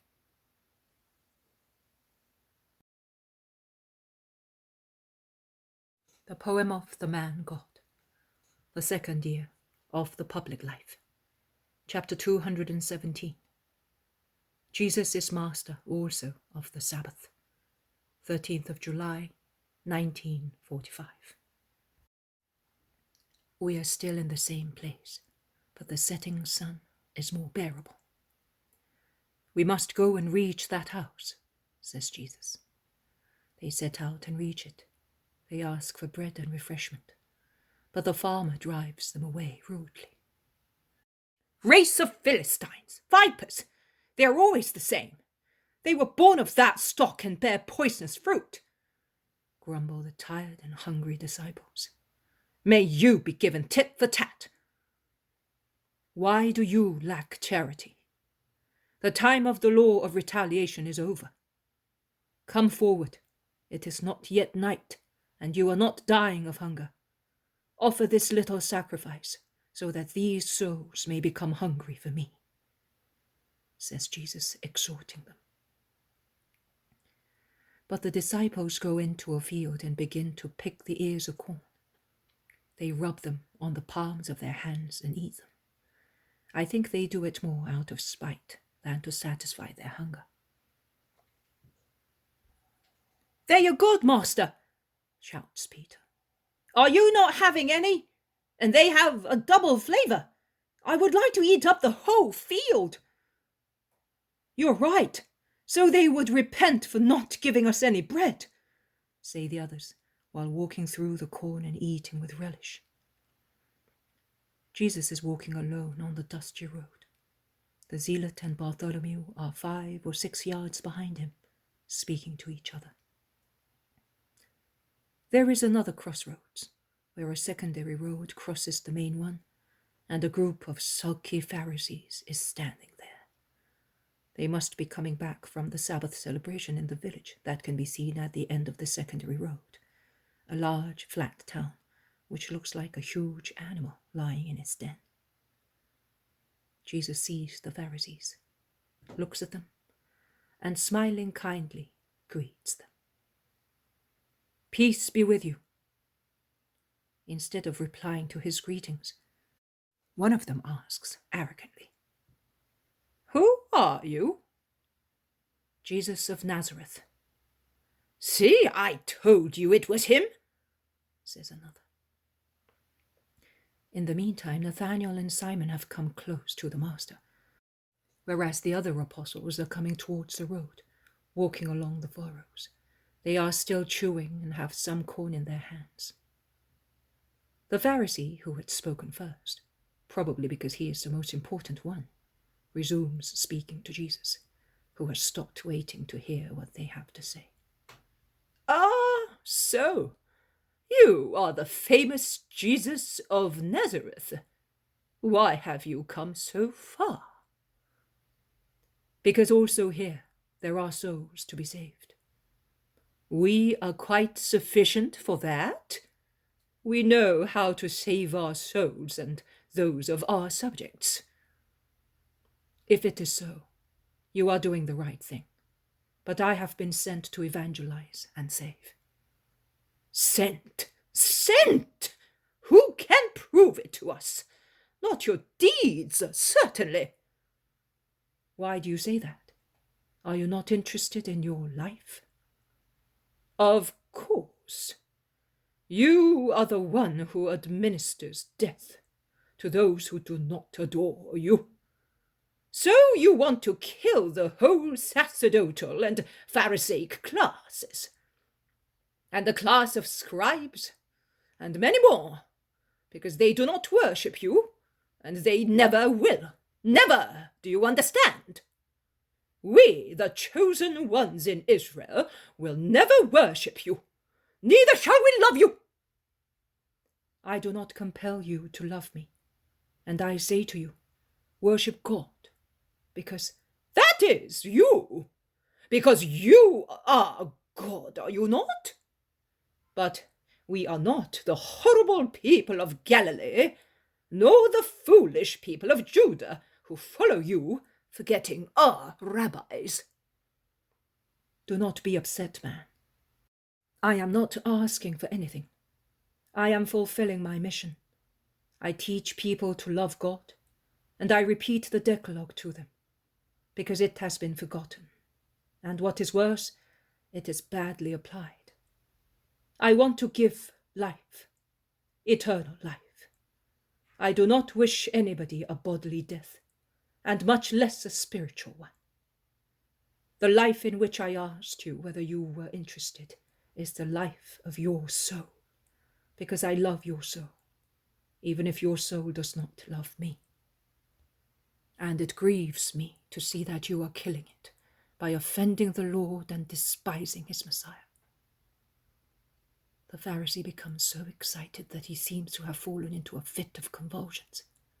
He disarranges his clothes, he tears his fringes, he takes off his headgear, he ruffles his hair and shouts, "Listen, listen, hear what he says to me, to Jonathan of Uzziel, a direct descendant of Simon the Just, that I offend the Lord. I do not know who keeps me from cursing you, but it is fear that keeps you. But you may do it. You will not be burnt to ashes just the same. But you will be in due course, and then you will invoke me. But between you and me, there will then be a red stream, my blood." "All right. But in the meantime, since you say that you are a saint, Why do you allow certain things? Since you say that you are a master, why do you not teach your apostles before anybody else? Look at them behind you. They still have in their hands the instrument of their sin. Can you see them? They have picked corn, and this is the Sabbath. They have picked ears of corn, which do not belong to them. They have infringed the Sabbath, and they have stolen. They were hungry. In the village where we arrived yesterday evening, we asked for bread and lodgings. They drove us away. Only an old woman gave us some of her bread and a handful of olives. May God give her 100-fold, because she gave us everything she had, and she only asked for a blessing. We walked for a mile, and then we stopped, complying with the law, and we drank the water of a stream. Then at sunset, we went to that house. They rejected us. You can see that we were willing to obey the law. But you did not. It is not legal to do manual work on Sabbaths, and it is never legal to take what belongs to other people. My friends and I are scandalized. But I am not. Have you not read how David at Nob took the consecrated bread of the proposition for himself and his companions? The sacred loaves belonged to God in his house, and by a perpetual order were to be kept for the priests. It is written, "They will belong to Aaron and his sons, who shall eat them in a holy place, because they are a most holy thing." And yet David took them for himself and his companions, because he was hungry. If, therefore, the holy king entered the house of God and ate the bread of the proposition on a Sabbath, although it was not legal for him to eat it, and yet it was not imputed to him as a sin, because also after that event God continued to love him, how can you say that we have sinned if we picked on the soil of God the ears of corn that have grown and ripened through his will, the ears that belong also to birds, and you deny that men, the sons of the Father, may eat? They asked for those loaves. They did not take them without asking. And that makes the difference. In any case, it is not true that God did not impute that sin to David. God struck him very hard. Not because of that. It was because of his lewdness of the senses. Not because, oh, that's enough. It is not legal, and that is all. You have no right to do it, and you shall not do it. Go away. We do not want you in our land. We do not need you. We do not know what to do with you. We shall go. And forever. Remember that. Let Jonathan of Uzziel never find you again in his presence. Go! Yes, we will go. But we will meet again. And then it will be Jonathan who wants to see me to repeat his judgment and to rid the world of me forever. But then it will be heaven that will say to you, it is not legal for you to do it. And that it is not legal will resound in your heart like the sound of a bugle horn throughout your life and beyond. As on Sabbaths, the priests in the temple infringe the Sabbath rest, but do not commit sin. So we, servants of the Lord, can attain love and help from the Most Holy Father, without thus committing sin, since man denies us his love. There is one here who is by far greater than the temple and can take anything he wants of what exists in creation, because God has made everything a footstool for the word. And I take and give, and that applies both to the ears of corn of the Father, laid on the immense table of the earth, and to the word. I take and give, both to the good and to the wicked, because I am mercy. But you do not know what is mercy. If you knew what my being mercy means, you would also know that I want nothing but mercy. If you knew what mercy is, you would not have condemned innocent people. But you do not know. You do not even know that I do not condemn you. You do not know that I will forgive you. Nay, I will ask the Father to forgive you, because I want mercy and not punishment. But you do not know. You do not want to know. And that is a greater sin than the one you impute to me. It is greater than the one you say these innocent men have committed.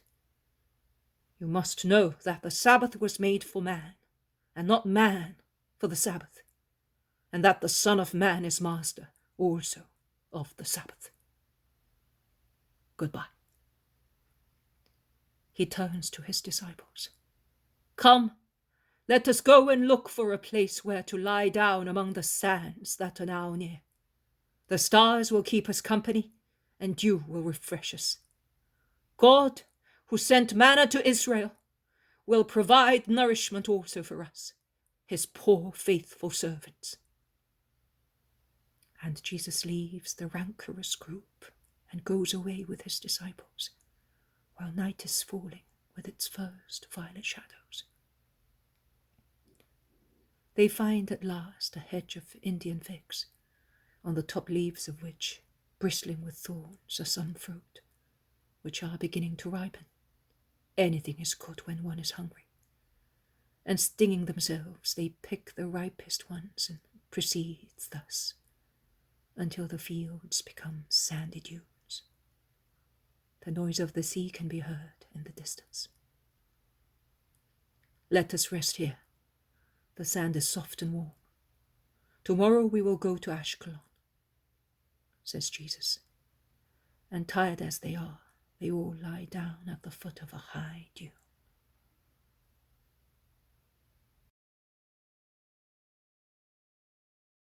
The poem of the man God, the second year of the public life. Chapter 218. Arrival at Ashkelon, 14th of July, 1945. The fresh dawn breath wakes the sleeping apostles. They rise from their sand beds, where they slept close to a dune strewn with small tufts of dry grass, and they climb to the top. A large sandy coast appears before them, whereas a little farther away and a little closer to them there are beautiful, well-cultivated fields.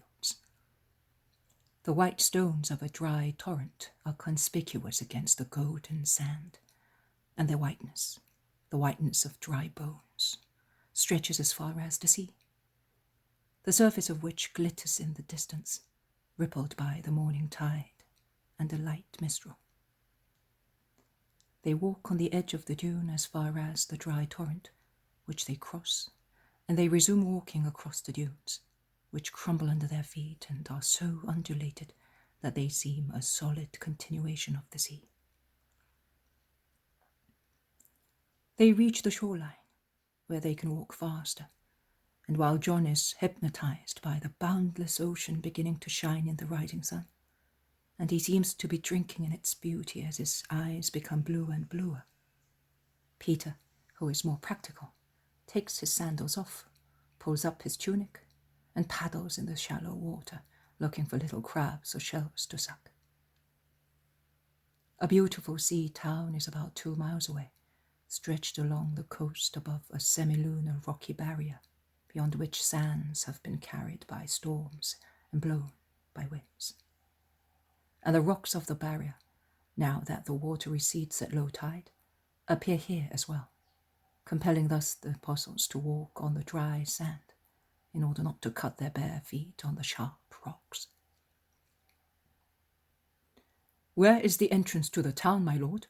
I can only see a very solid wall from here. It is not possible to enter by sea. The town is in the innermost spot of the gulf," says Philip. "Come, I know where the entrance is." "Have you already been here?" "Once when I was a child, but I would not remember. But I know where to go." "How strange. I have noticed that many a time. You never take the wrong road. Sometimes we make you go wrong. One would think that you have already been to the places we go to," remarks James of Zebedee. Jesus smiles but does not reply. He walks confidently as far as a little rural suburb where market gardeners grow vegetables for the town. The fields and market gardens are tidy and well looked after, and men and women are working in them, pouring water in the furrows after drawing it laboriously from wells by hand, or in the old squeaky method by means of a bucket pulled up by a poor blindfolded donkey walking around the well. But they do not say anything. Jesus greets them. "Peace be with you." But if they are not hostile, they are certainly indifferent. "My lord, we are running the risk of dying of hunger here. They do not understand your greetings." "I will try now," says Thomas, and he opens conversation with the first market gardener he sees. "Are your vegetables expensive?" "Not more than other market gardeners. Dear or not dear, according to how thick a purse is." "Well said. But as you can see, I am not dying of starvation. I am fat and rosy. Also without your vegetables, which means that my purse is well stocked. Listen, we are 13, and we have money to spend. What can you sell us?" "Eggs, vegetables, early almonds, apples, flabby by age, olives, whatever you want." "Give me some eggs, apples, and bread for everybody." "I have no bread. You will find it in town." "I am hungry now, not in an hour's time. I don't believe that you have no bread." "I have not got any. The women are making it. See that old man over there? He always has plenty, because he is closer to the road. Pilgrims often ask him for it. Go to Ananiah and ask him. I will bring you the eggs now, but mind you, they cost a coin a pair." "What a thief you are! Do your hens perhaps lay golden eggs?" "No, but it is not pleasant to be in the middle of the stench of poultry, and one does not do it for nothing. In any case, you are Jews, are you not? So pay." "You can keep your eggs, and that's you paid." And Thomas turns his back to him. "May he, man, come here. I will give them for less. 3 to a coin." "Not even 4. You can eat them yourself, and may they choke you." "Come here. Listen. How much are you prepared to give me?" The market gardener chases Thomas. "Nothing. I don't want them any more. I wanted to have a snack before going to town, but it is better so. I will not lose my voice or my appetite before singing the king's stories, and I will have a good meal at the hotel." "I will give you them for a didrachma a pair." "Ugh, you are worse than a horsefly. Give me your eggs, and make sure they are new-laid ones. Otherwise I will bring them back, and I will make your snout yellower than it is already." And Thomas comes away with at least 24 eggs in the fold of his mantle. "See, from now on I will do the shopping in this land of thieves. I know how to deal with them.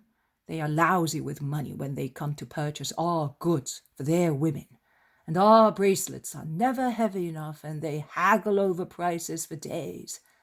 I will avenge myself. Now let us go and see that other nasty piece of work. Come, Peter, here, John, take these eggs." They go to the old man whose market garden is near the main road, which from the north leads to the town running near the houses of the suburb. It is a fine, well-paved road, certainly Roman work. The eastern town gate is now quite near, and beyond it, One can see that the road proceeds straight and becomes really artistic, with a shady porch on each side, supported by marble columns, in the cool shade of which people walk, leaving the middle of the road to donkeys, camels, dogs, and horses. "Hail! Will you sell us some bread?" asks Thomas. The old man either does not hear or does not want to hear. In actual fact, the squeaking of the water wheel is such that it can cause confusion. Peter loses his temper and shouts, "Stop your Samson! At least it will be able to catch his breath and not die under my eyes, and listen to us." The man stops the donkey and casts a side glance at his interlocutor, but Peter disarms him, saying, "Hey, is it not right to give the name of Samson to a donkey? If you're a Philistine, you should like it because it is an insult to Samson. If instead you come from Israel, you should like it because it reminds you of a defeat of the Philistines. So you can see, I am a Philistine and I am proud of it." "You are right, and I will be proud of you if you give us some bread." "But are you not a Judean?" "I am a Christian." "What place is that?" "It is not a place. It is a person. I belong to that person." "Are you his slave?" "I am more free than any other man, because who belongs to that person does not depend on anybody except God." "Are you speaking the truth? Not even on Caesar?" "What is Caesar's compared to him whom I follow, and to whom I belong, and in whose name I ask you to give me some bread?" "But where is that powerful man?" "That man over there, the one looking here and smiling. He is the Christ, the Messiah. Have you ever heard of him?" "Yes, the King of Israel. Will he defeat Rome?" "Rome? The whole world. Also hell." "And are you his generals, dressed like that? Perhaps to evade the persecutions of the wicked Jews?" "Well, it is and it isn't. But give me some bread, and while eating, I will explain the situation to you." "Bread? But I will give you also water, and wine, and seats in the shade, for you and your companion and for your Messiah. Call him." And Peter rushes towards Jesus. Come, he will give us what we want. That old Philistine. But I think he will assail you with questions. I told him who you are. I more or less told him, but he is favourably disposed." They all go to the market garden, where the man has already arranged benches around a coarse table under a thick vine pergola. "Peace to you, Ananias. May your ground be fertile because of your charity, and may it bear you rich fruit." "Thank you. Peace to you.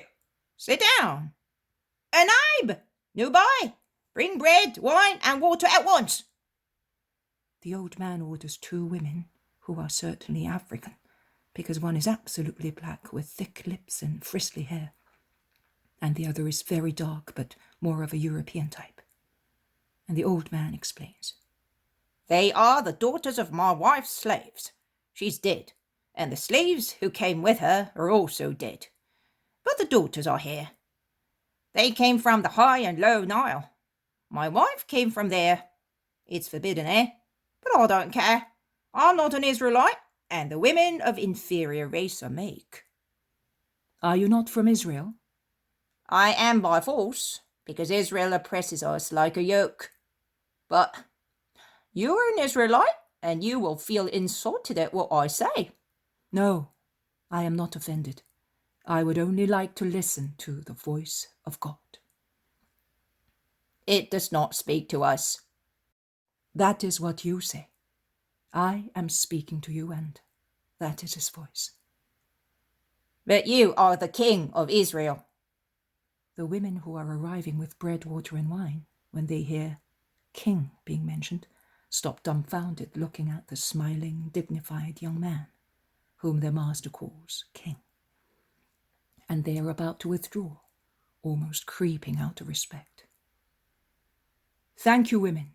Peace to you too." Then addressing the old man, "They are young, You may go on with your work. No, the soil is wet and can wait. Speak to us a little. Anaib, unharness the donkey and take it to the stable.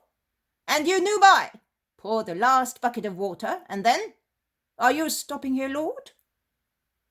Do not go to any further trouble. I only want to take some food, and then I will go to Ashkelon. It is no trouble. Go to town, but come back here in the evening. We will share our bread and salt. You two, hurry up. You, see to the bread. You, call Gethio. Tell him to kill a kid and prepare it for this evening. Go. And the two women go away without speaking. So, you are a king. But your army? Herod is cruel in every possible way. He rebuilt Ashkelon, but for his own glory. And now, but you know the disgraceful things of Israel better than I do. What will you do? I have but the weapon that comes from God. David's sword. The sword of my word. You have some hopes. It will become blunt against bronze hearts. Do you think so? I am not aiming at a kingdom in this world. I am aiming at the kingdom of heaven, on behalf of all of you. Us all? Me as well? A Philistine? And my slaves? For everybody, you and them, and for the most uncivilized man in the center of African forests. Do you want to establish such a wide kingdom? Why do you call it of heaven? You could call it kingdom of the earth. No, do not misunderstand me. My kingdom is the kingdom of the true God. God is in heaven, so it is the kingdom of heaven. Every man is a soul clad with a body, and a soul can live but in heaven. I want to cure your souls, remove their errors and hatred, and lead them to God through goodness and love. I like that very much. I do not go to Jerusalem, but I know that no one in Israel has spoken like that for ages. So you do not hate us. I do not hate anyone. The old man is pensive. Then he asks, And have the two slaves got a soul, the same as you of people of Israel? Of course they have. They are not captured wild beasts.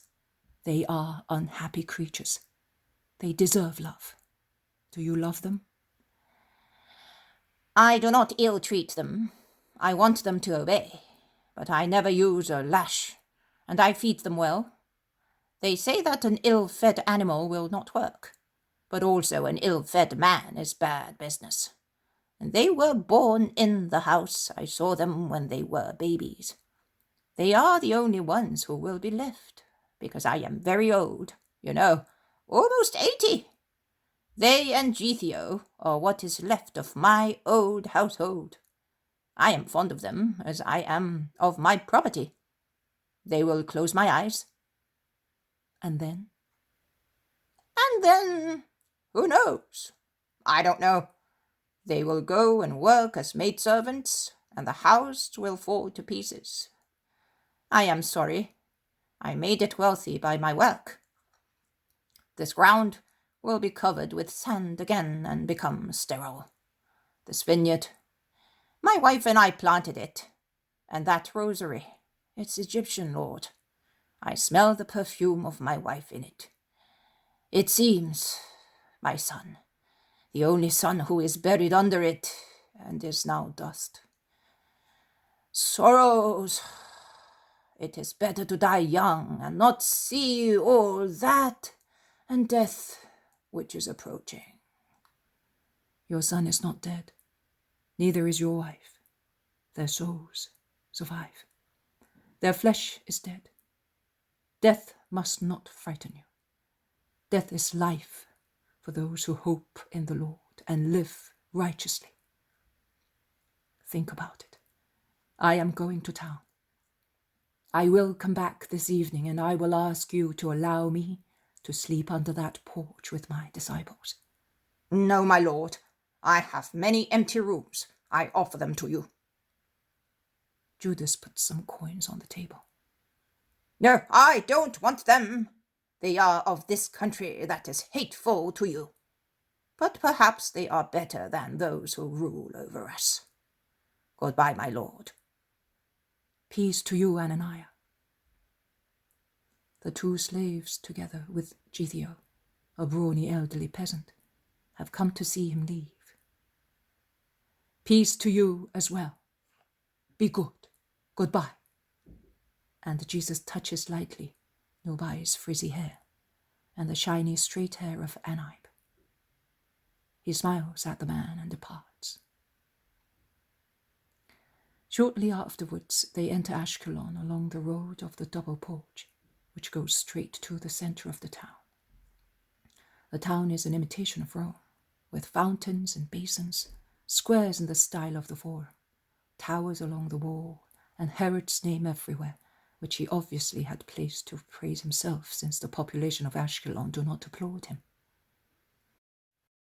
The town is busy, and becomes more so as the time passes and one approaches its center, which is spacious and airy, with the sea as bright background, like a turquoise enclosed in the pink coral tongues of the houses spread in the deep arc of the coast. Rather than a gulf, it is indeed a true arc, a section of a circle made very pale pink by the sunshine. Let us divide into 4 groups. I will go. Nay, I will let you go. Then I will make my choice. Go. After the 9th hour, we will meet at the gate where we came in. Be wise and patient. And Jesus looks at them going away and remains alone with Judas Iscariot, who has stated that he will give nothing to the people here, because they are worse than heathens. But when Judas hears that Jesus wishes to wander about in silence, he changes his mind and says, "Do you mind being alone? I would go with Matthew, James, and Andrew, as they are the least capable ones."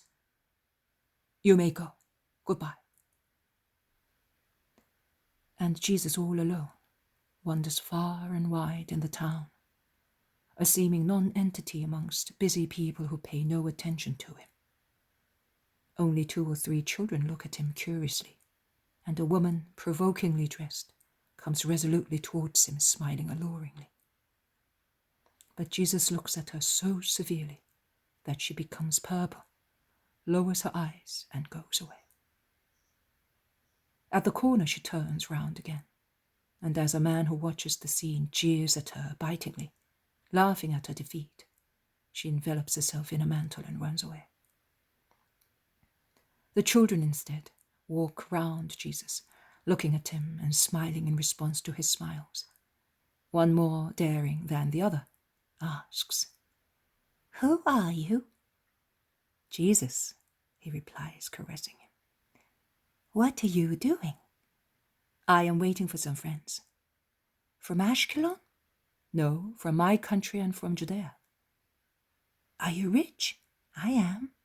My father has a beautiful house and he makes carpets in it. Come and see. It is not very far." And Jesus goes with the boy, and they enter a long archway, which is a kind of covered road. At the other end, they catch a glimpse of the sea, which is very bright in the sunshine and looks even more lively in the dim light of the archway. They meet a haggard little girl who is weeping. "That is Dina. She's poor. You know, her mother gives her food. Her mother cannot work any more. Her father died at sea in a storm while going from Gaza to the harbor of the great river to take goods there and to collect some. And as the goods belonged to my father, and Dina's father was one of our sailors, my mother now sees to them. But they are so many of them who have been left fatherless thus. What do you say? It must be dreadful to be orphans and poor. Here is my house. Don't tell my mother that I was in the street. I should have been at school. but I was expelled because I was making my companions laugh with this." And he pulls out from his clothes a puppet carved in wood, set in a thin piece of wood, which is really very comical, with its slipper chin and its very queer nose. Jesus' lips tremble as if he were on the point of smiling, but he controls himself and says, "That is not your school teacher, is it? Or a relative? It is not right." "No, it is the head of the Synagogue of the Jews. He's old and ugly, and we always make fun of him." "That is not right either. He is certainly much older than you are, and—" "Oh, he is very old.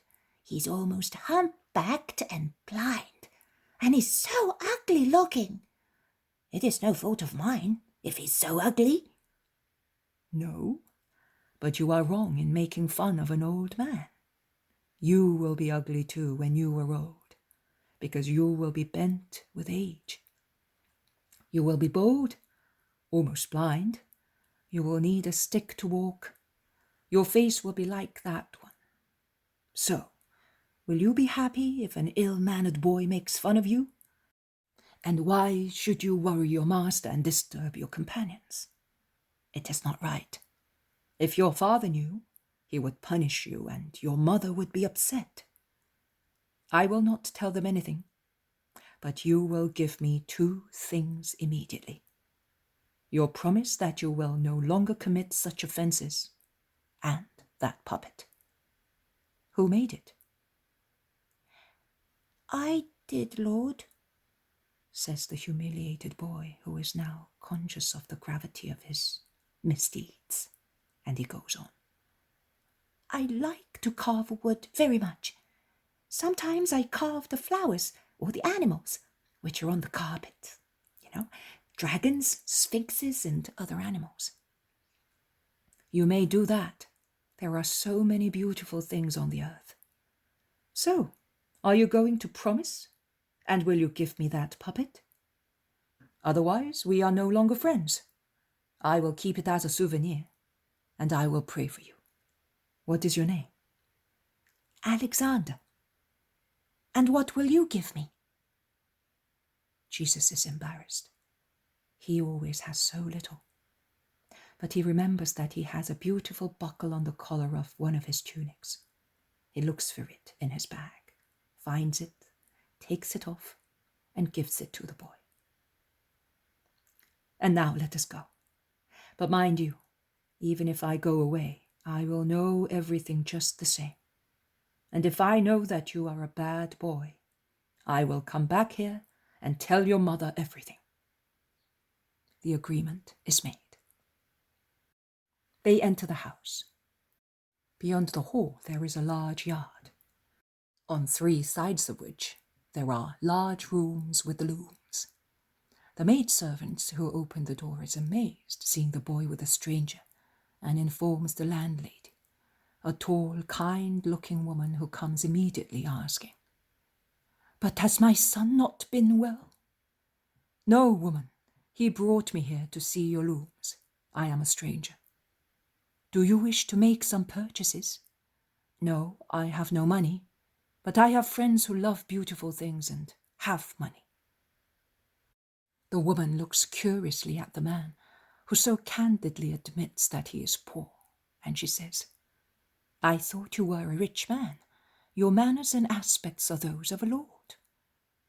"Instead, I am only a Galilean rabbi, Jesus the Nazarene."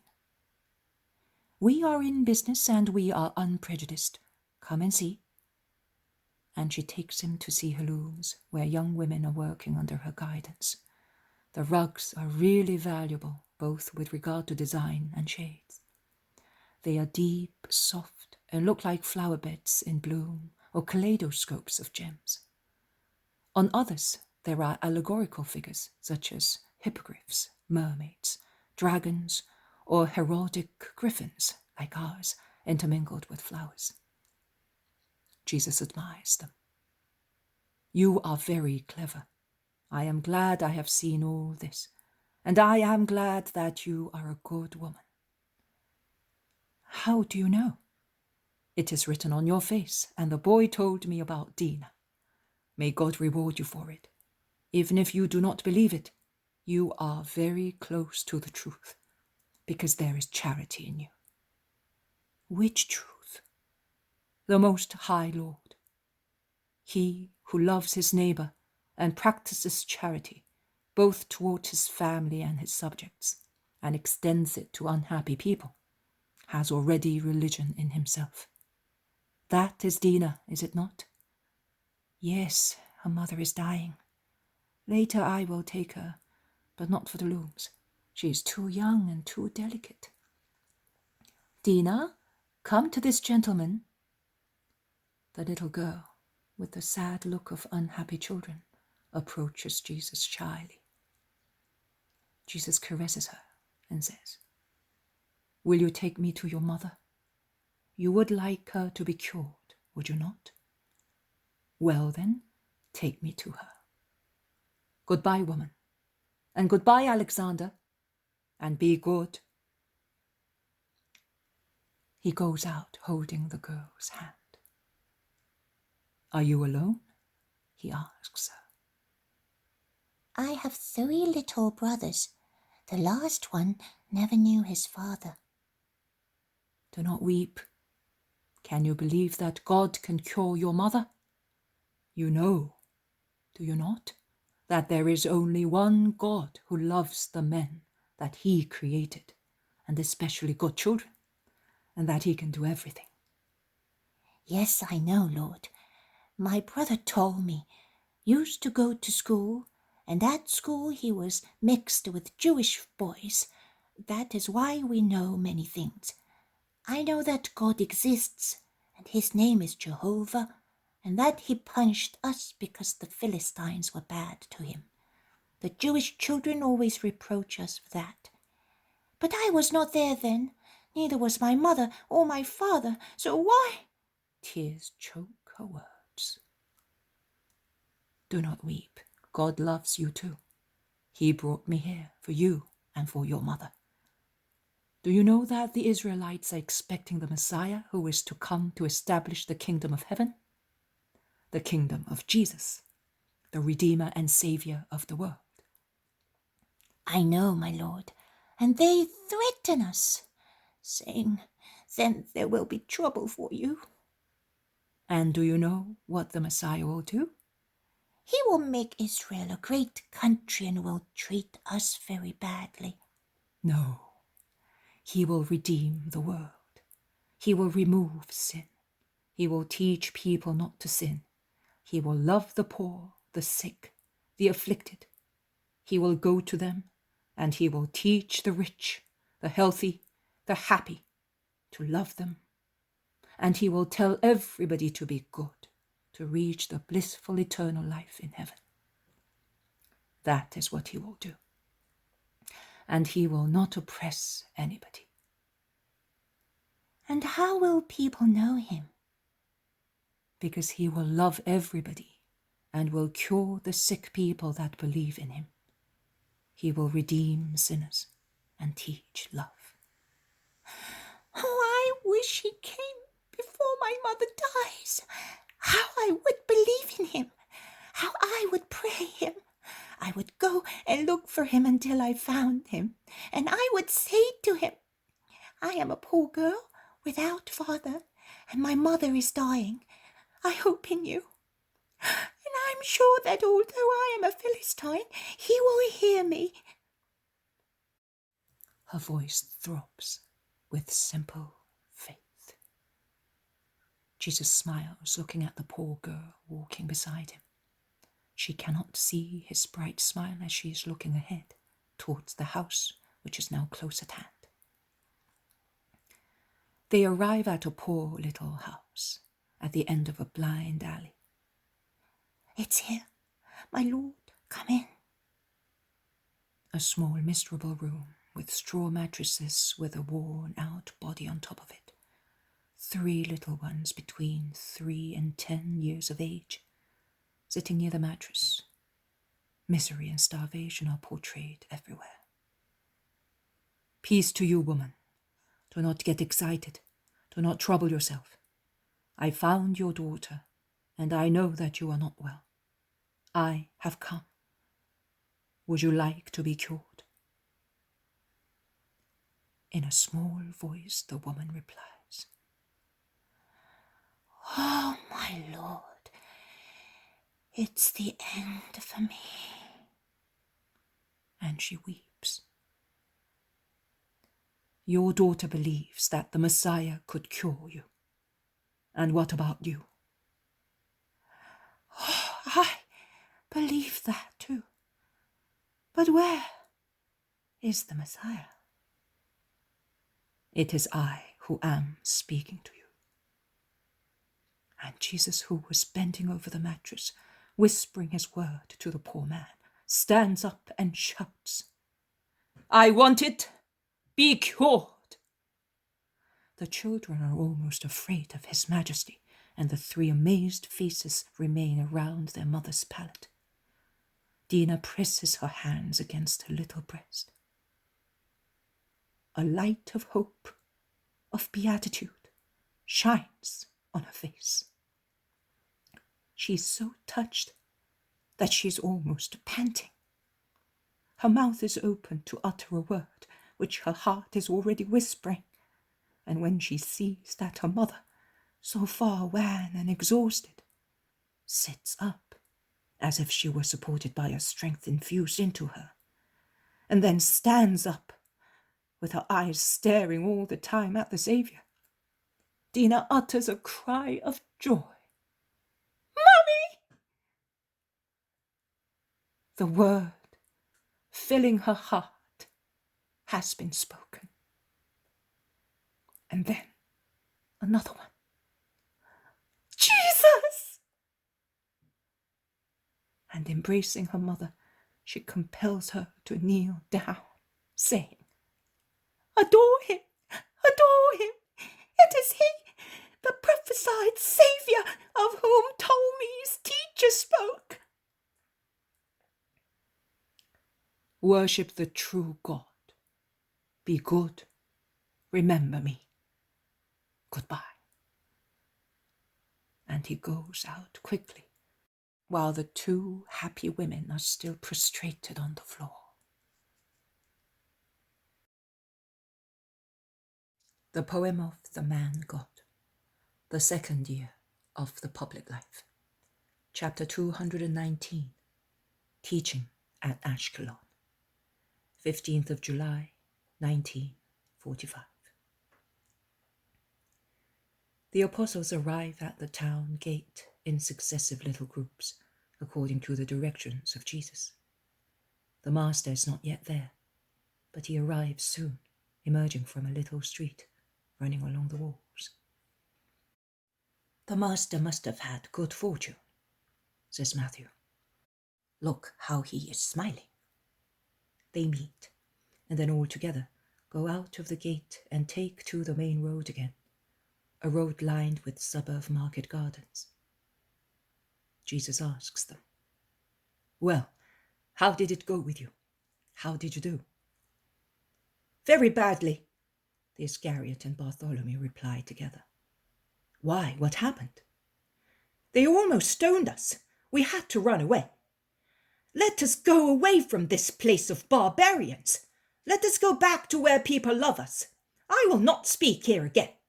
Actually, I have no intention of speaking. Then I allowed myself to be convinced, and you did not stop me. And yet you know how things are." The Iscariot is angry. "But what happened to you?" I had joined Matthew, James, and Andrew. We went to Judgment Square, because it is the meeting place of refined people who have plenty of time to listen to those who speak. We decided that Matthew should speak, being the most suitable one to talk to publicans and their clients. And he began by speaking to two men who were quarrelling over the ownership of a field involved in an intricate inheritance. "Do not hate each other for what is perishable and for what you cannot take with you in the next life, but love each other so that you may enjoy the eternal good, which you can achieve by controlling your evil passions, without any other struggle, and thus win and possess God, That is what you were saying, is that right? And when 2 or 3 people approached us, he continued, listen to the truth that is teaching the world, so that the world may have peace. You can see that the world suffers because it entertains an excessive attachment for things that perish. The earth is not everything. There is also heaven, and in heaven there is God. As on the earth there is now his Messiah, who sent us to inform you that the time of mercy has come, and that no sinner can say, I shall not be heard, because he who is really repentant is forgiven, heard, loved, and invited to the kingdom of God. Many people had already gathered together, and some were listening respectfully, while some were asking questions, thus disturbing Matthew. I never replied to anybody to avoid interrupting the speech. I speak, and then I reply to any question at the end. Let them bear in mind what we want to tell them, and be silent. But Matthew wanted to reply at once, and they were asking us questions as well.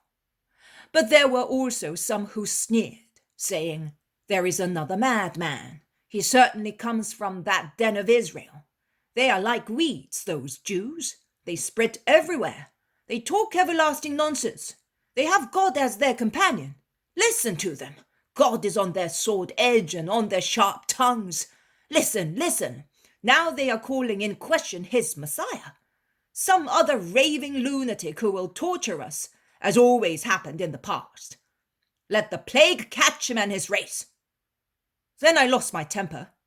I pulled Matthew back as he was going on speaking, smiling as if they were paying homage to him, and I began to speak, taking Jeremiah as my starting point. See how the waters rise from the north and become an overflowing torrent. Upon hearing the noise of the water, you will lose your strength. Your pride, your hearts, your arms, your feelings, everything will collapse. Because the punishment of God for you, mischievous race, will have the roar of a waterfall, whereas it will be earthly armies and heavenly warriors to punish your stubbornness, attacking you by order of the heads of the people of God. And you, the remains of the island of sin and door of hell, will be exterminated. You have become arrogant because Herod has rebuilt your homes, but you will have shaved until you become hopelessly bald, and you will be struck by all sorts of punishments in your own towns and villages, in your valleys and plains. The prophecy is not yet dead. And I wanted to continue, but they rushed upon us, and only because a heaven-sent caravan was passing along one of the streets, we managed to take shelter, as stones were already flying. They hit the camels and their drivers. There was an uproar, and we made off. Afterwards, we remained quietly in a little suburb yard. Oh, I will never come back here again. I beg your pardon, but you offended them. It's your fault. Now we understand why they were so hostile when they came to drive us away, exclaims Nathanael, and he continues. Listen, Master, we, that is, Simon of Jonah, Philip, and I, had gone towards the tower overlooking the sea. There were some sailors and ship owners there, loading goods for Cyprus, Greece, and other more distant places.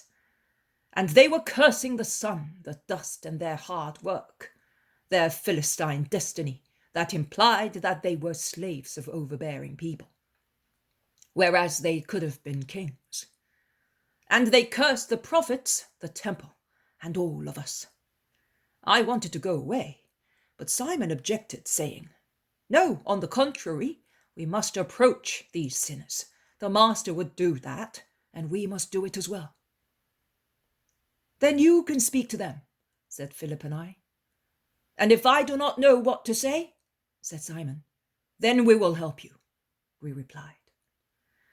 Simon then, smiling, went towards 2 men who had sat down perspiring on a huge bale they could not lift onto the boat, and he said, It's heavy, isn't it? It's not so much its weight as the fact that we are tired, and we have to complete the loading, because that's what the owner wants. He wants to sail when the sea is calm. because this evening the sea will be rough, and he must be beyond the rocks to be out of danger." "Rocks in the sea?" "Yes, over there, where the water foams, a nasty spot."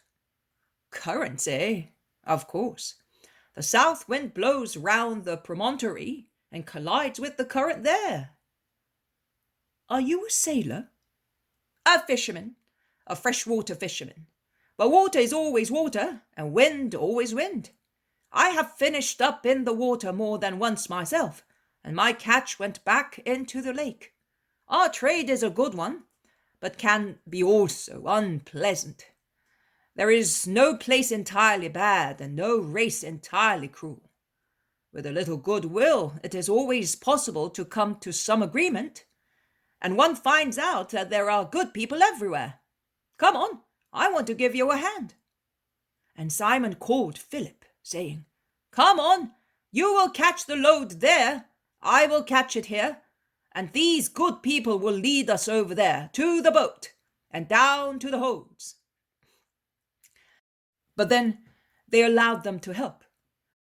After putting the bale in its place, and others which were on the bridge as well, Simon began to praise the boat, as he only knows how, and he praised the sea, the town that was so beautiful as seen from offshore, and he took an interest in navigation and in foreign towns.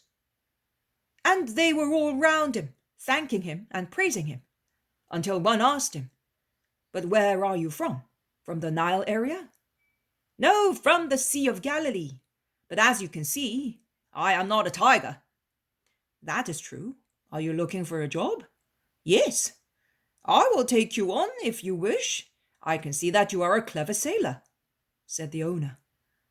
"I instead will take you." "Me? But did you not tell me that you want a job?" "That is true. My work is to take men to the Messiah of God. You are a man, so you are work for me." "But I am a Philistine." "And what does that mean?" "It means that you hate us, that you have persecuted us from time immemorial. Your chiefs have always said so." "The prophets, eh? But now the prophets are voices which no longer shout. Now there is only the great holy Jesus. He does not shout, but calls people with a friendly voice. He does not curse, he blesses. He does not cause misfortunes, but removes them. He does not hate, and does not want anyone to hate. On the contrary, he loves everybody, and he wants us to love also our enemies. In his kingdom, there will no longer be winners and losers, free men and slaves, friends and enemies. There will no longer be such distinctions which hurt, which are the consequence of human wickedness. But there will be only his followers, that is, people who live in love, in freedom, in the victory over everything which is burdensome or sorrowful. I beg you, please believe my words and desire him. The prophecies were written, but he is greater than the prophets, and prophecies are obliterated for those who love him. See this beautiful town of yours? You would find it much more beautiful in heaven, if you went so far as to love our Lord Jesus, the Christ of God. That is what Simon was saying, and he was simple and inspired at the same time, and everybody listened to him diligently and respectfully. Yes, respectfully. Then some citizens came out of a street shouting, and they were armed with clubs and stones, and they saw us, and they knew from our clothes we were foreigners. And now I understand, they realized that we were of your race, Judas, and they thought that we were all of your kind. If those on the boat had not protected us, we would have been in trouble. They lowered a lifeboat and took us away by sea, and they let us ashore near the gardens, where we were at midday, and from there we came here together with the people who cultivate flowers for the rich of the country. But Judas, you have ruined everything. Is that the way to abuse people? It is the truth. but it is to be used discreetly. Peter did not tell lies, but he knew what to say, retorts Nathanael. Oh, me? I tried to put myself in the place of the master, and I thought he would be so kind. And I as well, says Peter simply. I like strong attitudes. They are more regal. Your usual idea. You are wrong, Judas. The master has been endeavoring to correct that idea of yours for a year. But you will not yield to corrections. You are as obstinate in your error as those Philistines upon whom you rushed, says Simon the Zealot reproachfully. When did he ever correct me for that? In any case, everybody has his own ways and makes use of them.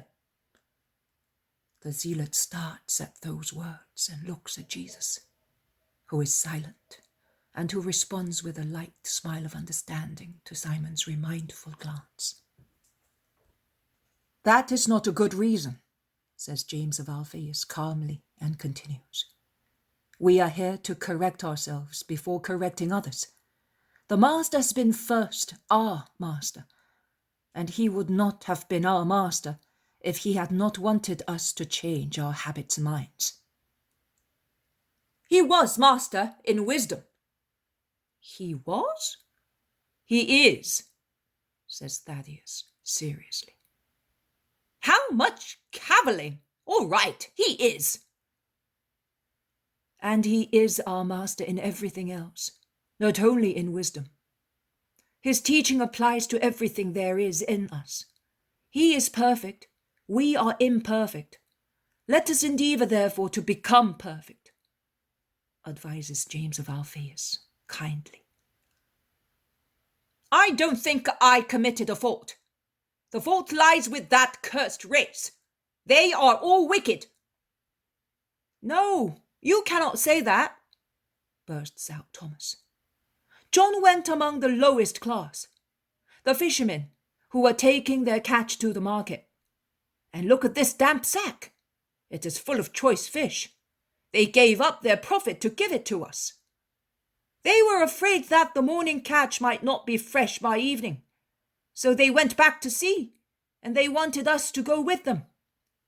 We seemed to be on the Lake of Galilee, and I can assure you that if the place reminded us of it, if also the boats full of keen faces reminded us, John reminded us much more. He seemed another Jesus.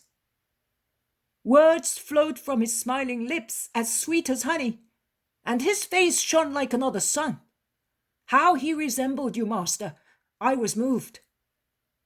We were at sea for 3 hours, waiting for the nets, stretched out between floats to become full of fish, and they were 3 hours of utter happiness.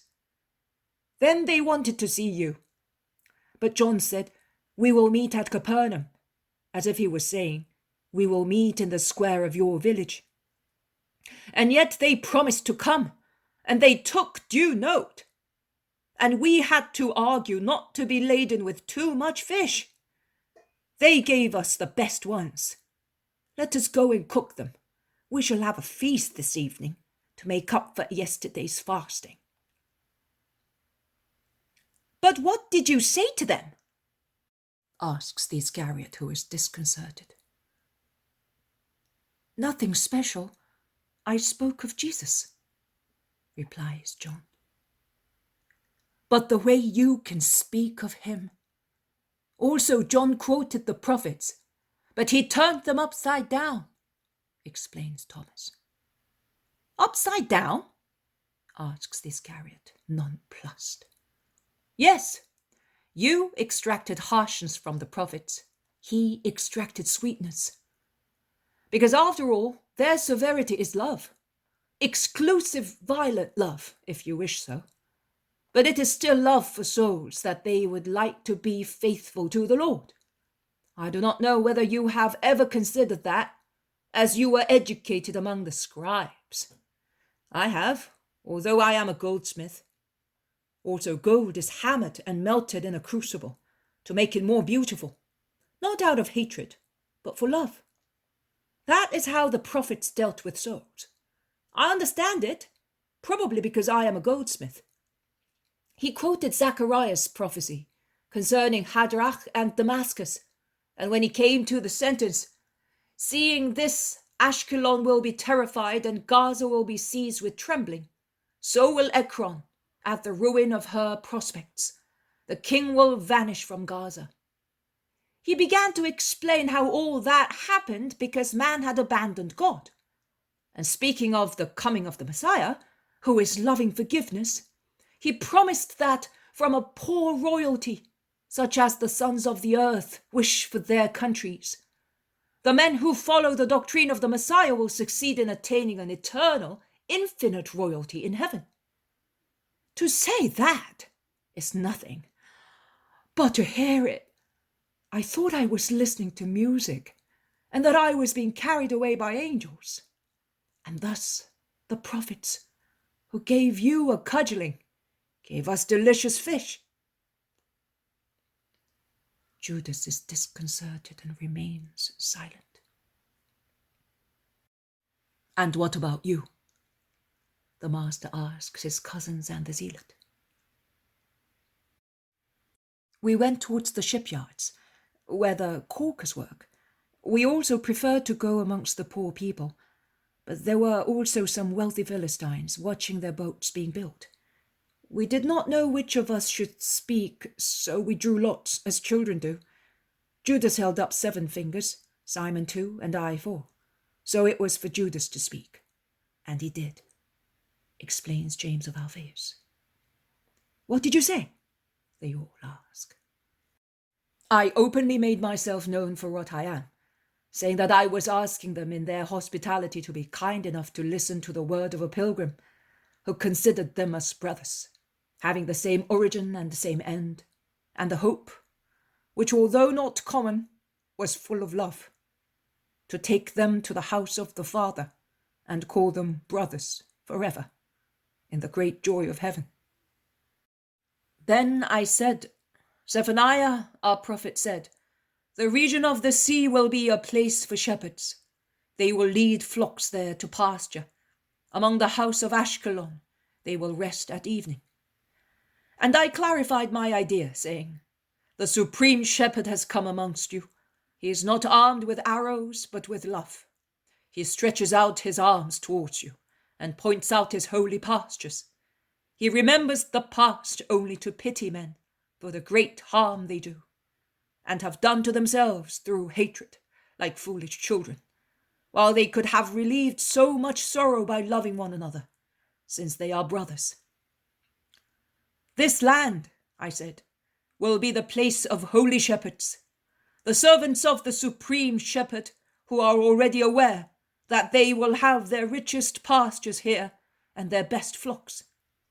And their hearts, in their declining years, will be able to rest, thinking of your hearts and the hearts of your children, more intimate than friendly homes, because Jesus our Lord will be their master. They understood me. They asked me questions. Nay, they asked us all questions. And Simon told them of his cure. My brother spoke of them, of your goodness towards the poor. And here is the proof.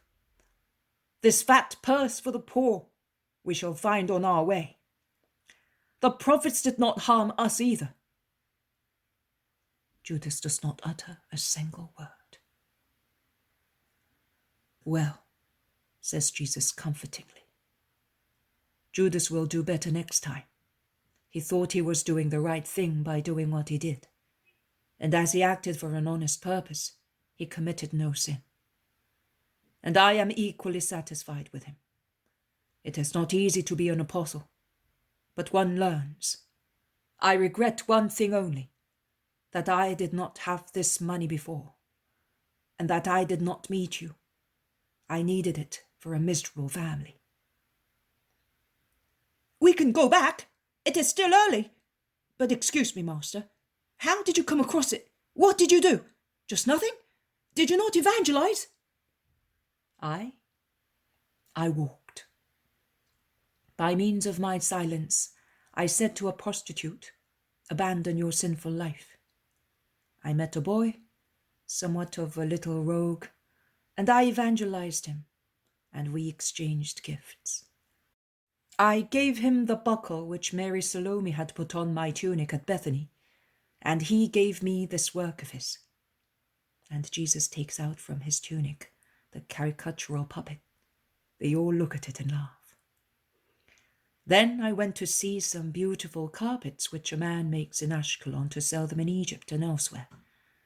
And I comforted a little fatherless girl, and I cured her mother. And that is all. And you think that is little? Yes, because there was also the need of some money, but I had none. But let us go back. We did not upset anyone, says Thomas. And what about your fish? Says James of Zebedee, jokingly. The fish? Well, you, who are anathematized, go to the old man who is giving us hospitality and start preparing. We will go to town. Yes, says Jesus, but I will show you the house from a distance. There will be many people. I will not come, because they would keep me. I do not wish to offend our host who is waiting for us by declining his invitation. Rudeness is always against charity. The Iscariot lowers his head even more and becomes purple. Such is the change of his colour, remembering how often he has committed that fault. Jesus resumes. You will go into the house and look for the little girl. She is the only girl there, so you cannot be mistaken. You will give her this purse and say to her, God sends you this because you believed. It is for you, your mummy, and your little brothers. Nothing else. And come back at once. Let us go. And the group breaks up as Jesus goes to town with John, Thomas, and his cousins, whereas the others go towards the house of the Philistine market gardener.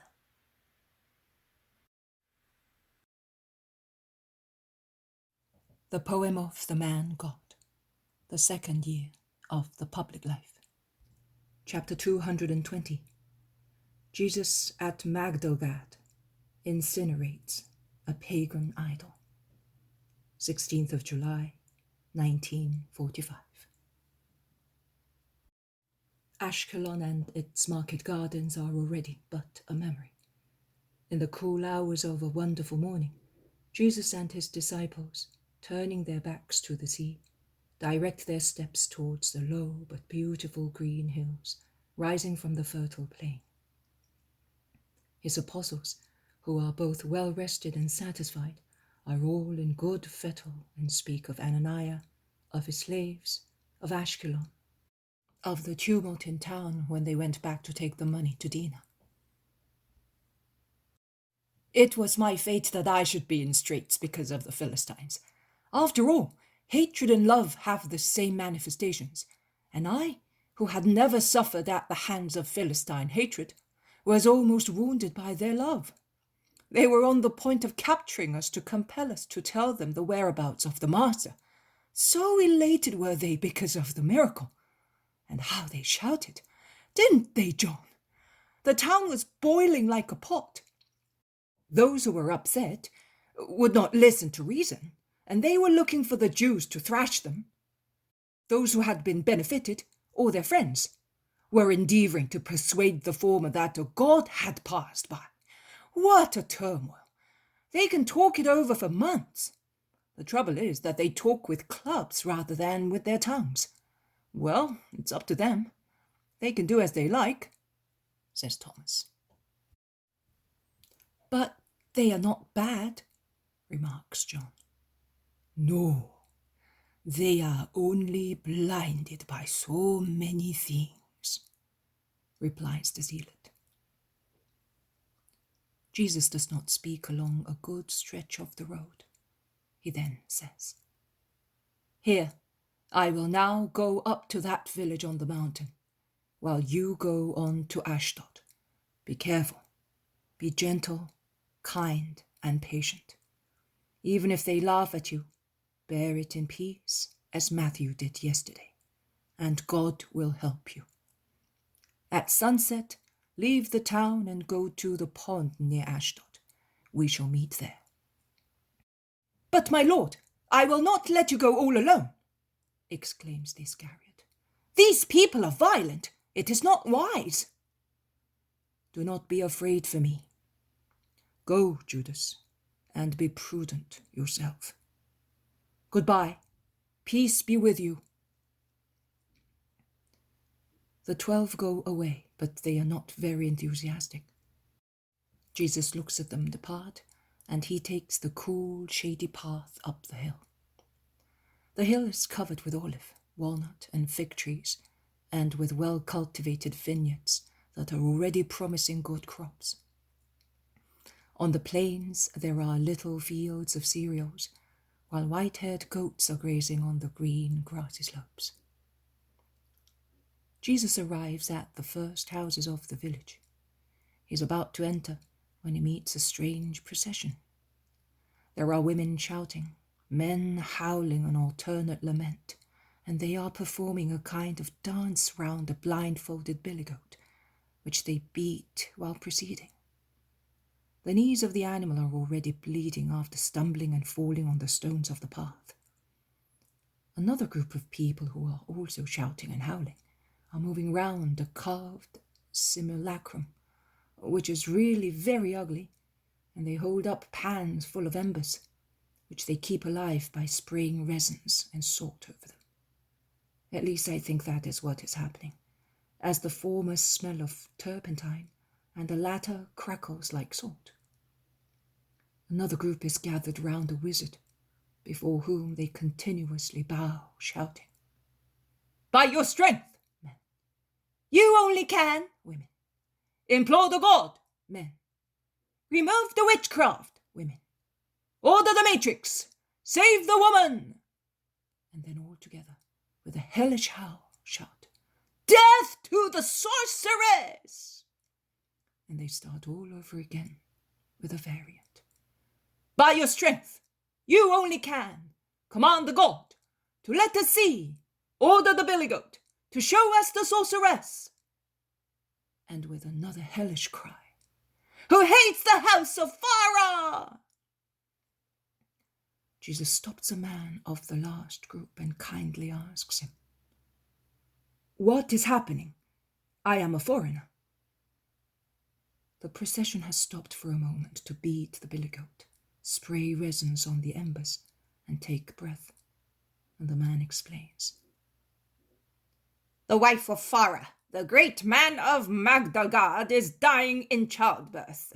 Someone who hates her has cast a spell on her. Her womb has become strangulated, and the child cannot come into the world. We are looking for the sorceress to kill her.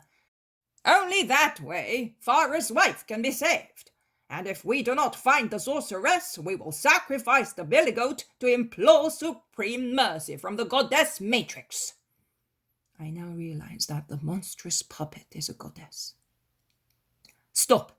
I can cure the woman and save her son. Tell the priest, says Jesus, to the man and to 2 more who have approached him. Are you a doctor? More than a doctor. The 3 men elbow their way through the crowd and go to the idolatrous priest. They speak to him. The rumor spreads. The procession, which had set out again, stops.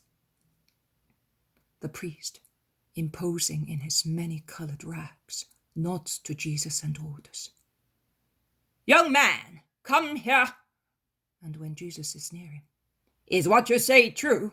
Mind you, if what you say does not happen, we will infer that the spirit of the sorceress is embodied in you, and we will kill you in her place. What I said is true. Take me to the woman at once, and in the meantime, give me the billy goat. I need it. Remove the bandage from its head and bring it here. They do so. The poor, stunned, staggering, bleeding animal is brought to Jesus, who caresses its thick black coat. Now, you must obey me in everything. Will you do that? Yes, shout the crowd. Let us go. Do not shout any more, and stop burning resins. It is an order. They enter the village, and along the main street, they go to a house situated in the center of an orchard. Shouting and crying can be heard through the wide open doors, and above all, the lugubrious, dreadful laments of the woman who cannot give birth to her child. They run to tell Farah, who, looking wan and with ruffled hair, comes forward together with 2 weeping women and some useless wizards who are burning incense and leaves on copper pans. "Save my wife! Save my daughter! Save her! Save her!" shout in turn the husband, the old woman, and the crowd.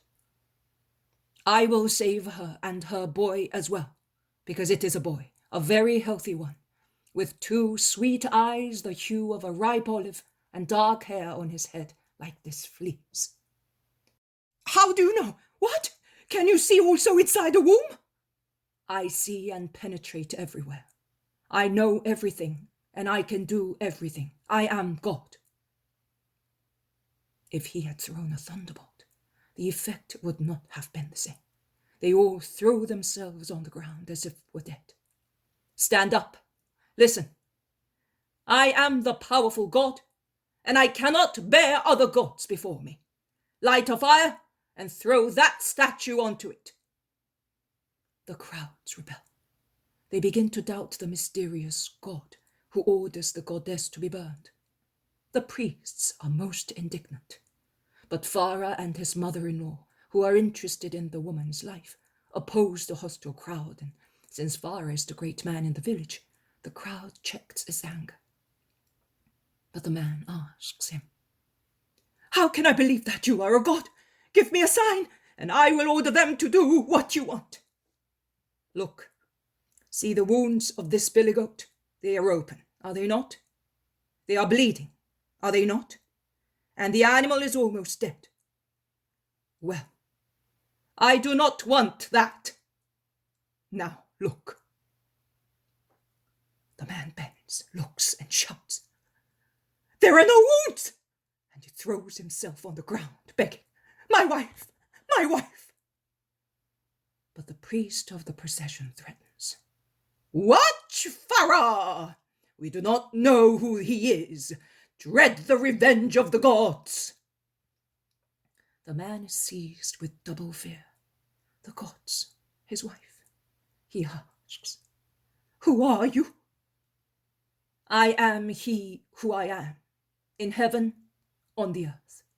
All power is subject to me. Every thought is known to me. The dwellers of heaven adore me. Those in hell fear me. And those who believe in me will see all wonders being performed." "I believe. I believe. Your name?" "Jesus Christ, the incarnate Lord. Burn that idol. I cannot bear gods in my presence. Put out those thuribles. Only my fire is powerful and willing. Obey, or I will incinerate that vain idol, and I will go away without saving anyone." Jesus is awesome in his linen robe, from the shoulders of which hangs his blue mantle behind him, his arm raised in a gesture of command, his face gleaming. They are afraid of him. No one speaks. In the silence, the heart-rending, exhausting cries of the suffering woman are distinctly heard. But they are still reluctant to obey. Jesus' face is becoming more and more awesome to human eyes. It is really a fire burning both matter and souls. And the copper pans are the first to suffer. The men holding them are compelled to throw them away, as they can no longer stand their heat. And yet the coal seems to be out. Then the idol-bearers are forced to lay on the ground the litter which they were carrying shoulder high, as the shafts are becoming carbonized, as if a mysterious flame burned them.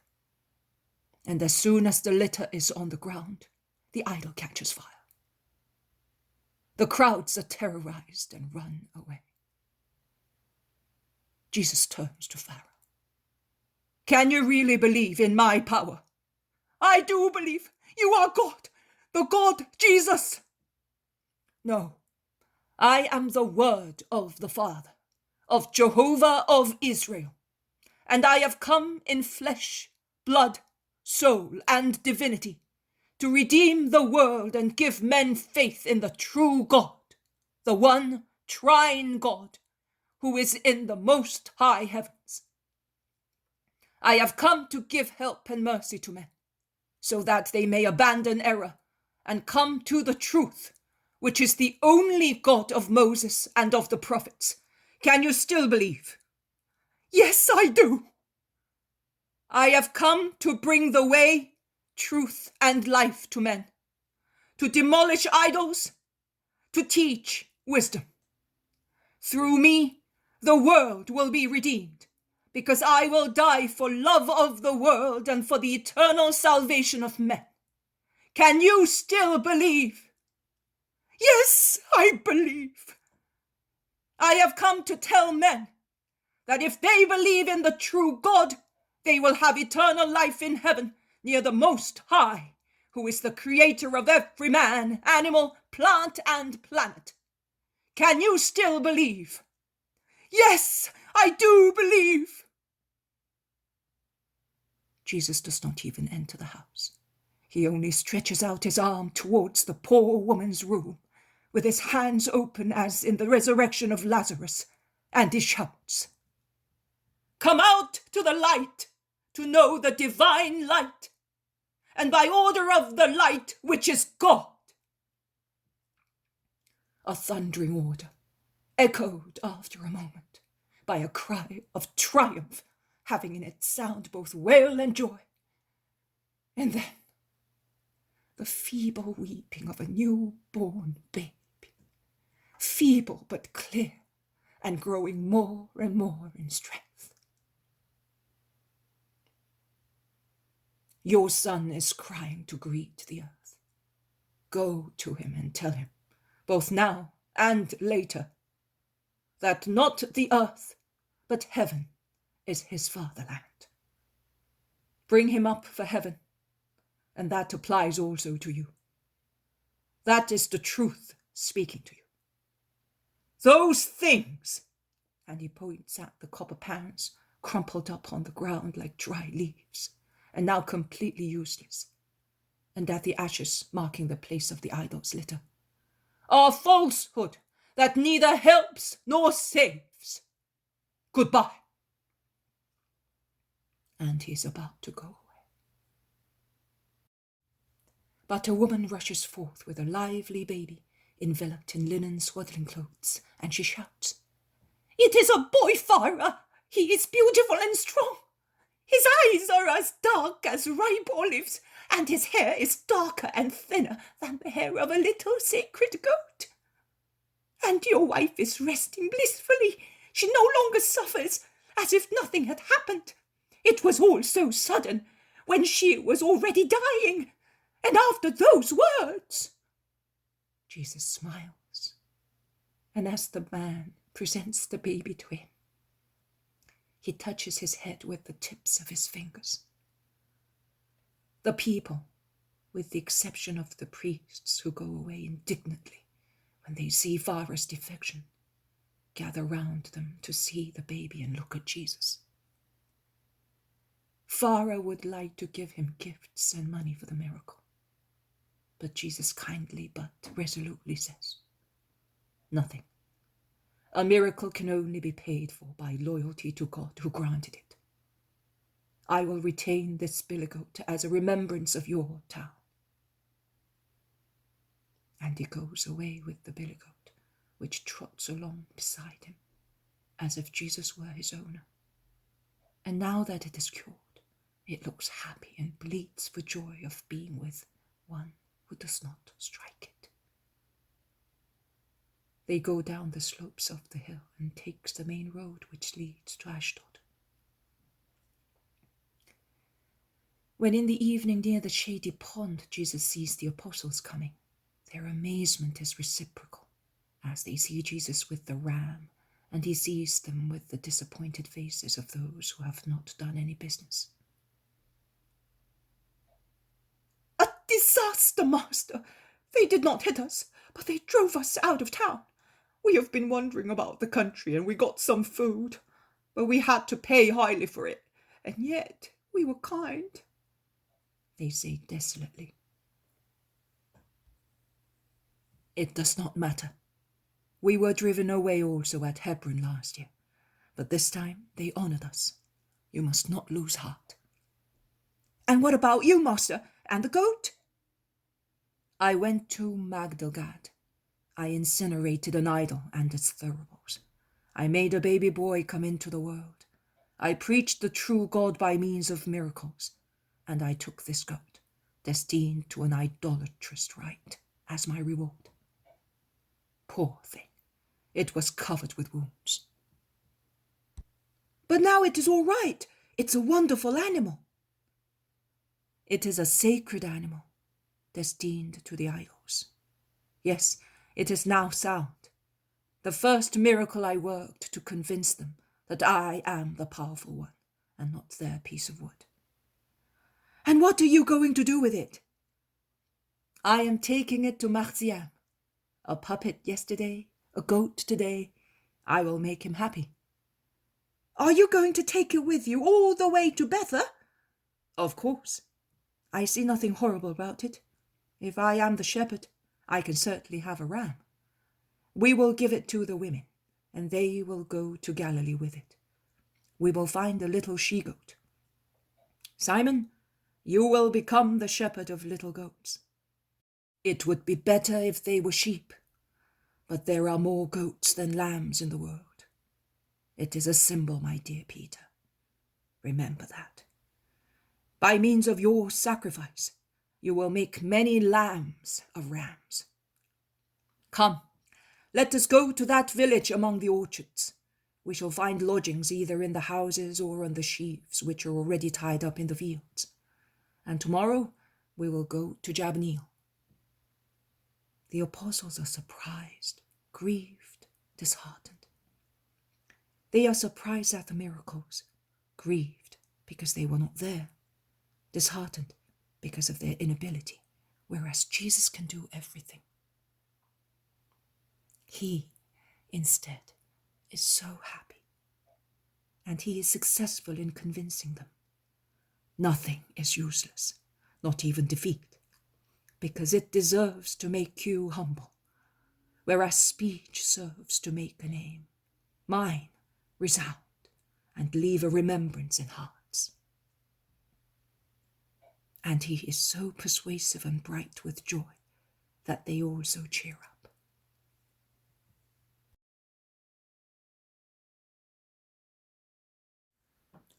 The poem of the man God, the second year of the public life. Chapter 221, Lesson to the Apostles going to Jabneel, 17th of July, 1945. Shall we go to Ekron from Jabneel? Asked some of the apostles while walking across a very fertile country, in which the corn is taking its final sleep in the bright sunshine that has ripened it. The mown fields resemble immense, sad deathbeds, now that they are bereft of corn ears, with loads of corn awaiting to be carried elsewhere. But if the fields are barren, the orchards are a most pleasant sight, with the fruit about to ripen, changing colour from the green of the little hard ones to the soft, yellowish, pinkish, waxy, shiny shades of those that are more ripe. The figs open their very sweet caskets of flower fruits, bursting their elastic skins to reveal, through whitish green or violet cracks, a transparent jelly replete with tiny seeds, which are darker in colour than the pulp itself. With each tiny wafting breeze, The olive trees shake. Likewise, the oval-shaped fruits suspended on delicate stems amid the silver-green foliage. The dignified walnut trees sustain their firm, stalked fruits, which smell within the plush of the husks, while the almond trees are ripening their fruits, as is evidenced by the velvety texture and changing color of the individual nuts. Grapes, in general, are swelling, while a few bunches, favorably placed, try to show the topaz or ruby of maturity. Day by day, the cacti on the plain or lower hillsides are becoming a brighter sight, with magnificent coloration on the seed clusters, contained within and held skywards, and ripened within the protection of the strong thorny leaves. Isolated palm trees and thick carob trees remind one of nearby Africa, and while the former click the castanets of their hard, fan-shaped leaves, the latter have dressed themselves in dark enamel and are standing haughtily stiff on their lovely foliage. Tall, agile goats, both white and black, all with long, curved horns and soft, keen eyes, feed on cacti and attack fleshy agaves, those huge brushes with hard, thick leaves, which, like open artichokes, shoot up from the center of their hearts, their gigantic 7-branch stalk, resembling a cathedral candelabrum, with its sweet-smelling yellow-red flower blazing on top. Africa and Europe have come together to cover the ground with most beautiful vegetation, and as soon as the apostolic group leaves the plain to take a path that climbs up the hill, literally covered with vineyards on the side facing the sea, a rocky, calcareous slope where the grapes must be of immense value and their juice changes into julep, there appears the sea. My sea, the sea of John, the sea of God. It appears draped in its immense blue silk creep, and it speaks of distances, of infinity, of power, while it sings with the sky and the sun, the trio of the creating glories. And the plain stretches out in its full undulated beauty, with simulations of hills only a few feet high, adjoining flat areas with golden dunes stretching as far as towns and villages on the sea, white spots on the blue sea. How beautiful! How beautiful! Whispers John ecstatically. My lord, the sea is the life of that boy. You must destine him for the sea. He seems to be seeing his pride when he sees the sea, says Peter, who does not discriminate much between sea and lake, and he smiles kind-heartedly. He is already destined, Simon. You are all destined. Oh God, and where are you sending me? Oh, you. Tell me, be good. To a place which is greater than your town and mine and Magdala and Tiberias all put together. I will get lost. Do not be afraid. You will look like an ant on a large skeleton, but going to and fro untiringly, you will bring the skeleton back to life. I don't understand that at all. Tell me more clearly. You will understand. You certainly will. And Jesus smiles. And what about me? And me? They all want to know. This is what I will do. And Jesus bends. They are on the gravelly bank of a torrent, in the central part of which the water is still quite deep, and he picks up a handful of very fine gravel. He throws it into the air, and it falls, spreading in all directions. There you are. Only this tiny stone is left in my hair. You will be scattered like that. And you, brother, represent Palestine, don't you? Asks James of Alphaeus gravely. Yes, I do. I would like to know who will be left in Palestine? Asks James once again. Take this little stone as a souvenir. And Jesus gives the little piece of gravel, which had remained entangled in his hair, to his cousin James, and smiles. Could you not leave me in Palestine? I am the most suitable, because I am the coarsest, but I can still manage at home, whereas abroad, says Peter. On the contrary, you are the least suitable to remain here. You are all prejudiced against the rest of the world, and you think it is easier to evangelize in a country of believers rather than in a country of idolaters or Gentiles. It is instead the very opposite. If you considered what true Palestine offers us in its higher classes, and also, although to a lesser degree, in its people, and if you bore in mind that here, in a place where the name of Palestine is hated and the name of God in its true meaning is unknown, we have certainly not been received any worse than in Judea, in Galilee, and in the Decapolis. Your prejudices would vanish, and you would realize that I am right when I say that it is easier to convince ignorant people of the true God than those of the people of God, who are subtly guilty idolaters and proudly believe they are perfect and wish to remain as they are. How many gems, how many pearls I see where you can see land and sea only. The land of the multitudes which are not Palestine. The sea of mankind which is not Palestine, and which, as sea, desires only to receive searchers to give them those pearls, and as land, to be searched to allow those gems to be taken. There are treasures everywhere, but they are to be looked for. Every clod of earth may conceal a treasure and nourish a seed. Every depth may hide a pearl. What? Would you perhaps expect the sea to make havoc in its depths by means of furious storms, to detach pearl oysters from their beds and open them by the striking power of billows, and thus offer them on the shore to lazy people who do not want to work? To cowards who do not want to run risks? Would you expect the earth to make trees out of grains of sand and give you fruit without any seed? No, my dear. Fatigue, work, courage are required, and above all, no prejudices.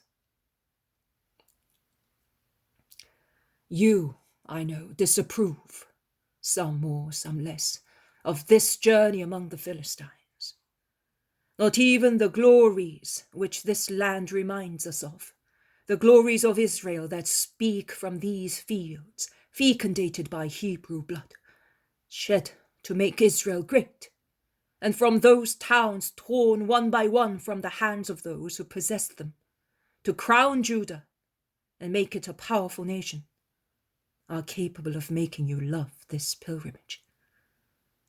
And I will not say to you, not even the idea of preparing the ground to receive the gospel and the hope of saving souls can convince you.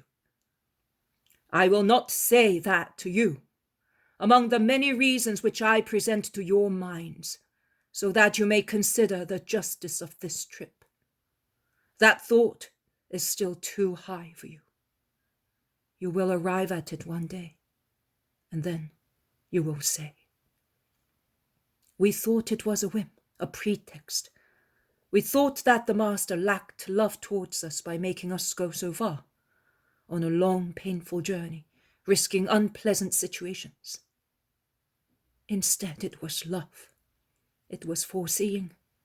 It was to smooth our way, now that we no longer have him with us, and we feel more lost than ever. Because then we were like vine shoots which grow in all directions, but they know that the vine will nourish them, and that nearby there is a strong pole to support them. Now instead we are shoots which must form a pergola by themselves, being still nourished by the stump of the vine, but with no trunk on which to lean. That is what you will say, and you will thank me.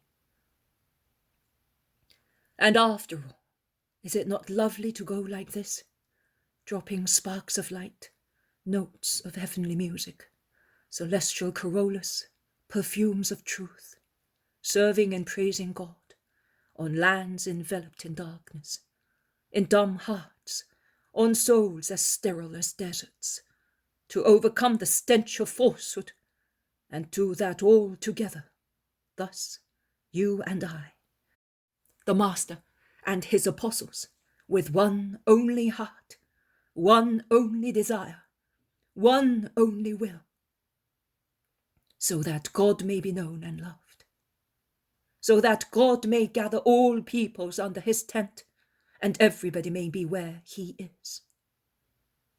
That is the hope, the desire, the hunger of God.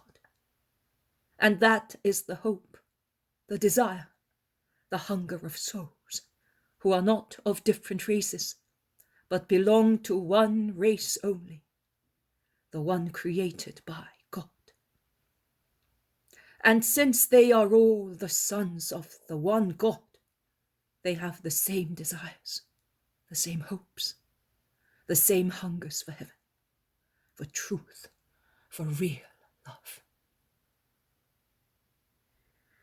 Centuries of error seem to have changed the instinct of souls, but it is not so.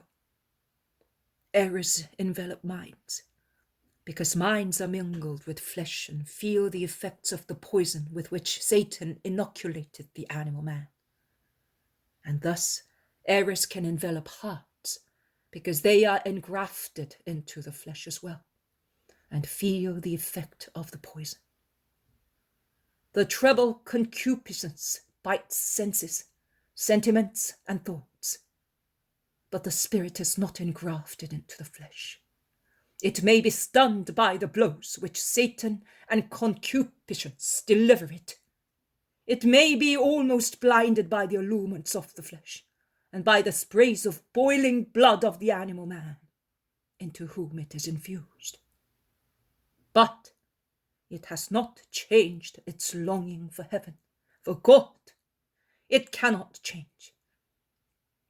See the clear water of this torrent. It descended from the sky, and it will go back to the sky through the evaporation of water caused by winds and sun. It descends and rises again. Elements are not consumed. They go back to their origin. The spirit goes back to its origin. If this water here, among these stones, could speak, it would tell you that it longs to go back to the sky, to be blown by the winds along the fields of the firmament, a soft white cloud, or a pinkish one at dawn, or bright copper at sunset, or like a violet flower at twilight when stars begin to peep.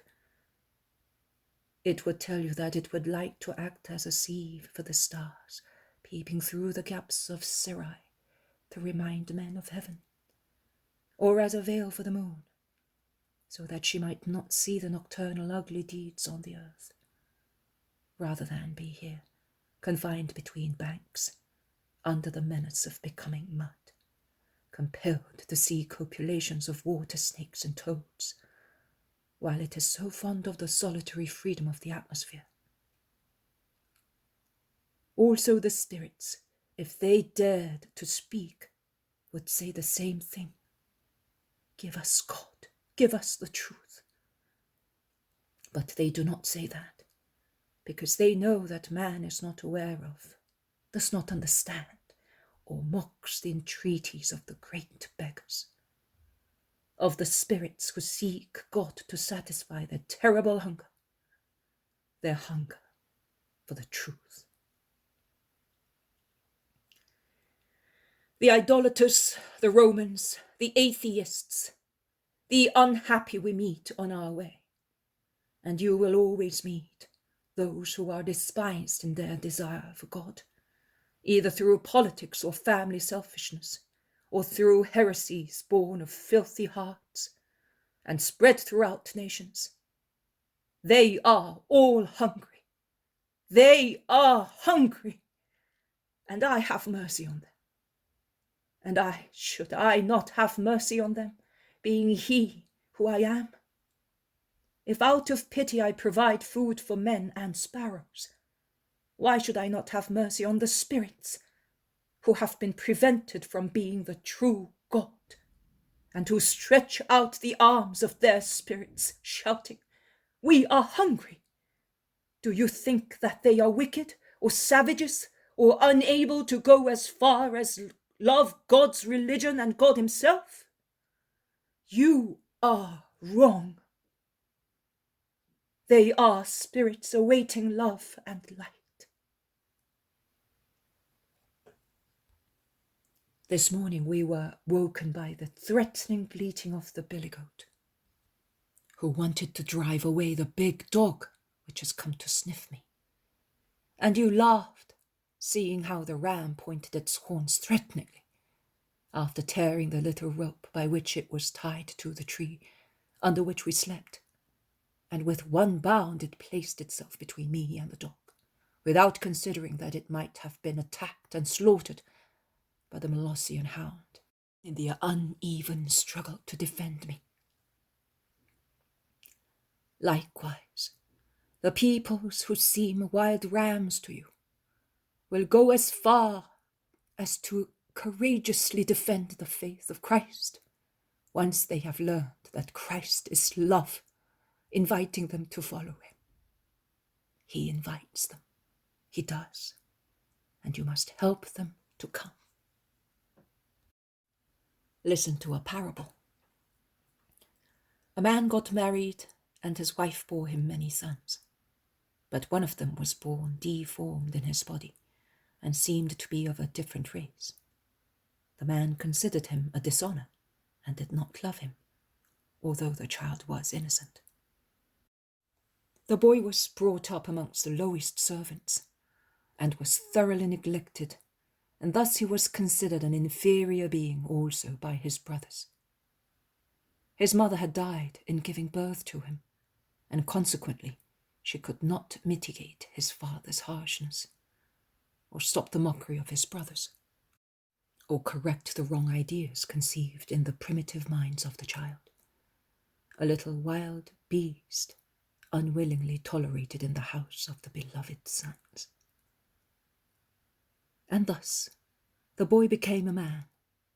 His reason developed late, but finally reached maturity, and he understood that it was unfair for a son to be brought up in a stable, to be fed with a piece of bread and clothed with rags, without ever receiving a kiss, or being spoken to, or being invited to his father's house.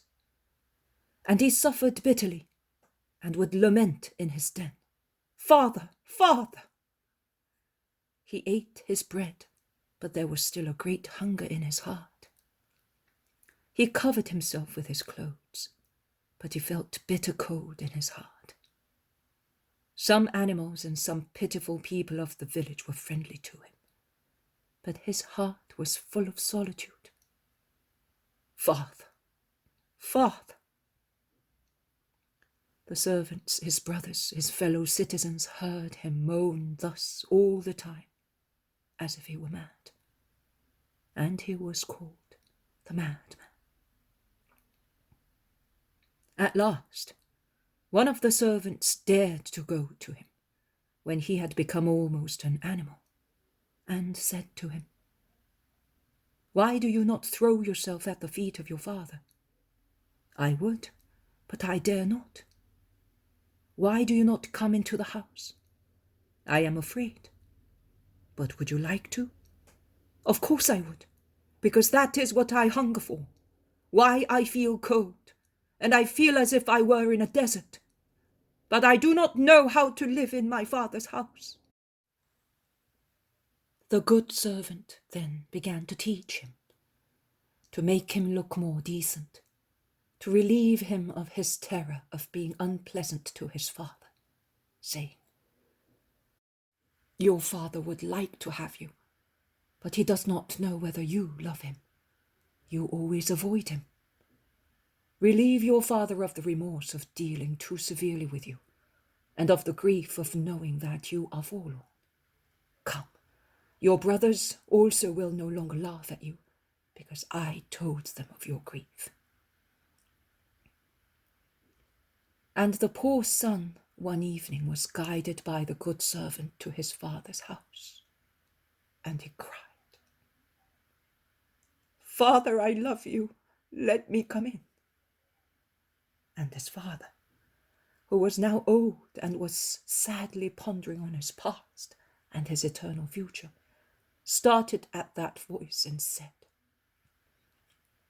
"My sorrow is subsiding at last, because in the voice of my deformed son I heard my own. And his love is the proof that he is blood of my blood and flesh of my flesh.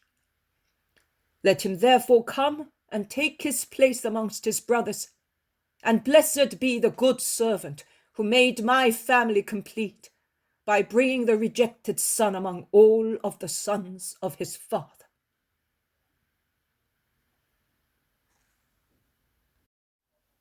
That is the parable. But in applying it, you must bear in mind that the father of the spiritually deformed sons, that is, God, because schismatics, heretics, those who are separated, are spiritually deformed, was compelled to be severe by the voluntary deformities wanted by his sons. But his love never yielded.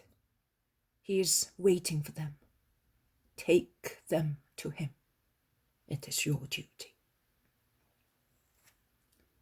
I taught you to say, "Our Father, give us this day our bread." But do you realize what "our" means? It does not mean yours or you 12. Not yours as disciples of the Christ, but yours as men, for all men, for the present and the future ones, for those who know God and for those who do not know him, for those who love God and his Christ, and for those who do not love him or love him badly.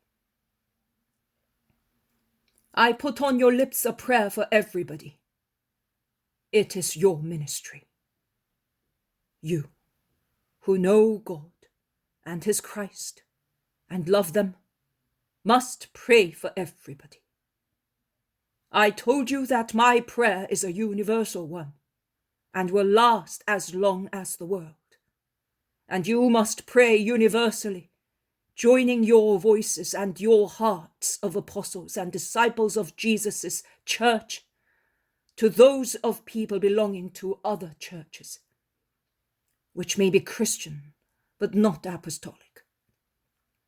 And you must insist, because you are brothers, you in the house of the Father, they outside the house of the common Father, with their hunger, their homesickness, until they also, like you, are given the true bread, which is the Christ of the Lord, which is administered on apostolic tables, not on any other, where it is mixed with impure elements. You are to insist until the Father says to those deformed brothers, "My grief is subsiding, because I heard the voice and the words of my only begotten, firstborn, in your voices." Blessed be those servants who have led you to the house of your Father in order to complete my family. Servants of an infinite God, you must put infinity in every intention of yours. Have you understood? There is Jabneel. Once the ark passed by here on its way to Ekron, which was not able to keep it, and sent it back to Beth Shemesh. The ark is going to Ekron once again. John, come with me. All the others will remain in Jabneel. Meditate and be careful how you speak. Peace be with you. And Jesus goes away with John and the ram, which, bleating, follows him like a dog.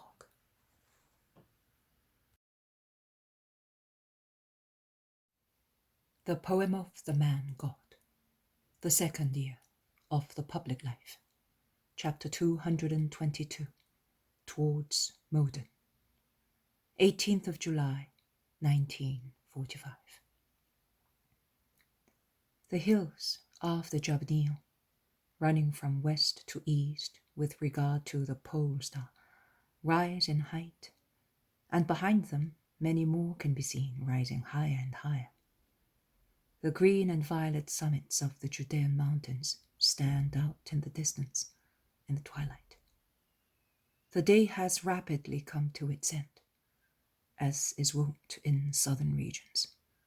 From the bright red sunset, in less than 1 hour, it has passed to the first twinkling of stars, and it seems impossible that the blazing sun has gone out so suddenly, deleting the blood-red sky with a thicker and thicker veil of red amethyst, which later becomes mallow and gradually changes colour, becoming more and more singing. Nightingales, gurgling waters, rustling leaves, chirping crickets, and toads, which with the accompaniments of oboes singing to the dew. Perhaps also the stars are singing up there, as they are closer to the angels than we are. The heat is abating in the air of the night, damp with dew, so pleasing to herbs, men, and animals.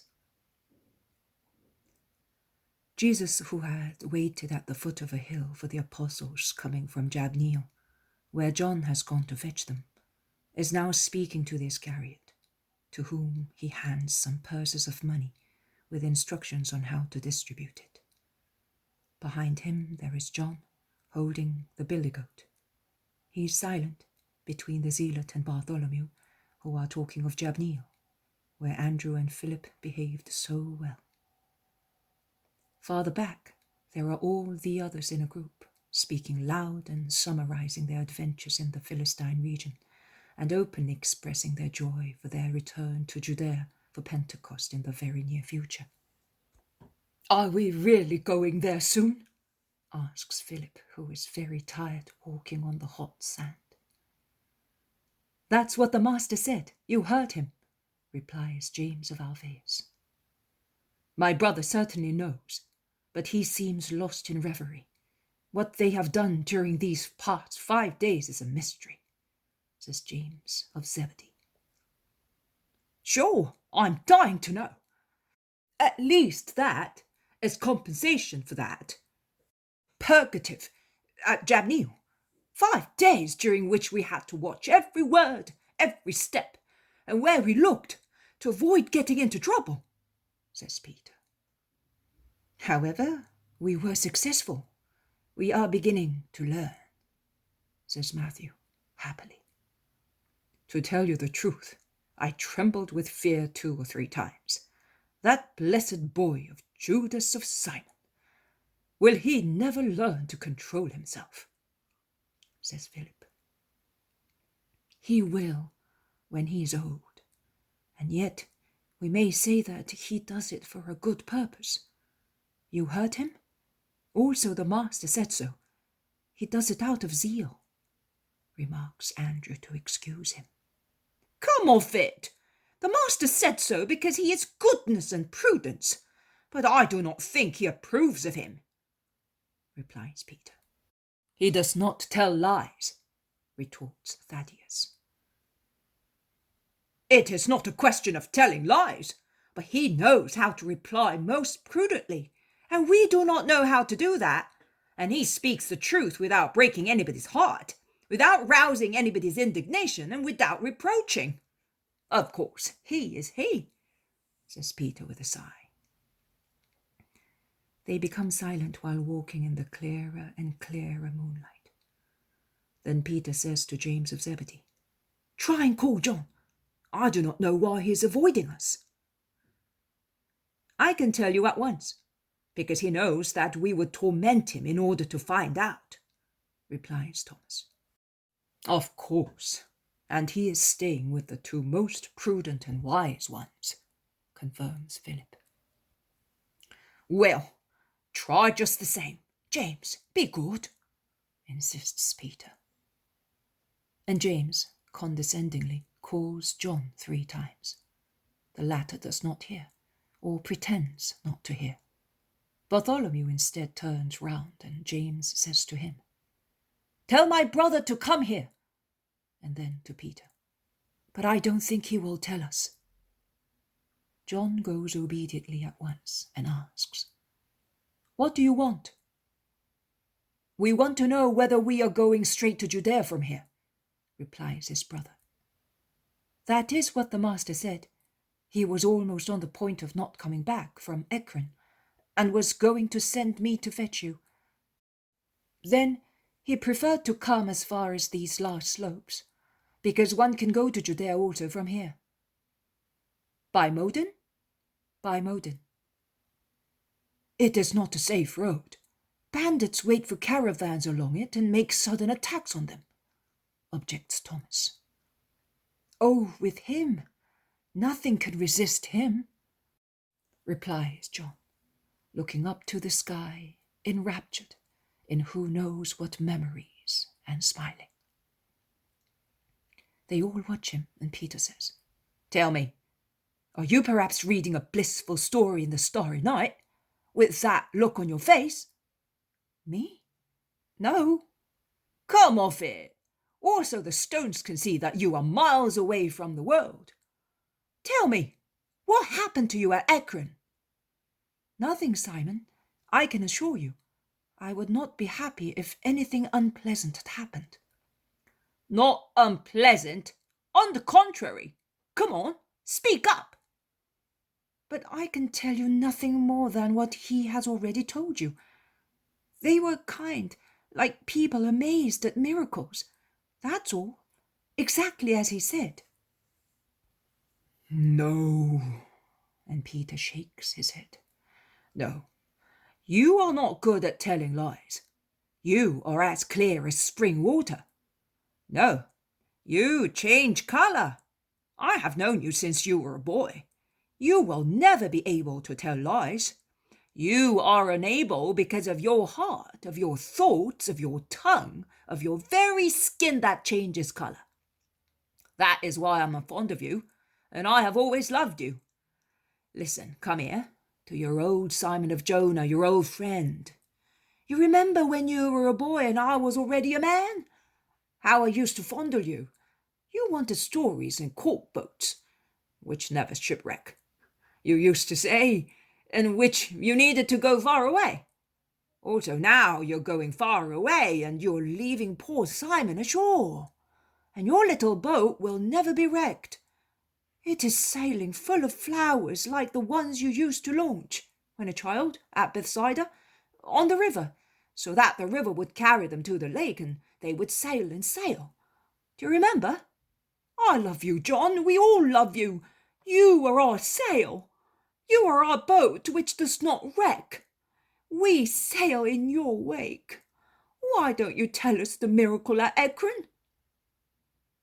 Peter has spoken, clasping with one arm the waist of John, who endeavours to elude the question, saying, "Since you are our chief, why do you not speak to the crowds with the same persuasive strength as you are using with me? They need to be convinced, not I." "Because I feel more at ease with you. I love you, but I do not know them," says Peter, excusing himself. "And you do not love them. That's your mistake. Love them, even if you do not know them. Say to yourself, they belong to our Father. You will then seem to know them, and you will love them. You will see in them so many Johns." "That is easily said, as if asps and hedgehogs could be exchanged for you, my eternal boy." Oh no, I am like everybody else. No, brother, not like everybody. We, with the exception perhaps of Bartholomew, Andrew, and the Zealot, would have told everybody what happened to us and made us happy.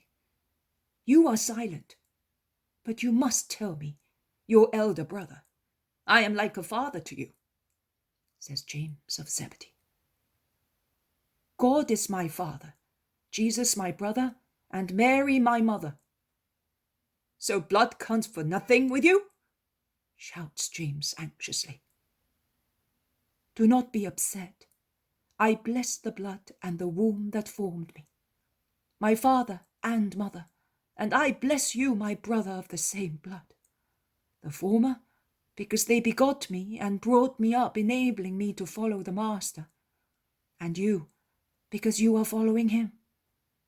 Since my mother became a disciple, I love her in two ways, with my flesh and blood as a son, with my soul as her fellow disciple. Oh, what a joy to be united in his love! Jesus has come back after hearing James's excited voice, and the last words clarify the situation to him. Leave John alone. It is quite useless to torment him. He is very much like my mother, and he will not speak. Well, you tell us then, they all implore. Well, here it is. I took John with me because he is the most suitable for what I wanted to do. I have been helped, and he has been perfected. That is all. Peter, John's brother James, Thomas, the Iscariot, look at one another, making wry mouths, disappointed as they are. And Judas Iscariot, not satisfied with being disappointed, says so. Why perfect him who is already the best? Jesus replies to him. You said, everybody has his way and makes use of it. I have mine. John has his, which is very like mine. Mine cannot be perfected. His can. And I want that to be, because it is right that it should be so. And that is why I took him, because I needed one who had that way and that so. So let there be no bad mood and no curiosity. Let us go to Modin. The night is serene, cool and clear. We shall walk as long as it is moonlight. Then we shall sleep until dawn. I will take the two Judases to venerate the tombs of the Maccabees, whose glorious name they bear. Only the two of us with you, exclaims the Iscariot happily. No, with everybody. But the visit to the tomb of the Maccabees is for you, that you may imitate them in a supernatural way, fighting and winning in a completely spiritual field.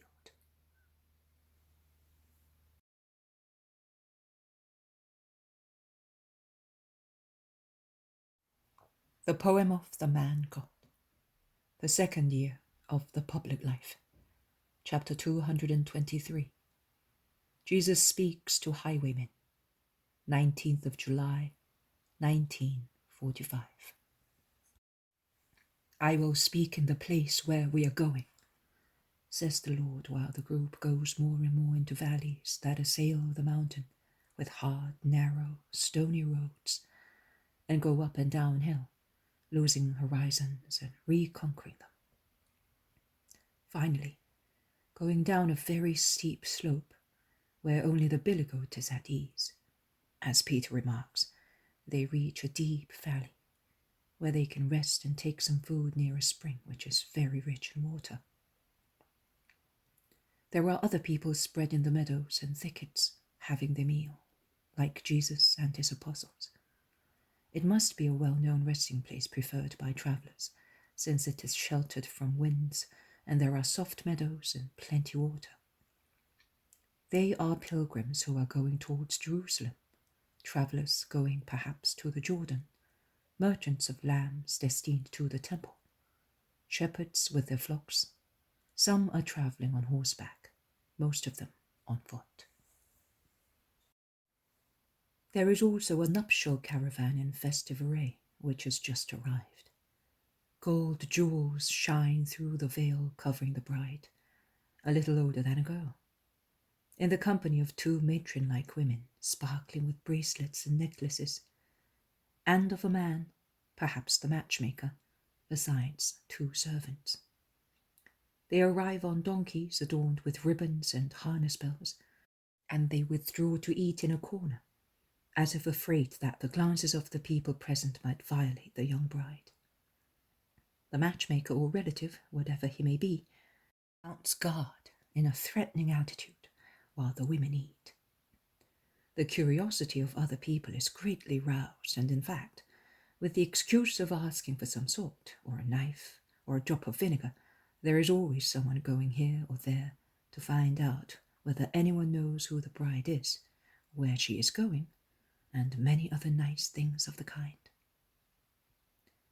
There is in fact one who knows where she comes from, where she is going, and is more than happy to tell everything he knows, also because he is prompted by another man who makes him more talkative by pouring out some very good wine for him. In a few moments, also the most secret details of 2 families are disclosed, with information on the trousseau which the bride is taking in the cases which are there, and on the wealth that is awaiting her in her husband's house, and so on. They thus learn that the bride is the daughter of a rich merchant in Joppa, and is getting married to the son of a rich merchant in Jerusalem, and that the bridegroom has preceded her to adorn the nuptial house for her impending arrival, and that the man who is accompanying her is a friend of the groom, and also the son of a merchant of Abraham, who deals in diamonds and gems, whereas the bridegroom is a gold beater, and the bride's father is a merchant dealing in woolen and cotton cloths, carpets, curtains. As the chatterbox is close to the apostolic group, Thomas hears him and asks, "Is the bridegroom perhaps Nathanael of Levi?" Yes, he is. Do you know him? I know the father well, because I did business with him. I am a little less familiar with Nathanael. A wealthy marriage. And the happy bride. She's covered with gold. Abraham, a relative of the bride's mother and the father of the groom's friend, distinguished himself, and so did the groom and his father. They say that the contents of those cases are worth many gold talents. Good Lord! Exclaims Peter, and he whistles a tune. He then says, I am going to have a close look to see whether the main goods correspond to the rest. And he stands up, together with Thomas, and they both go for a short walk round the nuptial group.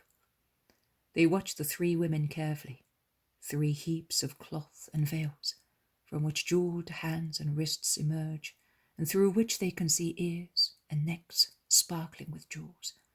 They also watch the boastful matchmaker, who swaggers so much as if he had to repel corsairs attacking a little virgin. He looks daggers also at the 2 apostles, but Thomas begs him to greet Nathanael of Levi on behalf of Thomas, called Didymus. And thus peace is made, so much so that while he is speaking, the bride manages to be admired, as she gets up in such a way that her mantle and veil falls off, and she appears in all the gracefulness of her body in clothes, showing her wealth worthy of an idol. She must be 15 years old at most, and her eyes are very alert. She moves about mincingly, notwithstanding the 2 matrons' disapproval of her affected ways. She unpins her plaits and then fastens them again by means of precious hairpins. She tightens her belt, which is studded with gems.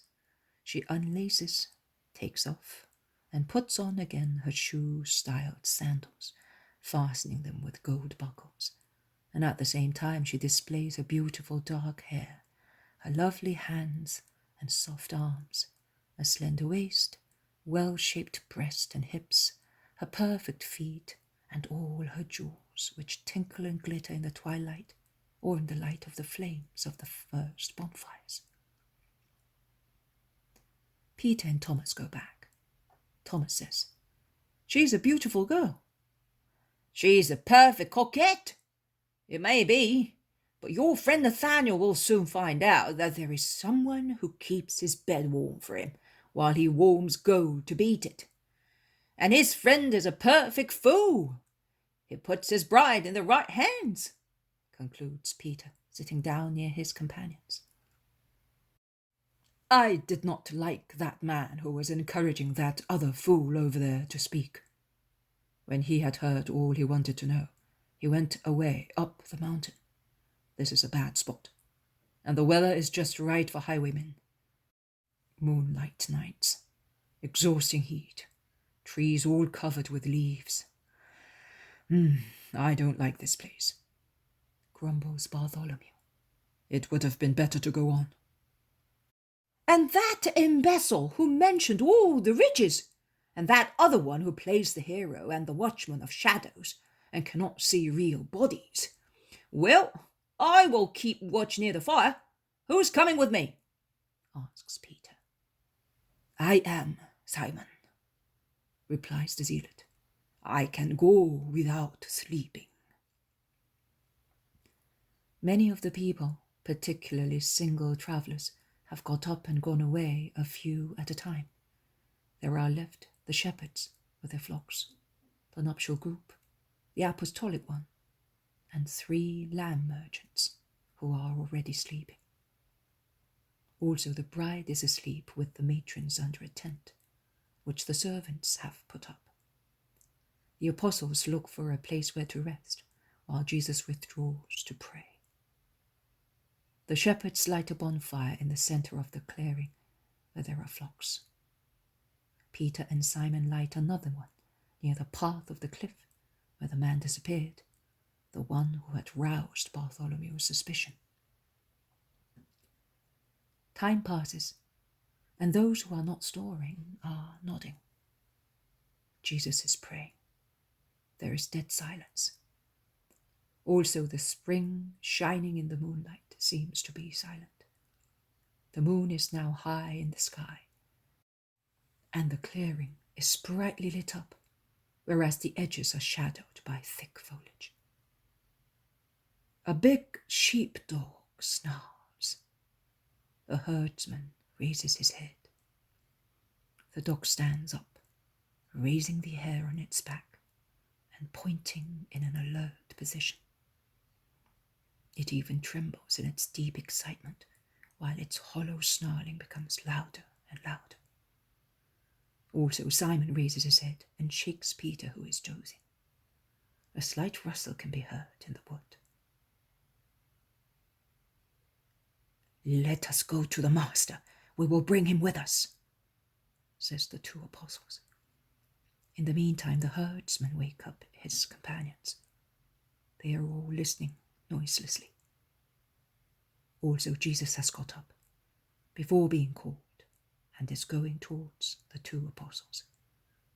They gather near the companions, that is, near the shepherds, whose dog is becoming more and more excited. "Call those who are sleeping, everybody. Tell them to come here without making any noise, particularly the women and the servants with the coffers. Tell them that perhaps there are highwaymen about, but do not tell the women, only the men." The apostles spread out, obeying the Master, who says to the shepherds, "Put a lot of wood on the fire so that it will give a good light." The shepherds obey, and as they look excited, Jesus says to them, "Do not be afraid. Not one flock of wool will be taken off you." The merchants arrive and whisper, "Oh, our prophets!" And they add a string of abuse against the Roman and Jewish governors who do not clear the world of robbers. "Do not be afraid. You will not lose one single little coin," says Jesus, comforting them. The weeping women arrive, and they are frightened, because the brave matchmaker, trembling with fear, is terrorizing them, moaning, "It will be our death. The robbers will kill us." "Do not be afraid. No one will touch you. They will not even look at you," says Jesus to comfort them. And he takes the women to the center of the little group of men and frightened animals. The donkeys are braying. The dog is barking. The sheep are bleating. The women are sobbing, and the men are cursing or swooning more than the women. A real cacophony caused by fear. Jesus is calm, as if nothing had happened. The rustling in the wood can no longer be heard because of the uproar. But the presence of approaching robbers in the wood is evidenced by the noise of breaking branches and rolling stones. "Silence!" orders Jesus, and he orders it in such a way that everything becomes quiet. Jesus leaves his place and goes towards the woods. At the edge of the clearing, he turns his back to the wood and begins to speak. "The wicked craving for gold drives men to base feelings. Man makes himself known because of his hunger for gold more than anything else. Consider how much evil is caused by this metal through its alluring but useless brightness. I think that the air in hell is of the same hue. So hellish is its nature, since man became a sinner. The Creator had left it in the bowels of that huge lapis lazuli, which is the earth, created by his will, that it might be useful to man with its swords and an ornament to temples. But Satan, kissing Eve's eyes and biting man's ego, gave the savor of witchcraft to the innocent metal. And since then, man kills and sins for the sake of gold. Woman, for its sake, becomes a coquette and inclined to carnal sin. Man, for its sake, becomes thief, usurper, homicide, harsh against his neighbor and his own soul, which he deprives of its true inheritance, to follow transient things, and he deprives it also of the eternal treasure for the sake of a few shining scales, which he will have to leave at his death. You, who for the sake of gold sin more or less lightly or more or less gravely, and the more you sin, the more you laugh at what your mothers and teachers taught you, namely, that there is a reward or a punishment for actions done during life. Will you not consider that because of that sin, you will lose God's protection, eternal life and joy, and you will have in your hearts remorse and malediction, while fear will be your companion. Fear of human punishment, which is nothing when compared to the fear which you should have, but you have not, of divine punishment. Will you not consider that you may have a dreadful end because of your misdeeds, if you have gone as far as being criminals, and an even more dreadful end, because it will be an everlasting one, if, for the sake of gold, your misdeeds have not gone as far as shedding blood, but have despised the law of love and of respect for your neighbor by denying assistance to those who are starving through your avarice, or stealing positions or money, or defrauding by means of false weights through your greed. No, you do not consider all that. You say, it's all an idle story. and I have crushed such idle stories under the weight of my gold, and they no longer exist. It is not an idle story. It is the truth. Do not say, well, when I am dead, that is the end of everything. No, that is the beginning. Next life is not an abyss without thought, and without remembrance of the past you have lived, or without longing for God. As you think of the period of expectation of liberation by the Redeemer is. Next life is a happy expectation for the just, a patient expectation for the expiating, but a dreadful expectation for the damned. For the first in limbo, for the second in purgatory, for the third in hell. And while the expectation will end for the first when they enter heaven after the Redeemer, it will be comfort for the second by a greater hope after that hour, whilst a dreadful certainty of eternal malediction will be confirmed for the third. Think about it, you sinners. It is never too late to repent.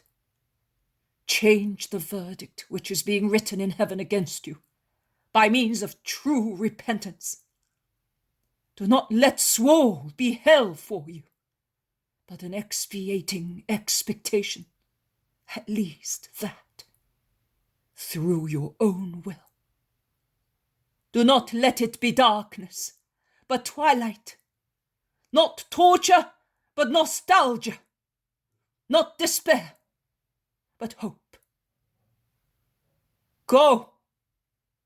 Do not endeavor to fight against God. He is the strong and good one. Do not insult the names of your relatives. Listen to the wail of that fountain. It is like the wail that breaks the hearts of your mothers, knowing that you are murderers. Listen to the howling of the wind in that gorge. It seems to be threatening and cursing, as your fathers curse you for the life you lead. Listen to remorse crying in your hearts. Why do you want to suffer whilst you could be peacefully satisfied with little on the earth and everything in heaven? Grant peace to your spirits. Give peace to men who are afraid, who must be afraid of you, as if you were as many wild beasts. Grant peace to yourselves, poor wretches. Raise your eyes to heaven. Detach your mouths from the poisonous food. Purify your hands, dripping with the blood of your brothers. Purify your hearts. I have faith in you. That is why I am speaking to you. Because if the whole world hates and fears you, I do not hate you or fear you. But I stretch out my hand to you and say to you, rise, come, become meek amongst men, men amongst men. I am so little afraid of you that now I say to everybody here, go back and rest. Bear your poor brothers no ill will, but pray for them. I will remain here, looking at them with loving eyes, and I swear that nothing will happen, because love disarms the violent and satisfies the greedy. Blessed be love, the true strength of the world. the unknown but powerful strength, the strength that is God. And addressing everybody, Jesus says, "You may go now. Be not afraid. There are no longer evildoers over there, but only dismayed men who are weeping. He who weeps does no harm. I wish to God they remained as they are now. It would be their redemption."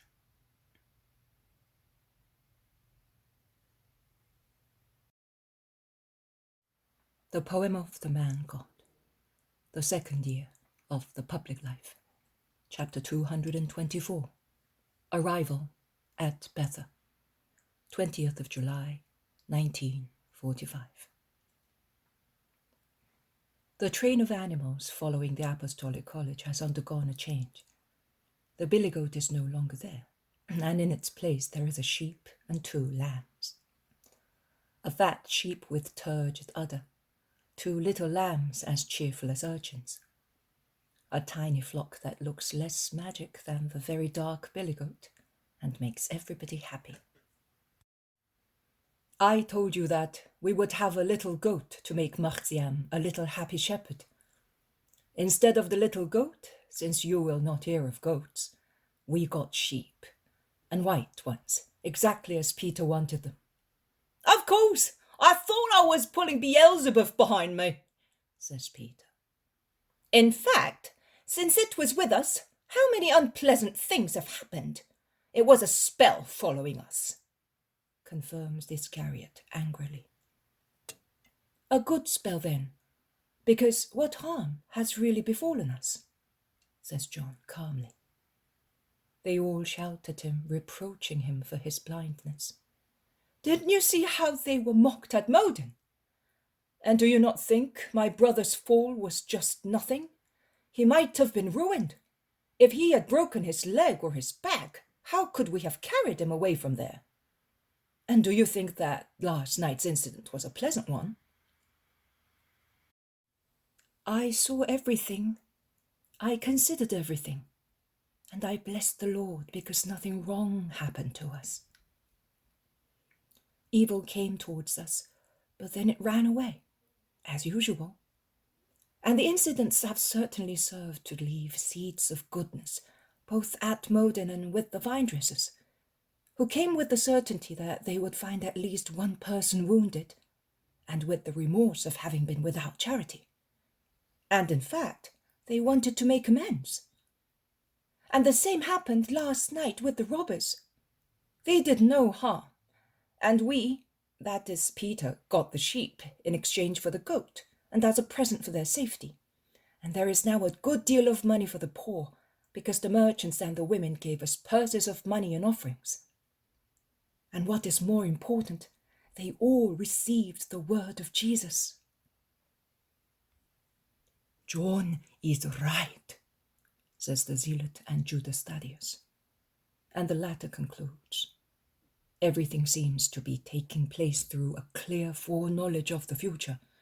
It is odd that we should be there, and we were late because of my fall, at the same time as the jeweled women and the shepherds with large flocks, as well as the merchants lousy with money, all of whom were a wonderful prey for the robbers. Brother, tell me the truth. Did you know that all that was going to happen?" Thaddeus asks Jesus. "I told you many a time that I can read the hearts of men, and when the Father does not dispose otherwise, I do not ignore what must happen." "Well, why do you at times make mistakes, such as going towards hostile Pharisees, or to towns that are completely hostile?" asks Judas Iscariot. Jesus stares at him, and then says calmly and slowly, "They are not mistakes. They are necessities of my mission. The sick need a doctor, and the ignorant a master. Both the former and the latter at times reject doctor or master. But if they are good doctors and good masters, They continue to go to those who refuse them, because it is their duty to go. And I go. You would like all resistance to collapse wherever I go. I could do that. But I do not use violence against anyone. I convince people. Coercion is to be used only in very exceptional cases, and only when a spirit enlightened by God understands that it may serve to persuade that God exists and is the strongest, or when many people are to be saved. Like yesterday evening, eh? Asks Peter. Yesterday evening, those robbers were afraid because they saw that we were wide awake and waiting for them, says the Iscariot with evident scorn. No, they were convinced by words, says Thomas. No, they would not dream of it. They are indeed tender souls that can be convinced by a couple of words, even if spoken by Jesus. I know what they are like. When I was attacked with my family and many people of Bethsaida in the gorge of Adumim, replies Philip. Master, tell me, it's since yesterday that I wanted to ask you, was it your words or your will to prevent anything from happening? Asks James of Zebedee. Jesus smiles and is silent.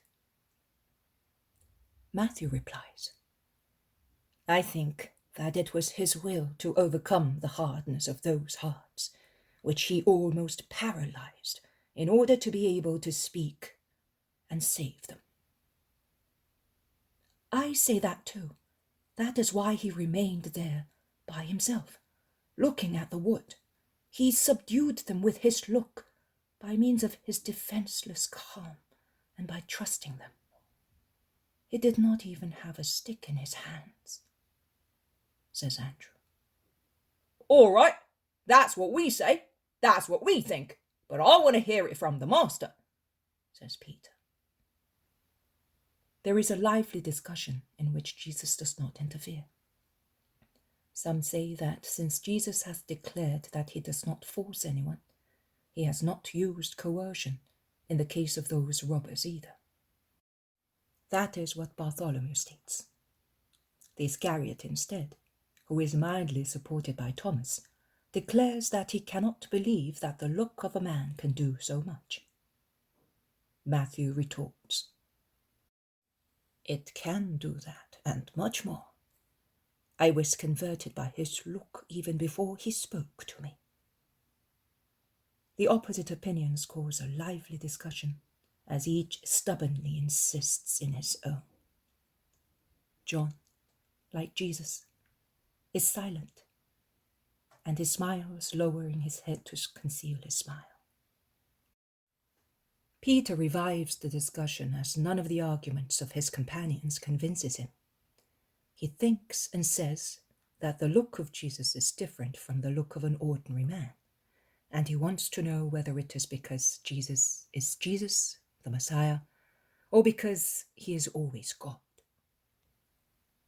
Jesus speaks. I solemnly tell you that not only I, but anyone who is united to God by means of faultless holiness, purity, and faith will be able to do that and much more.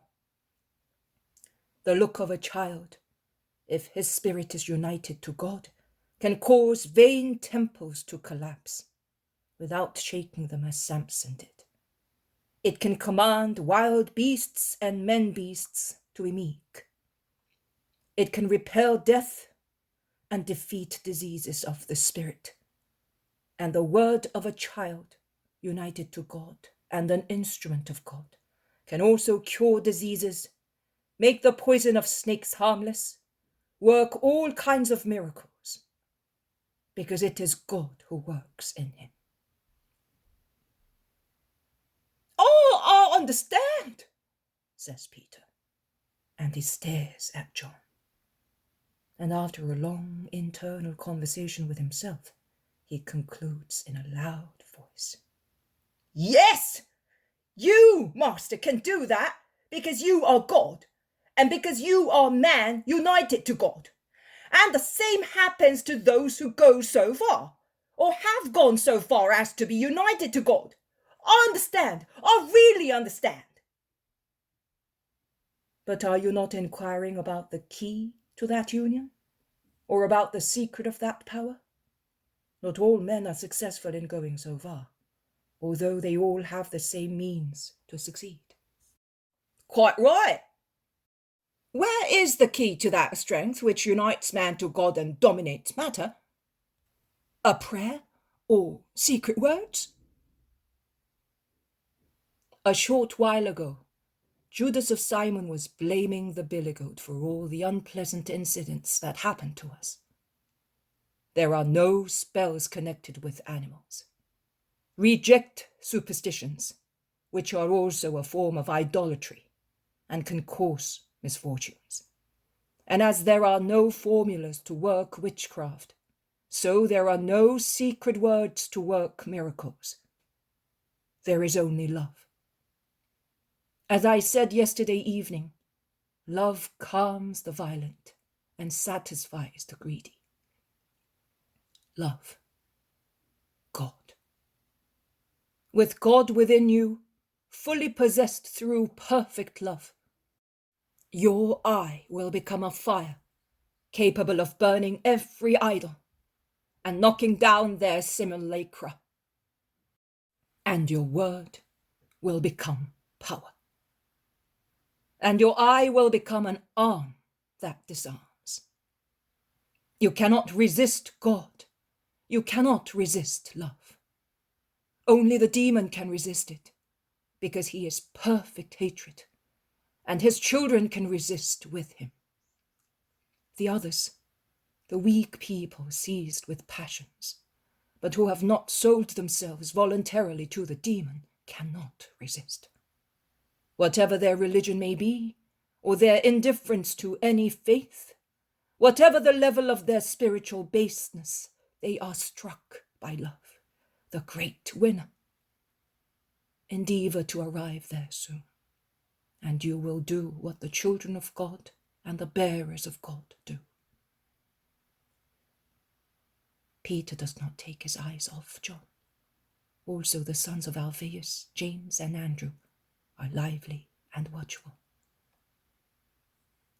Well then, my lord, says James of Zebedee, what has happened to my brother? You are speaking of him. He is the boy who works miracles. Is that it? Is it so? What has he done? He turned a page of the book of life, and he read and learned new mysteries, nothing else. He preceded you because he does not stop to consider every obstacle, to weigh every difficulty, to work out every profit. He no longer sees the earth. He sees the light and goes to it without stopping. But leave him alone. The souls burning with greater flames are not to be disturbed in their ardor, which gladdens and burns. You must let it burn. It is utmost joy and utmost toil.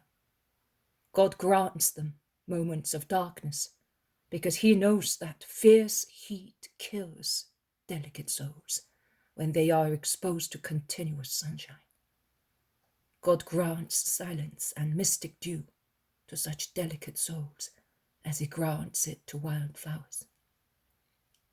Let the athlete of love rest when God allows him to rest.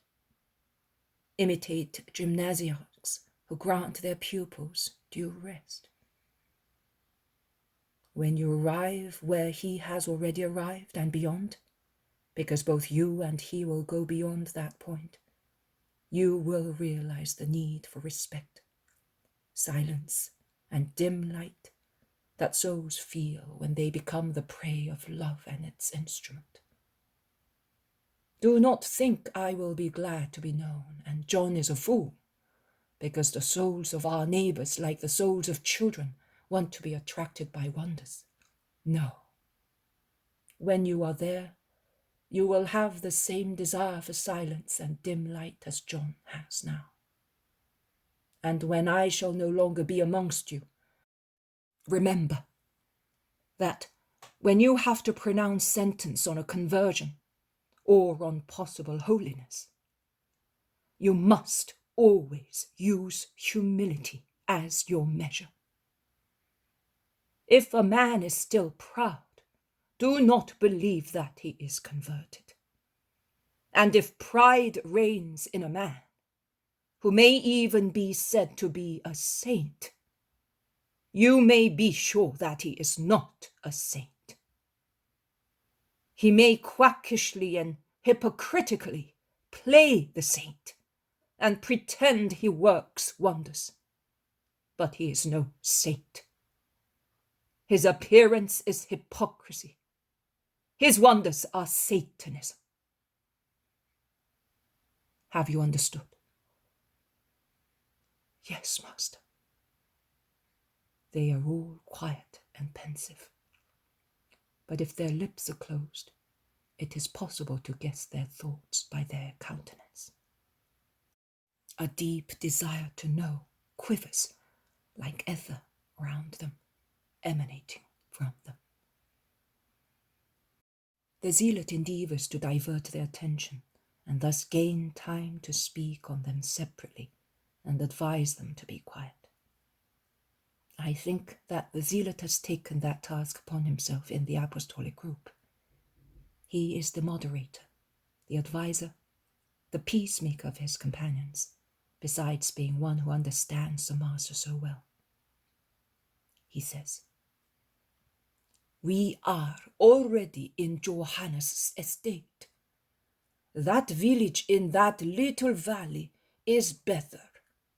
The large building on that top is the castle where she was born. Can you smell this perfume in the air? It comes from the rosaries, which begin to give off scent in the morning sun. In the evening, it is a powerful fragrance.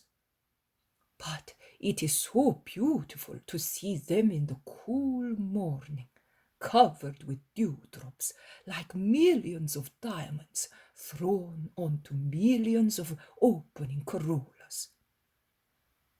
When the sun sets, they pick all the roses that are completely open.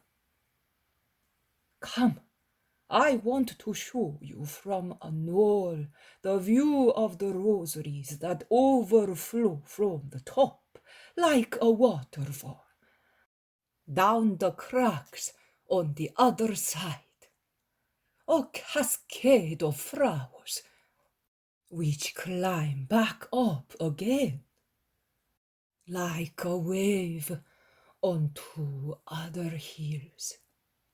It is an amphitheater, a lake of flowers. It is really wonderful. The road is steeper, but it is worthwhile climbing up, because from that spot one overlooks all this paradise. And we shall soon be at the castle. Johanna lives there in perfect freedom, amongst her peasants, who are the only guards of so much wealth. But they are so fond of their mistress, who has turned these valleys into a paradise of beauty and of peace, that they are worth much more than all Herod's guards. Here, look, master. Look, my friends." And he points out a semicircle of hills invaded with roses. Wherever one's eyes rest, one can see rosaries, under very tall trees to shield them from winds, from excessive heat of the sun and hailstorms. There is sunshine and air also under this light roof, which is like a veil, but is not oppressive, and is duly controlled by the gardeners, and the most beautiful rosaries in the world grow there. There are thousands and thousands of all kinds of rose bushes. There are miniature, low, tall, very tall plants. They grow in tufts, like cushions studded with flowers, at the foot of trees, on very green meadows, as hedges along paths, on the banks of streams, in circles around irrigation vats, spread over the whole park which comprises hills, or twined round tree trunks, or from tree to tree forming flowery festoons and garlands. It is really a dream. All sizes and shades are present, blending beautifully with the ivory hue of tea roses close to the blood red of other corollas. The true roses, which, like the cheek of a child, shade on the contours into white tinged with pink, reign as queens, also because of their number. They are all struck by so much beauty. But what does she do with all this? Asks Philip. She enjoys it, replies Thomas. No, she extracts the essence, and thus employs hundreds of servants and gardeners who work at the presses. The Romans make great use of it. Jonathan was telling me when he showed me the figures of the last crop. But there is Mary of Alphaeus with the boy. They have seen us, and they are calling the others. In fact, there are Johanna and the two Marys, who are preceded by Marcian, who runs down towards Jesus and Peter, with his arms stretched out ready for an embrace. The women arrive as well, and they prostrate themselves before Jesus. Peace to you all. Where is my mother? Among the rosaries, Master, with Eliza. Oh, she is definitely cured. She can now face the world and follow you. Thanks for making use of my castle for that purpose. Thanks to you, Johanna. You can see that it was useful to come to Judea. Marcian, here are your presents. This lovely puppet and these beautiful sheep.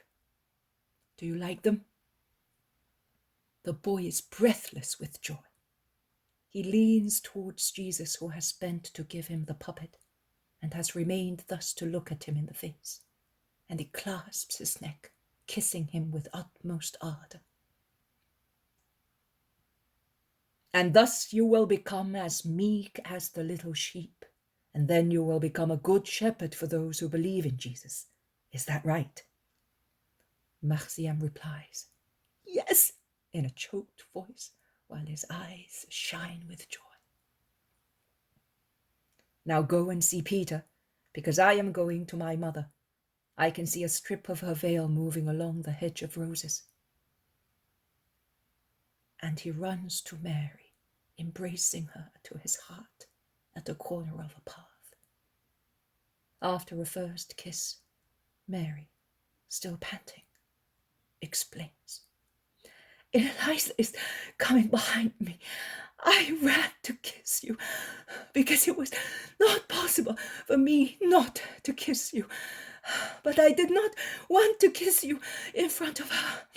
She has changed a great deal, but her heart still aches in the presence of other people's joy, now denied to her forever. Here she is coming. Eliza walks the last few yards with a rapid step and kneels down to kiss Jesus' tunic. She is no longer the tragic woman of Bethzur. She is an old, austere lady, marked by sorrow that has left a deep trace on her countenance. May you be blessed, my master, now and forever, for giving back to me what I had lost. May your greater peace be with you, Eliza. I am happy to see you here. Stand up. I am happy too. I have so many things to tell you and to ask you, Lord. We will have plenty time, because I am staying here for a few days. Come, that I may introduce my disciples to you. Oh, you have already understood what I wanted to tell you. That I wanted to start a new life. Yours. And have a new family. Yours. And sons. Yours. As you told me, speaking of Naomi, in my house at Bethzur. I am the new Naomi, through your grace, my Lord. May you be blessed for it. I am no longer depressed and barren. I will still be a mother, and if Mary allows me, I will also be a mother to you, besides being a mother to the sons of your doctrine. Yes, you will be. Mary will not be jealous, and I will love you so much that you will not regret coming with us. Let us go now to those who wish to tell you that they love you as brothers. And Jesus takes her by the hand and leads her towards The poem a new of the family. man God, the second year The journey made of the public while life. waiting for Chapter Pentecost 225. is over. The paralytic at the pool of Bethzur, 21st of July, 1945. Jesus is in Jerusalem, in fact, quite near the Antonia. All the apostles are with him, with the exception of the Iscariot. Many people are hurrying towards the temple. They are all wearing their best clothes, both the apostles and the pilgrims, and I think, therefore, that it is Pentecost time. Among the people are many beggars, pitifully lamenting over their miseries and directing their steps towards the best places for seeking alms, near the gates of the temple or at the crossroads from which people come towards the temple. Jesus, while passing, gives alms to the poor wretches, who give meticulously every detail of their misery. I am under the impression that Jesus has already been to the temple, for I can hear the apostles talking of Gamaliel, who pretended not to see them, although Stephen, one of his pupils, had pointed out Jesus to him. I can also hear Bartholomew asking his companions, "What did that scribe mean by saying, 'a herd of rams for the slaughterhouse'?" "He might have been talking of some business of his own," replies Thomas. "No, he was pointing at us. I saw him clearly. In any case, his next sentence confirms the earlier remark. He said sarcastically, 'Before long, also the lamb will be ready to be shorn and slaughtered.'" "Yes, I heard him too," confirms Andrew. "Of course. I am yearning to go back and ask the scribe's companion what he knows about Judas of Simon," says Peter. "He knows nothing. This time Judas is not here because he is really ill. We know that for certain. Perhaps he really suffered too much during the trip we made. We are hardier. He always lived here in comfort, and he tires easily," replies James of Alphaeus. "Yes, we know. But that scribe said, 'The chameleon is missing from the group.'" "Does the chameleon not change colour any time it wants to?" asks Peter. "Yes, Simon. But they were certainly referring to his clothes, which are always new. He is proud of them. He is young, and we must bear with him," remarks the zealot to reconcile them. "That is true too." "But what a queer expression," concludes Peter. "They are eternally threatening," says James of Zebedee. "The trouble is that we know we are threatened, and yet possibly imagine threats also where there are none," points out Judas Thaddeus. "And we see faults where they do not exist," ends Thomas. "Of course. Suspicion is unpleasant. I wonder how Judas is today. In the meantime, he's enjoying that paradise and those angels. I would not mind being ill myself to enjoy those delights, says Peter, to which Bartholomew adds, Let us hope that he recovers soon. We must finish our trip, for the warm weather is at our heels. Oh, he is well looked after. In any case, the master will see to it, if necessary, assures Andrew. He had a very high temperature when I left him. I don't know how he got it. So, says James of Zebedee. Matthew replies to him, Sure, everybody gets it. Troubles just come. But it is nothing serious. The master is not worried about it. If he had envisaged anything grave, he would not have left Johanna's castle. Jesus, in fact, is not at all anxious. He is speaking to Marthiam and John, walking ahead of the others and giving alms. He's obviously showing and explaining many things to the boy, because I see him pointing here and there. He is going towards the end of the temple walls, towards the northeast corner. There are many people making for a place where there is a number of porches in the vicinity of a gate, which I hear being called the Sheep Gate. This is the Probatica, the Bethzur pond. Now look at the water carefully. See how still it is? In a short while you will see that it stirs, swells, reaching up to that damp mark. Can you see it? It is the angel of the Lord who descends. The water perceives him and venerates him as best it can.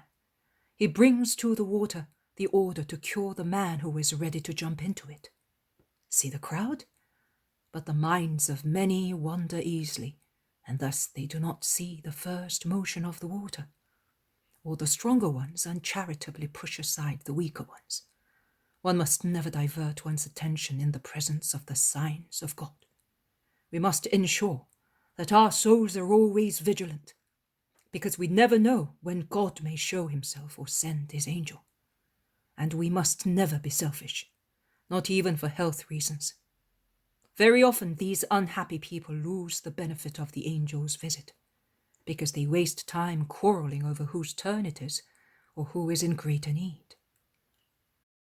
Jesus patiently explains to Marcia, who looks at him with attentive gaze, keeping an eye at the same time on the water. Can one see the angel? I would like to. Levi, a shepherd, when he was about your age, saw him. You should look carefully as well, and be ready to praise him. The boy's mind is no longer diverted. He looks alternatively at the water and above it.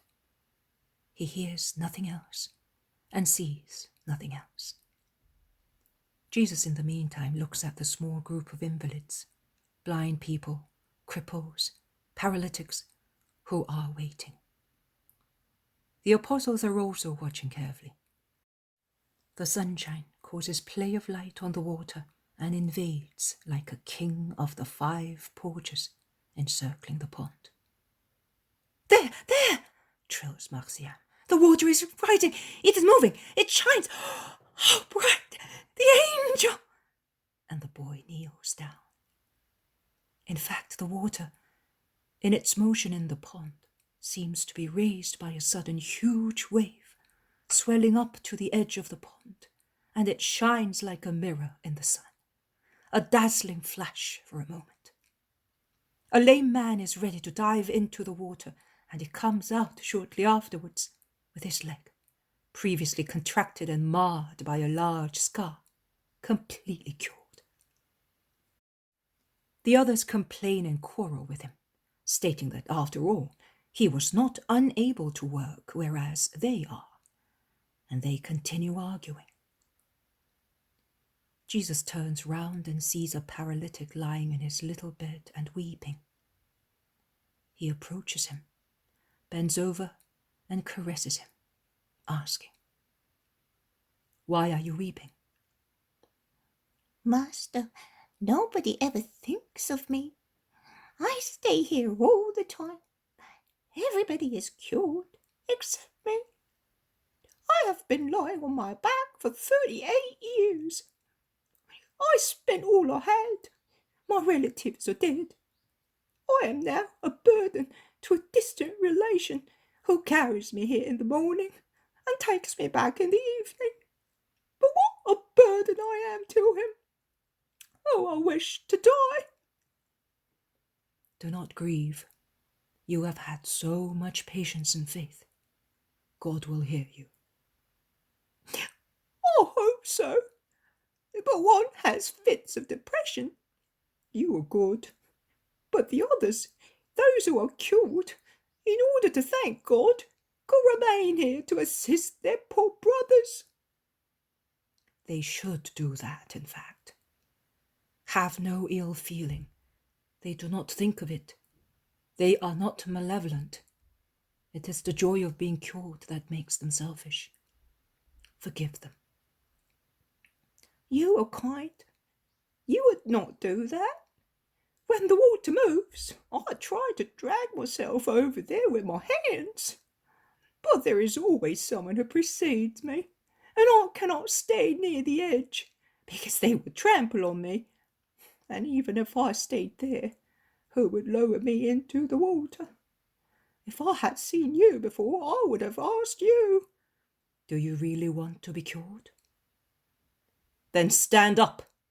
Take your bed and walk. Jesus has stood up to give the order, and while rising, he seems to have raised also the paralytic, who stands up on his feet, takes 1, 2, 3 steps, almost incredulously, behind Jesus, who is going away. And when he realizes that he's already walking, he utters a cry that makes everybody turn round. But who are you? In the name of God, tell me, are you perhaps the angel of the Lord? I am more than an angel. My name is Piety. Go in peace. People gather round them. They want to see, to speak, to be cured. But the guards of the temple, who I think were also watching the pond, arrive, and they disperse the noisy gathering, threatening punishment. The paralytic picks up his litter, 2 bars fitted with 2 pairs of small wheels and a piece of torn cloth nailed on them, and he happily goes away, shouting to Jesus, I will find you. I will not forget your name or your face. Jesus, mingling with the crowd, goes away the opposite direction, towards the walls. But he has not yet gone through the last porch when he is caught up by an excited group of Jews of the worst castes, who seem to be blown by a furious wind, and are all urged by the same desire to insult Jesus. They look, they search, they scan people's faces, but they are not successful in finding out who it really is.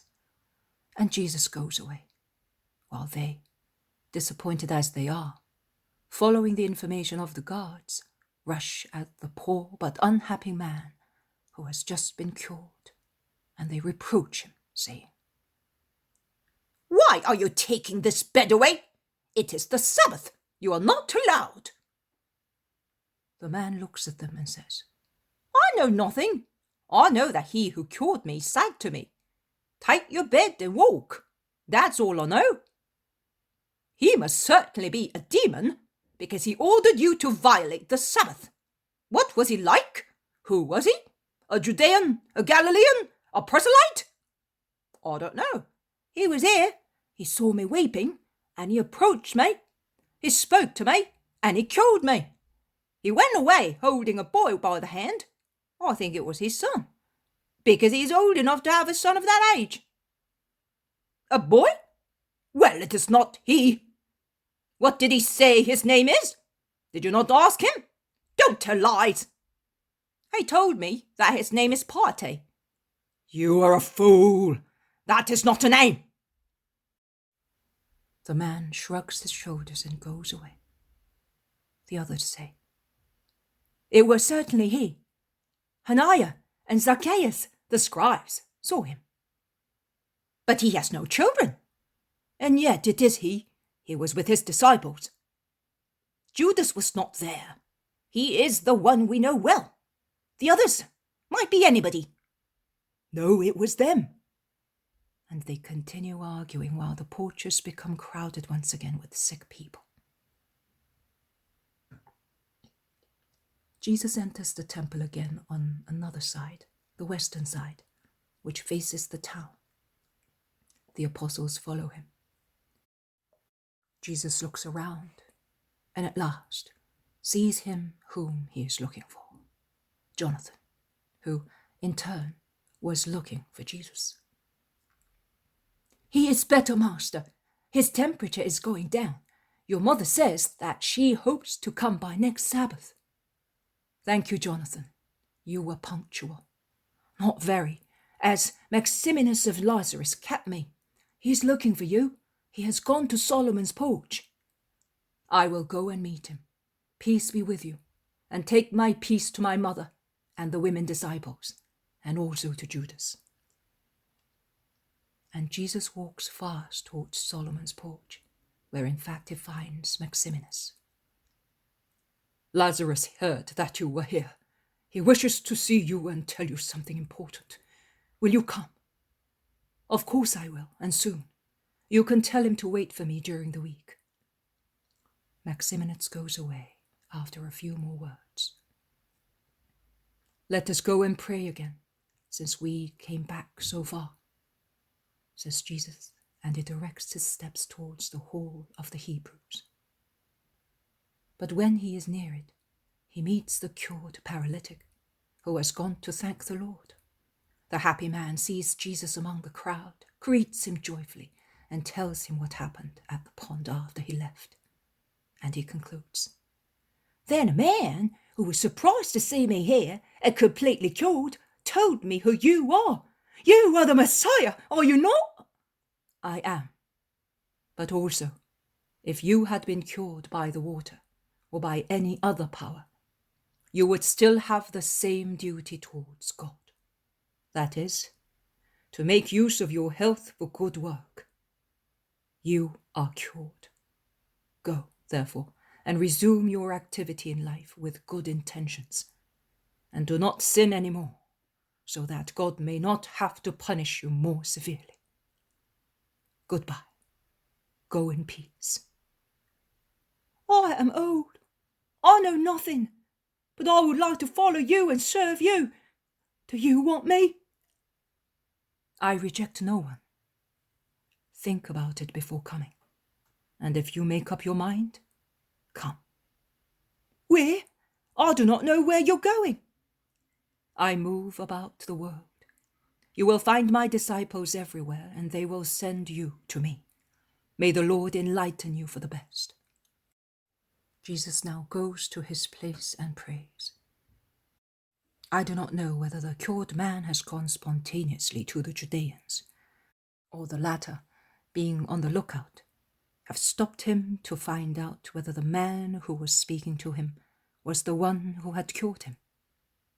I know that the man speaks to the Judeans and then goes away, while they come towards the steps that Jesus must come down to go through the other yards and go out of the temple. When Jesus arrives, they say to him abruptly, without greeting him, So, you continue to violate the Sabbath, notwithstanding you have been reprimanded so many times, and you expect to be respected as the messenger of God? Messenger much more, as son, because God is my Father. If you do not wish to respect me, you may refrain from doing so, but I will not cease accomplishing my mission because of that. God does not cease operating for one moment. Even now, my Father is operating, and I operate as well, because a good son does what his Father does, and because I have come into the world to operate. People have approached them to listen to the debate. Among them, there are some who know Jesus, some who have been helped by him, some who see him for the first time. Some love him, some hate him, many are uncertain. The apostles form a group with the master. Marciam is almost frightened and looks as if he is going to weep. The Judeans, a mixture of scribes, Pharisees, and Sadducees, shout at the top of their voices that they are scandalized. How dare you? Oh, he says he is the Son of God. What sacrilege! God is he who is and has no children. Call Gamaliel, send for Zadok. Gather the rabbis that they may hear and confute him. Do not be excited. Call them, and they will tell you, if it is true they know, that God is one and trine, Father, Son, and Holy Spirit, and that the Word, that is the Son of Thought, has come, as prophesied, to save Israel and the world from sin. I am the Word. I am the foretold Messiah. There is no sacrilege, therefore, if I say that the Father is my Father. You are upset because I work miracles, and through them I attract crowds and convince them. You accuse me of being a demon because I work prodigies. But Beelzebub has been in the world for many centuries, and he truly does not lack devout worshippers. Why, then, does he not do what I do? The people whisper, "It is true, very true. Nobody does what he does." Jesus continues, I will tell you. It is because I know what he does not know, and I can do what he cannot. If I accomplish deeds of God, it is because I am his son. One can do by oneself only what one has seen being done by others. I, the Son, can only do what I have seen done by the Father, as I have been one with him forever, and I am like him in nature and power. Everything the Father does, I do as well, as I am his Son. Neither Beelzebub nor anybody else can do what I do, because Beelzebub and the others do not know what I know. The Father loves me, his Son, and he loves me immensely as I love him. He has therefore shown me, and still shows me, everything he does, so that I may do what he does. I, on the earth, in this time of grace, he in heaven, even before time existed on the earth. And he will show me greater and greater deeds, so that I may accomplish them, and you may be amazed. His thought is inexhaustible in depth. I imitate him, as I am inexhaustible in accomplishing what the Father thinks, and by thinking once. You do not yet know what love creates inexhaustibly. We are love, and there is not limit for us, and there is nothing that cannot be applied to the three grades of man: the inferior, the superior, the spiritual grades. In fact, as the Father raises the dead and gives them life, I, the Son, can likewise give life to whomsoever I wish. Nay, because of the infinite love the Father has for his Son, I can not only give life to the inferior parts, but also to the superior one, by freeing the minds and hearts of men from mental errors and evil passions. And I can give life to the spiritual part, by giving back to the Spirit its freedom from sin, because the Father does not judge anybody, having left all judgment to the Son, as the Son is he who, through his own sacrifice, acquired mankind to redeem it.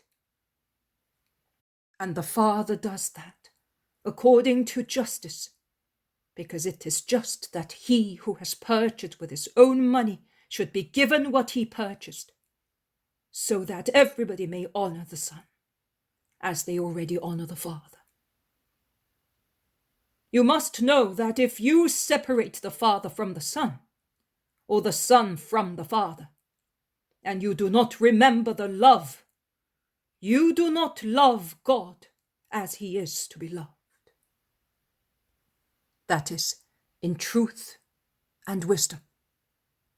And you commit a sin of heresy, because you worship one only, whilst there are three in an admirable Trinity.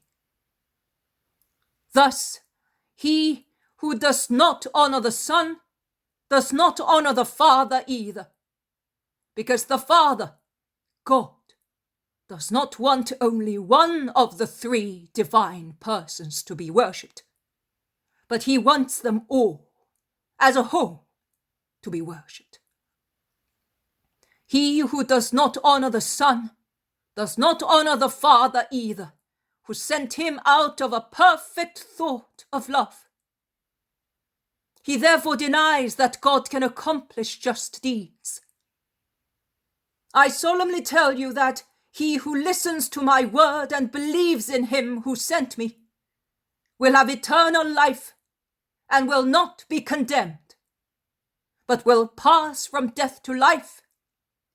Because to believe in God and to accept my word means to infuse into oneself the life that does not die.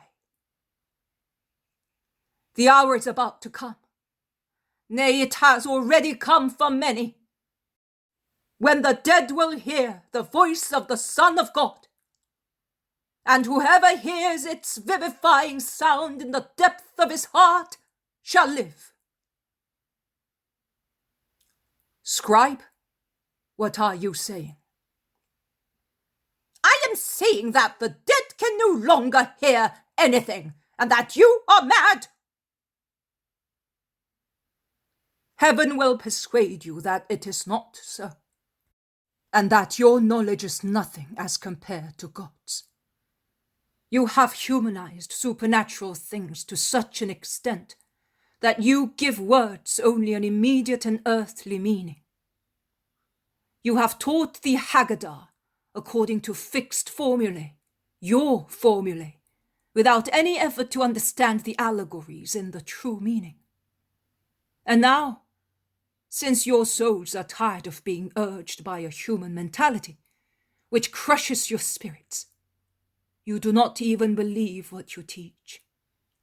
And that is the reason why you can no longer fight against occult powers. The death of which I am speaking is not the death of the flesh, but of the soul. People will come who will listen to my word with their ears, will accept it in their hearts, and will practice it. Even if their spirits are dead, they will receive life again, because my word is life that will be infused into them.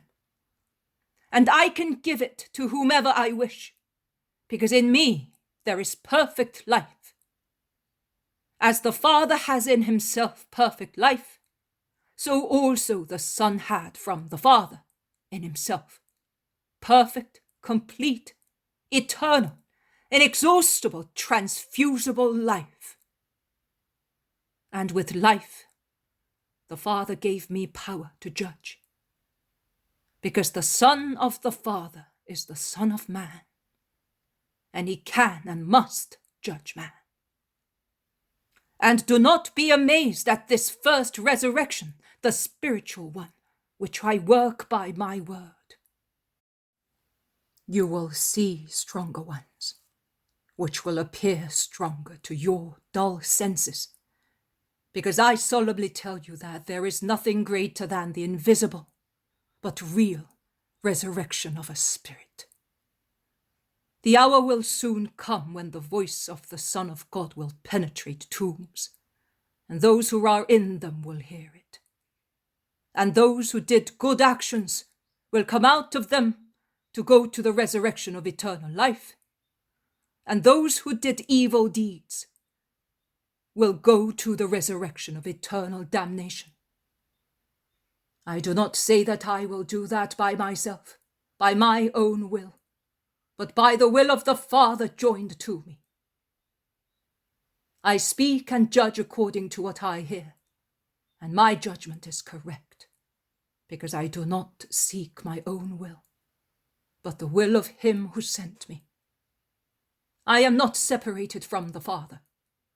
I am in him, and he is in me, and I know his thought, and I express it in word and action. What I testify on my own behalf cannot be accepted by your incredulous spirits, which refuse to see in me anything but a man like yourselves. But there is another one who testifies on my behalf, whom you say you venerate as a great prophet. I know that his testimony is true, but although you say that you venerate him, you will not accept his testimony, because it differs from your thought, which is hostile to me. You do not accept the testimony of the just man, of the last prophet in Israel, because with regard to what you do not like, you say he is only a man and can be mistaken. You sent messengers to interrogate John, hoping he would say of me what you wanted, what you think of me, what you want to think of me. But John gave his testimony to the truth, and you could not accept it, because the prophet says that Jesus of Nazareth is the Son of God. You are saying in the secret of your hearts, as you are afraid of the crowds, that the prophet is insane as Christ is. I, however, do not depend on the testimony of man, not even of the most holy one in Israel. I tell you, John was a lamp alight and shining, but only for a short time you wanted to enjoy the light that he gave. When his light was cast on me, to make the Christ known for what he was, you allowed the lamp to be hidden under a bushel, and before that, you had built up a wall between the lamp and yourselves, in order not to see the Christ of the Lord in its light. I am grateful to John for his testimony, and the Father is grateful as well. And John will receive a great reward for his testimony, shining in heaven also because of it, the first to shine like a sun of all men up there. And he will shine like all those who have been faithful to the truth and hungry for God will shine. But I have a greater testimony than John's, the testimony of my works, because the works the Father has given me to carry out, those works I accomplish, and they satisfy that the Father has sent me, giving me all power. And thus, the Father who sent me bears witness to me himself.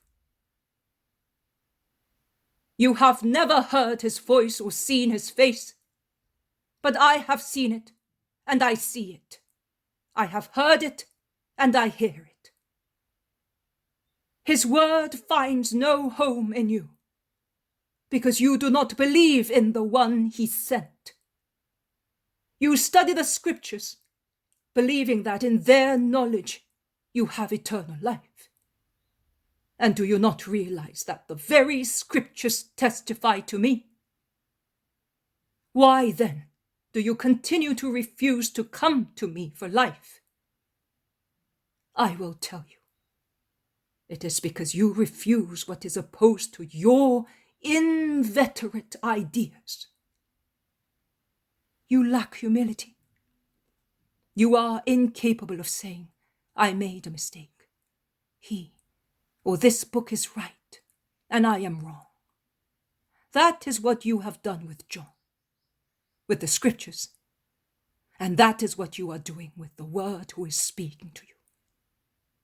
You cannot see or understand because you are enveloped with pride and deafened by your own voices.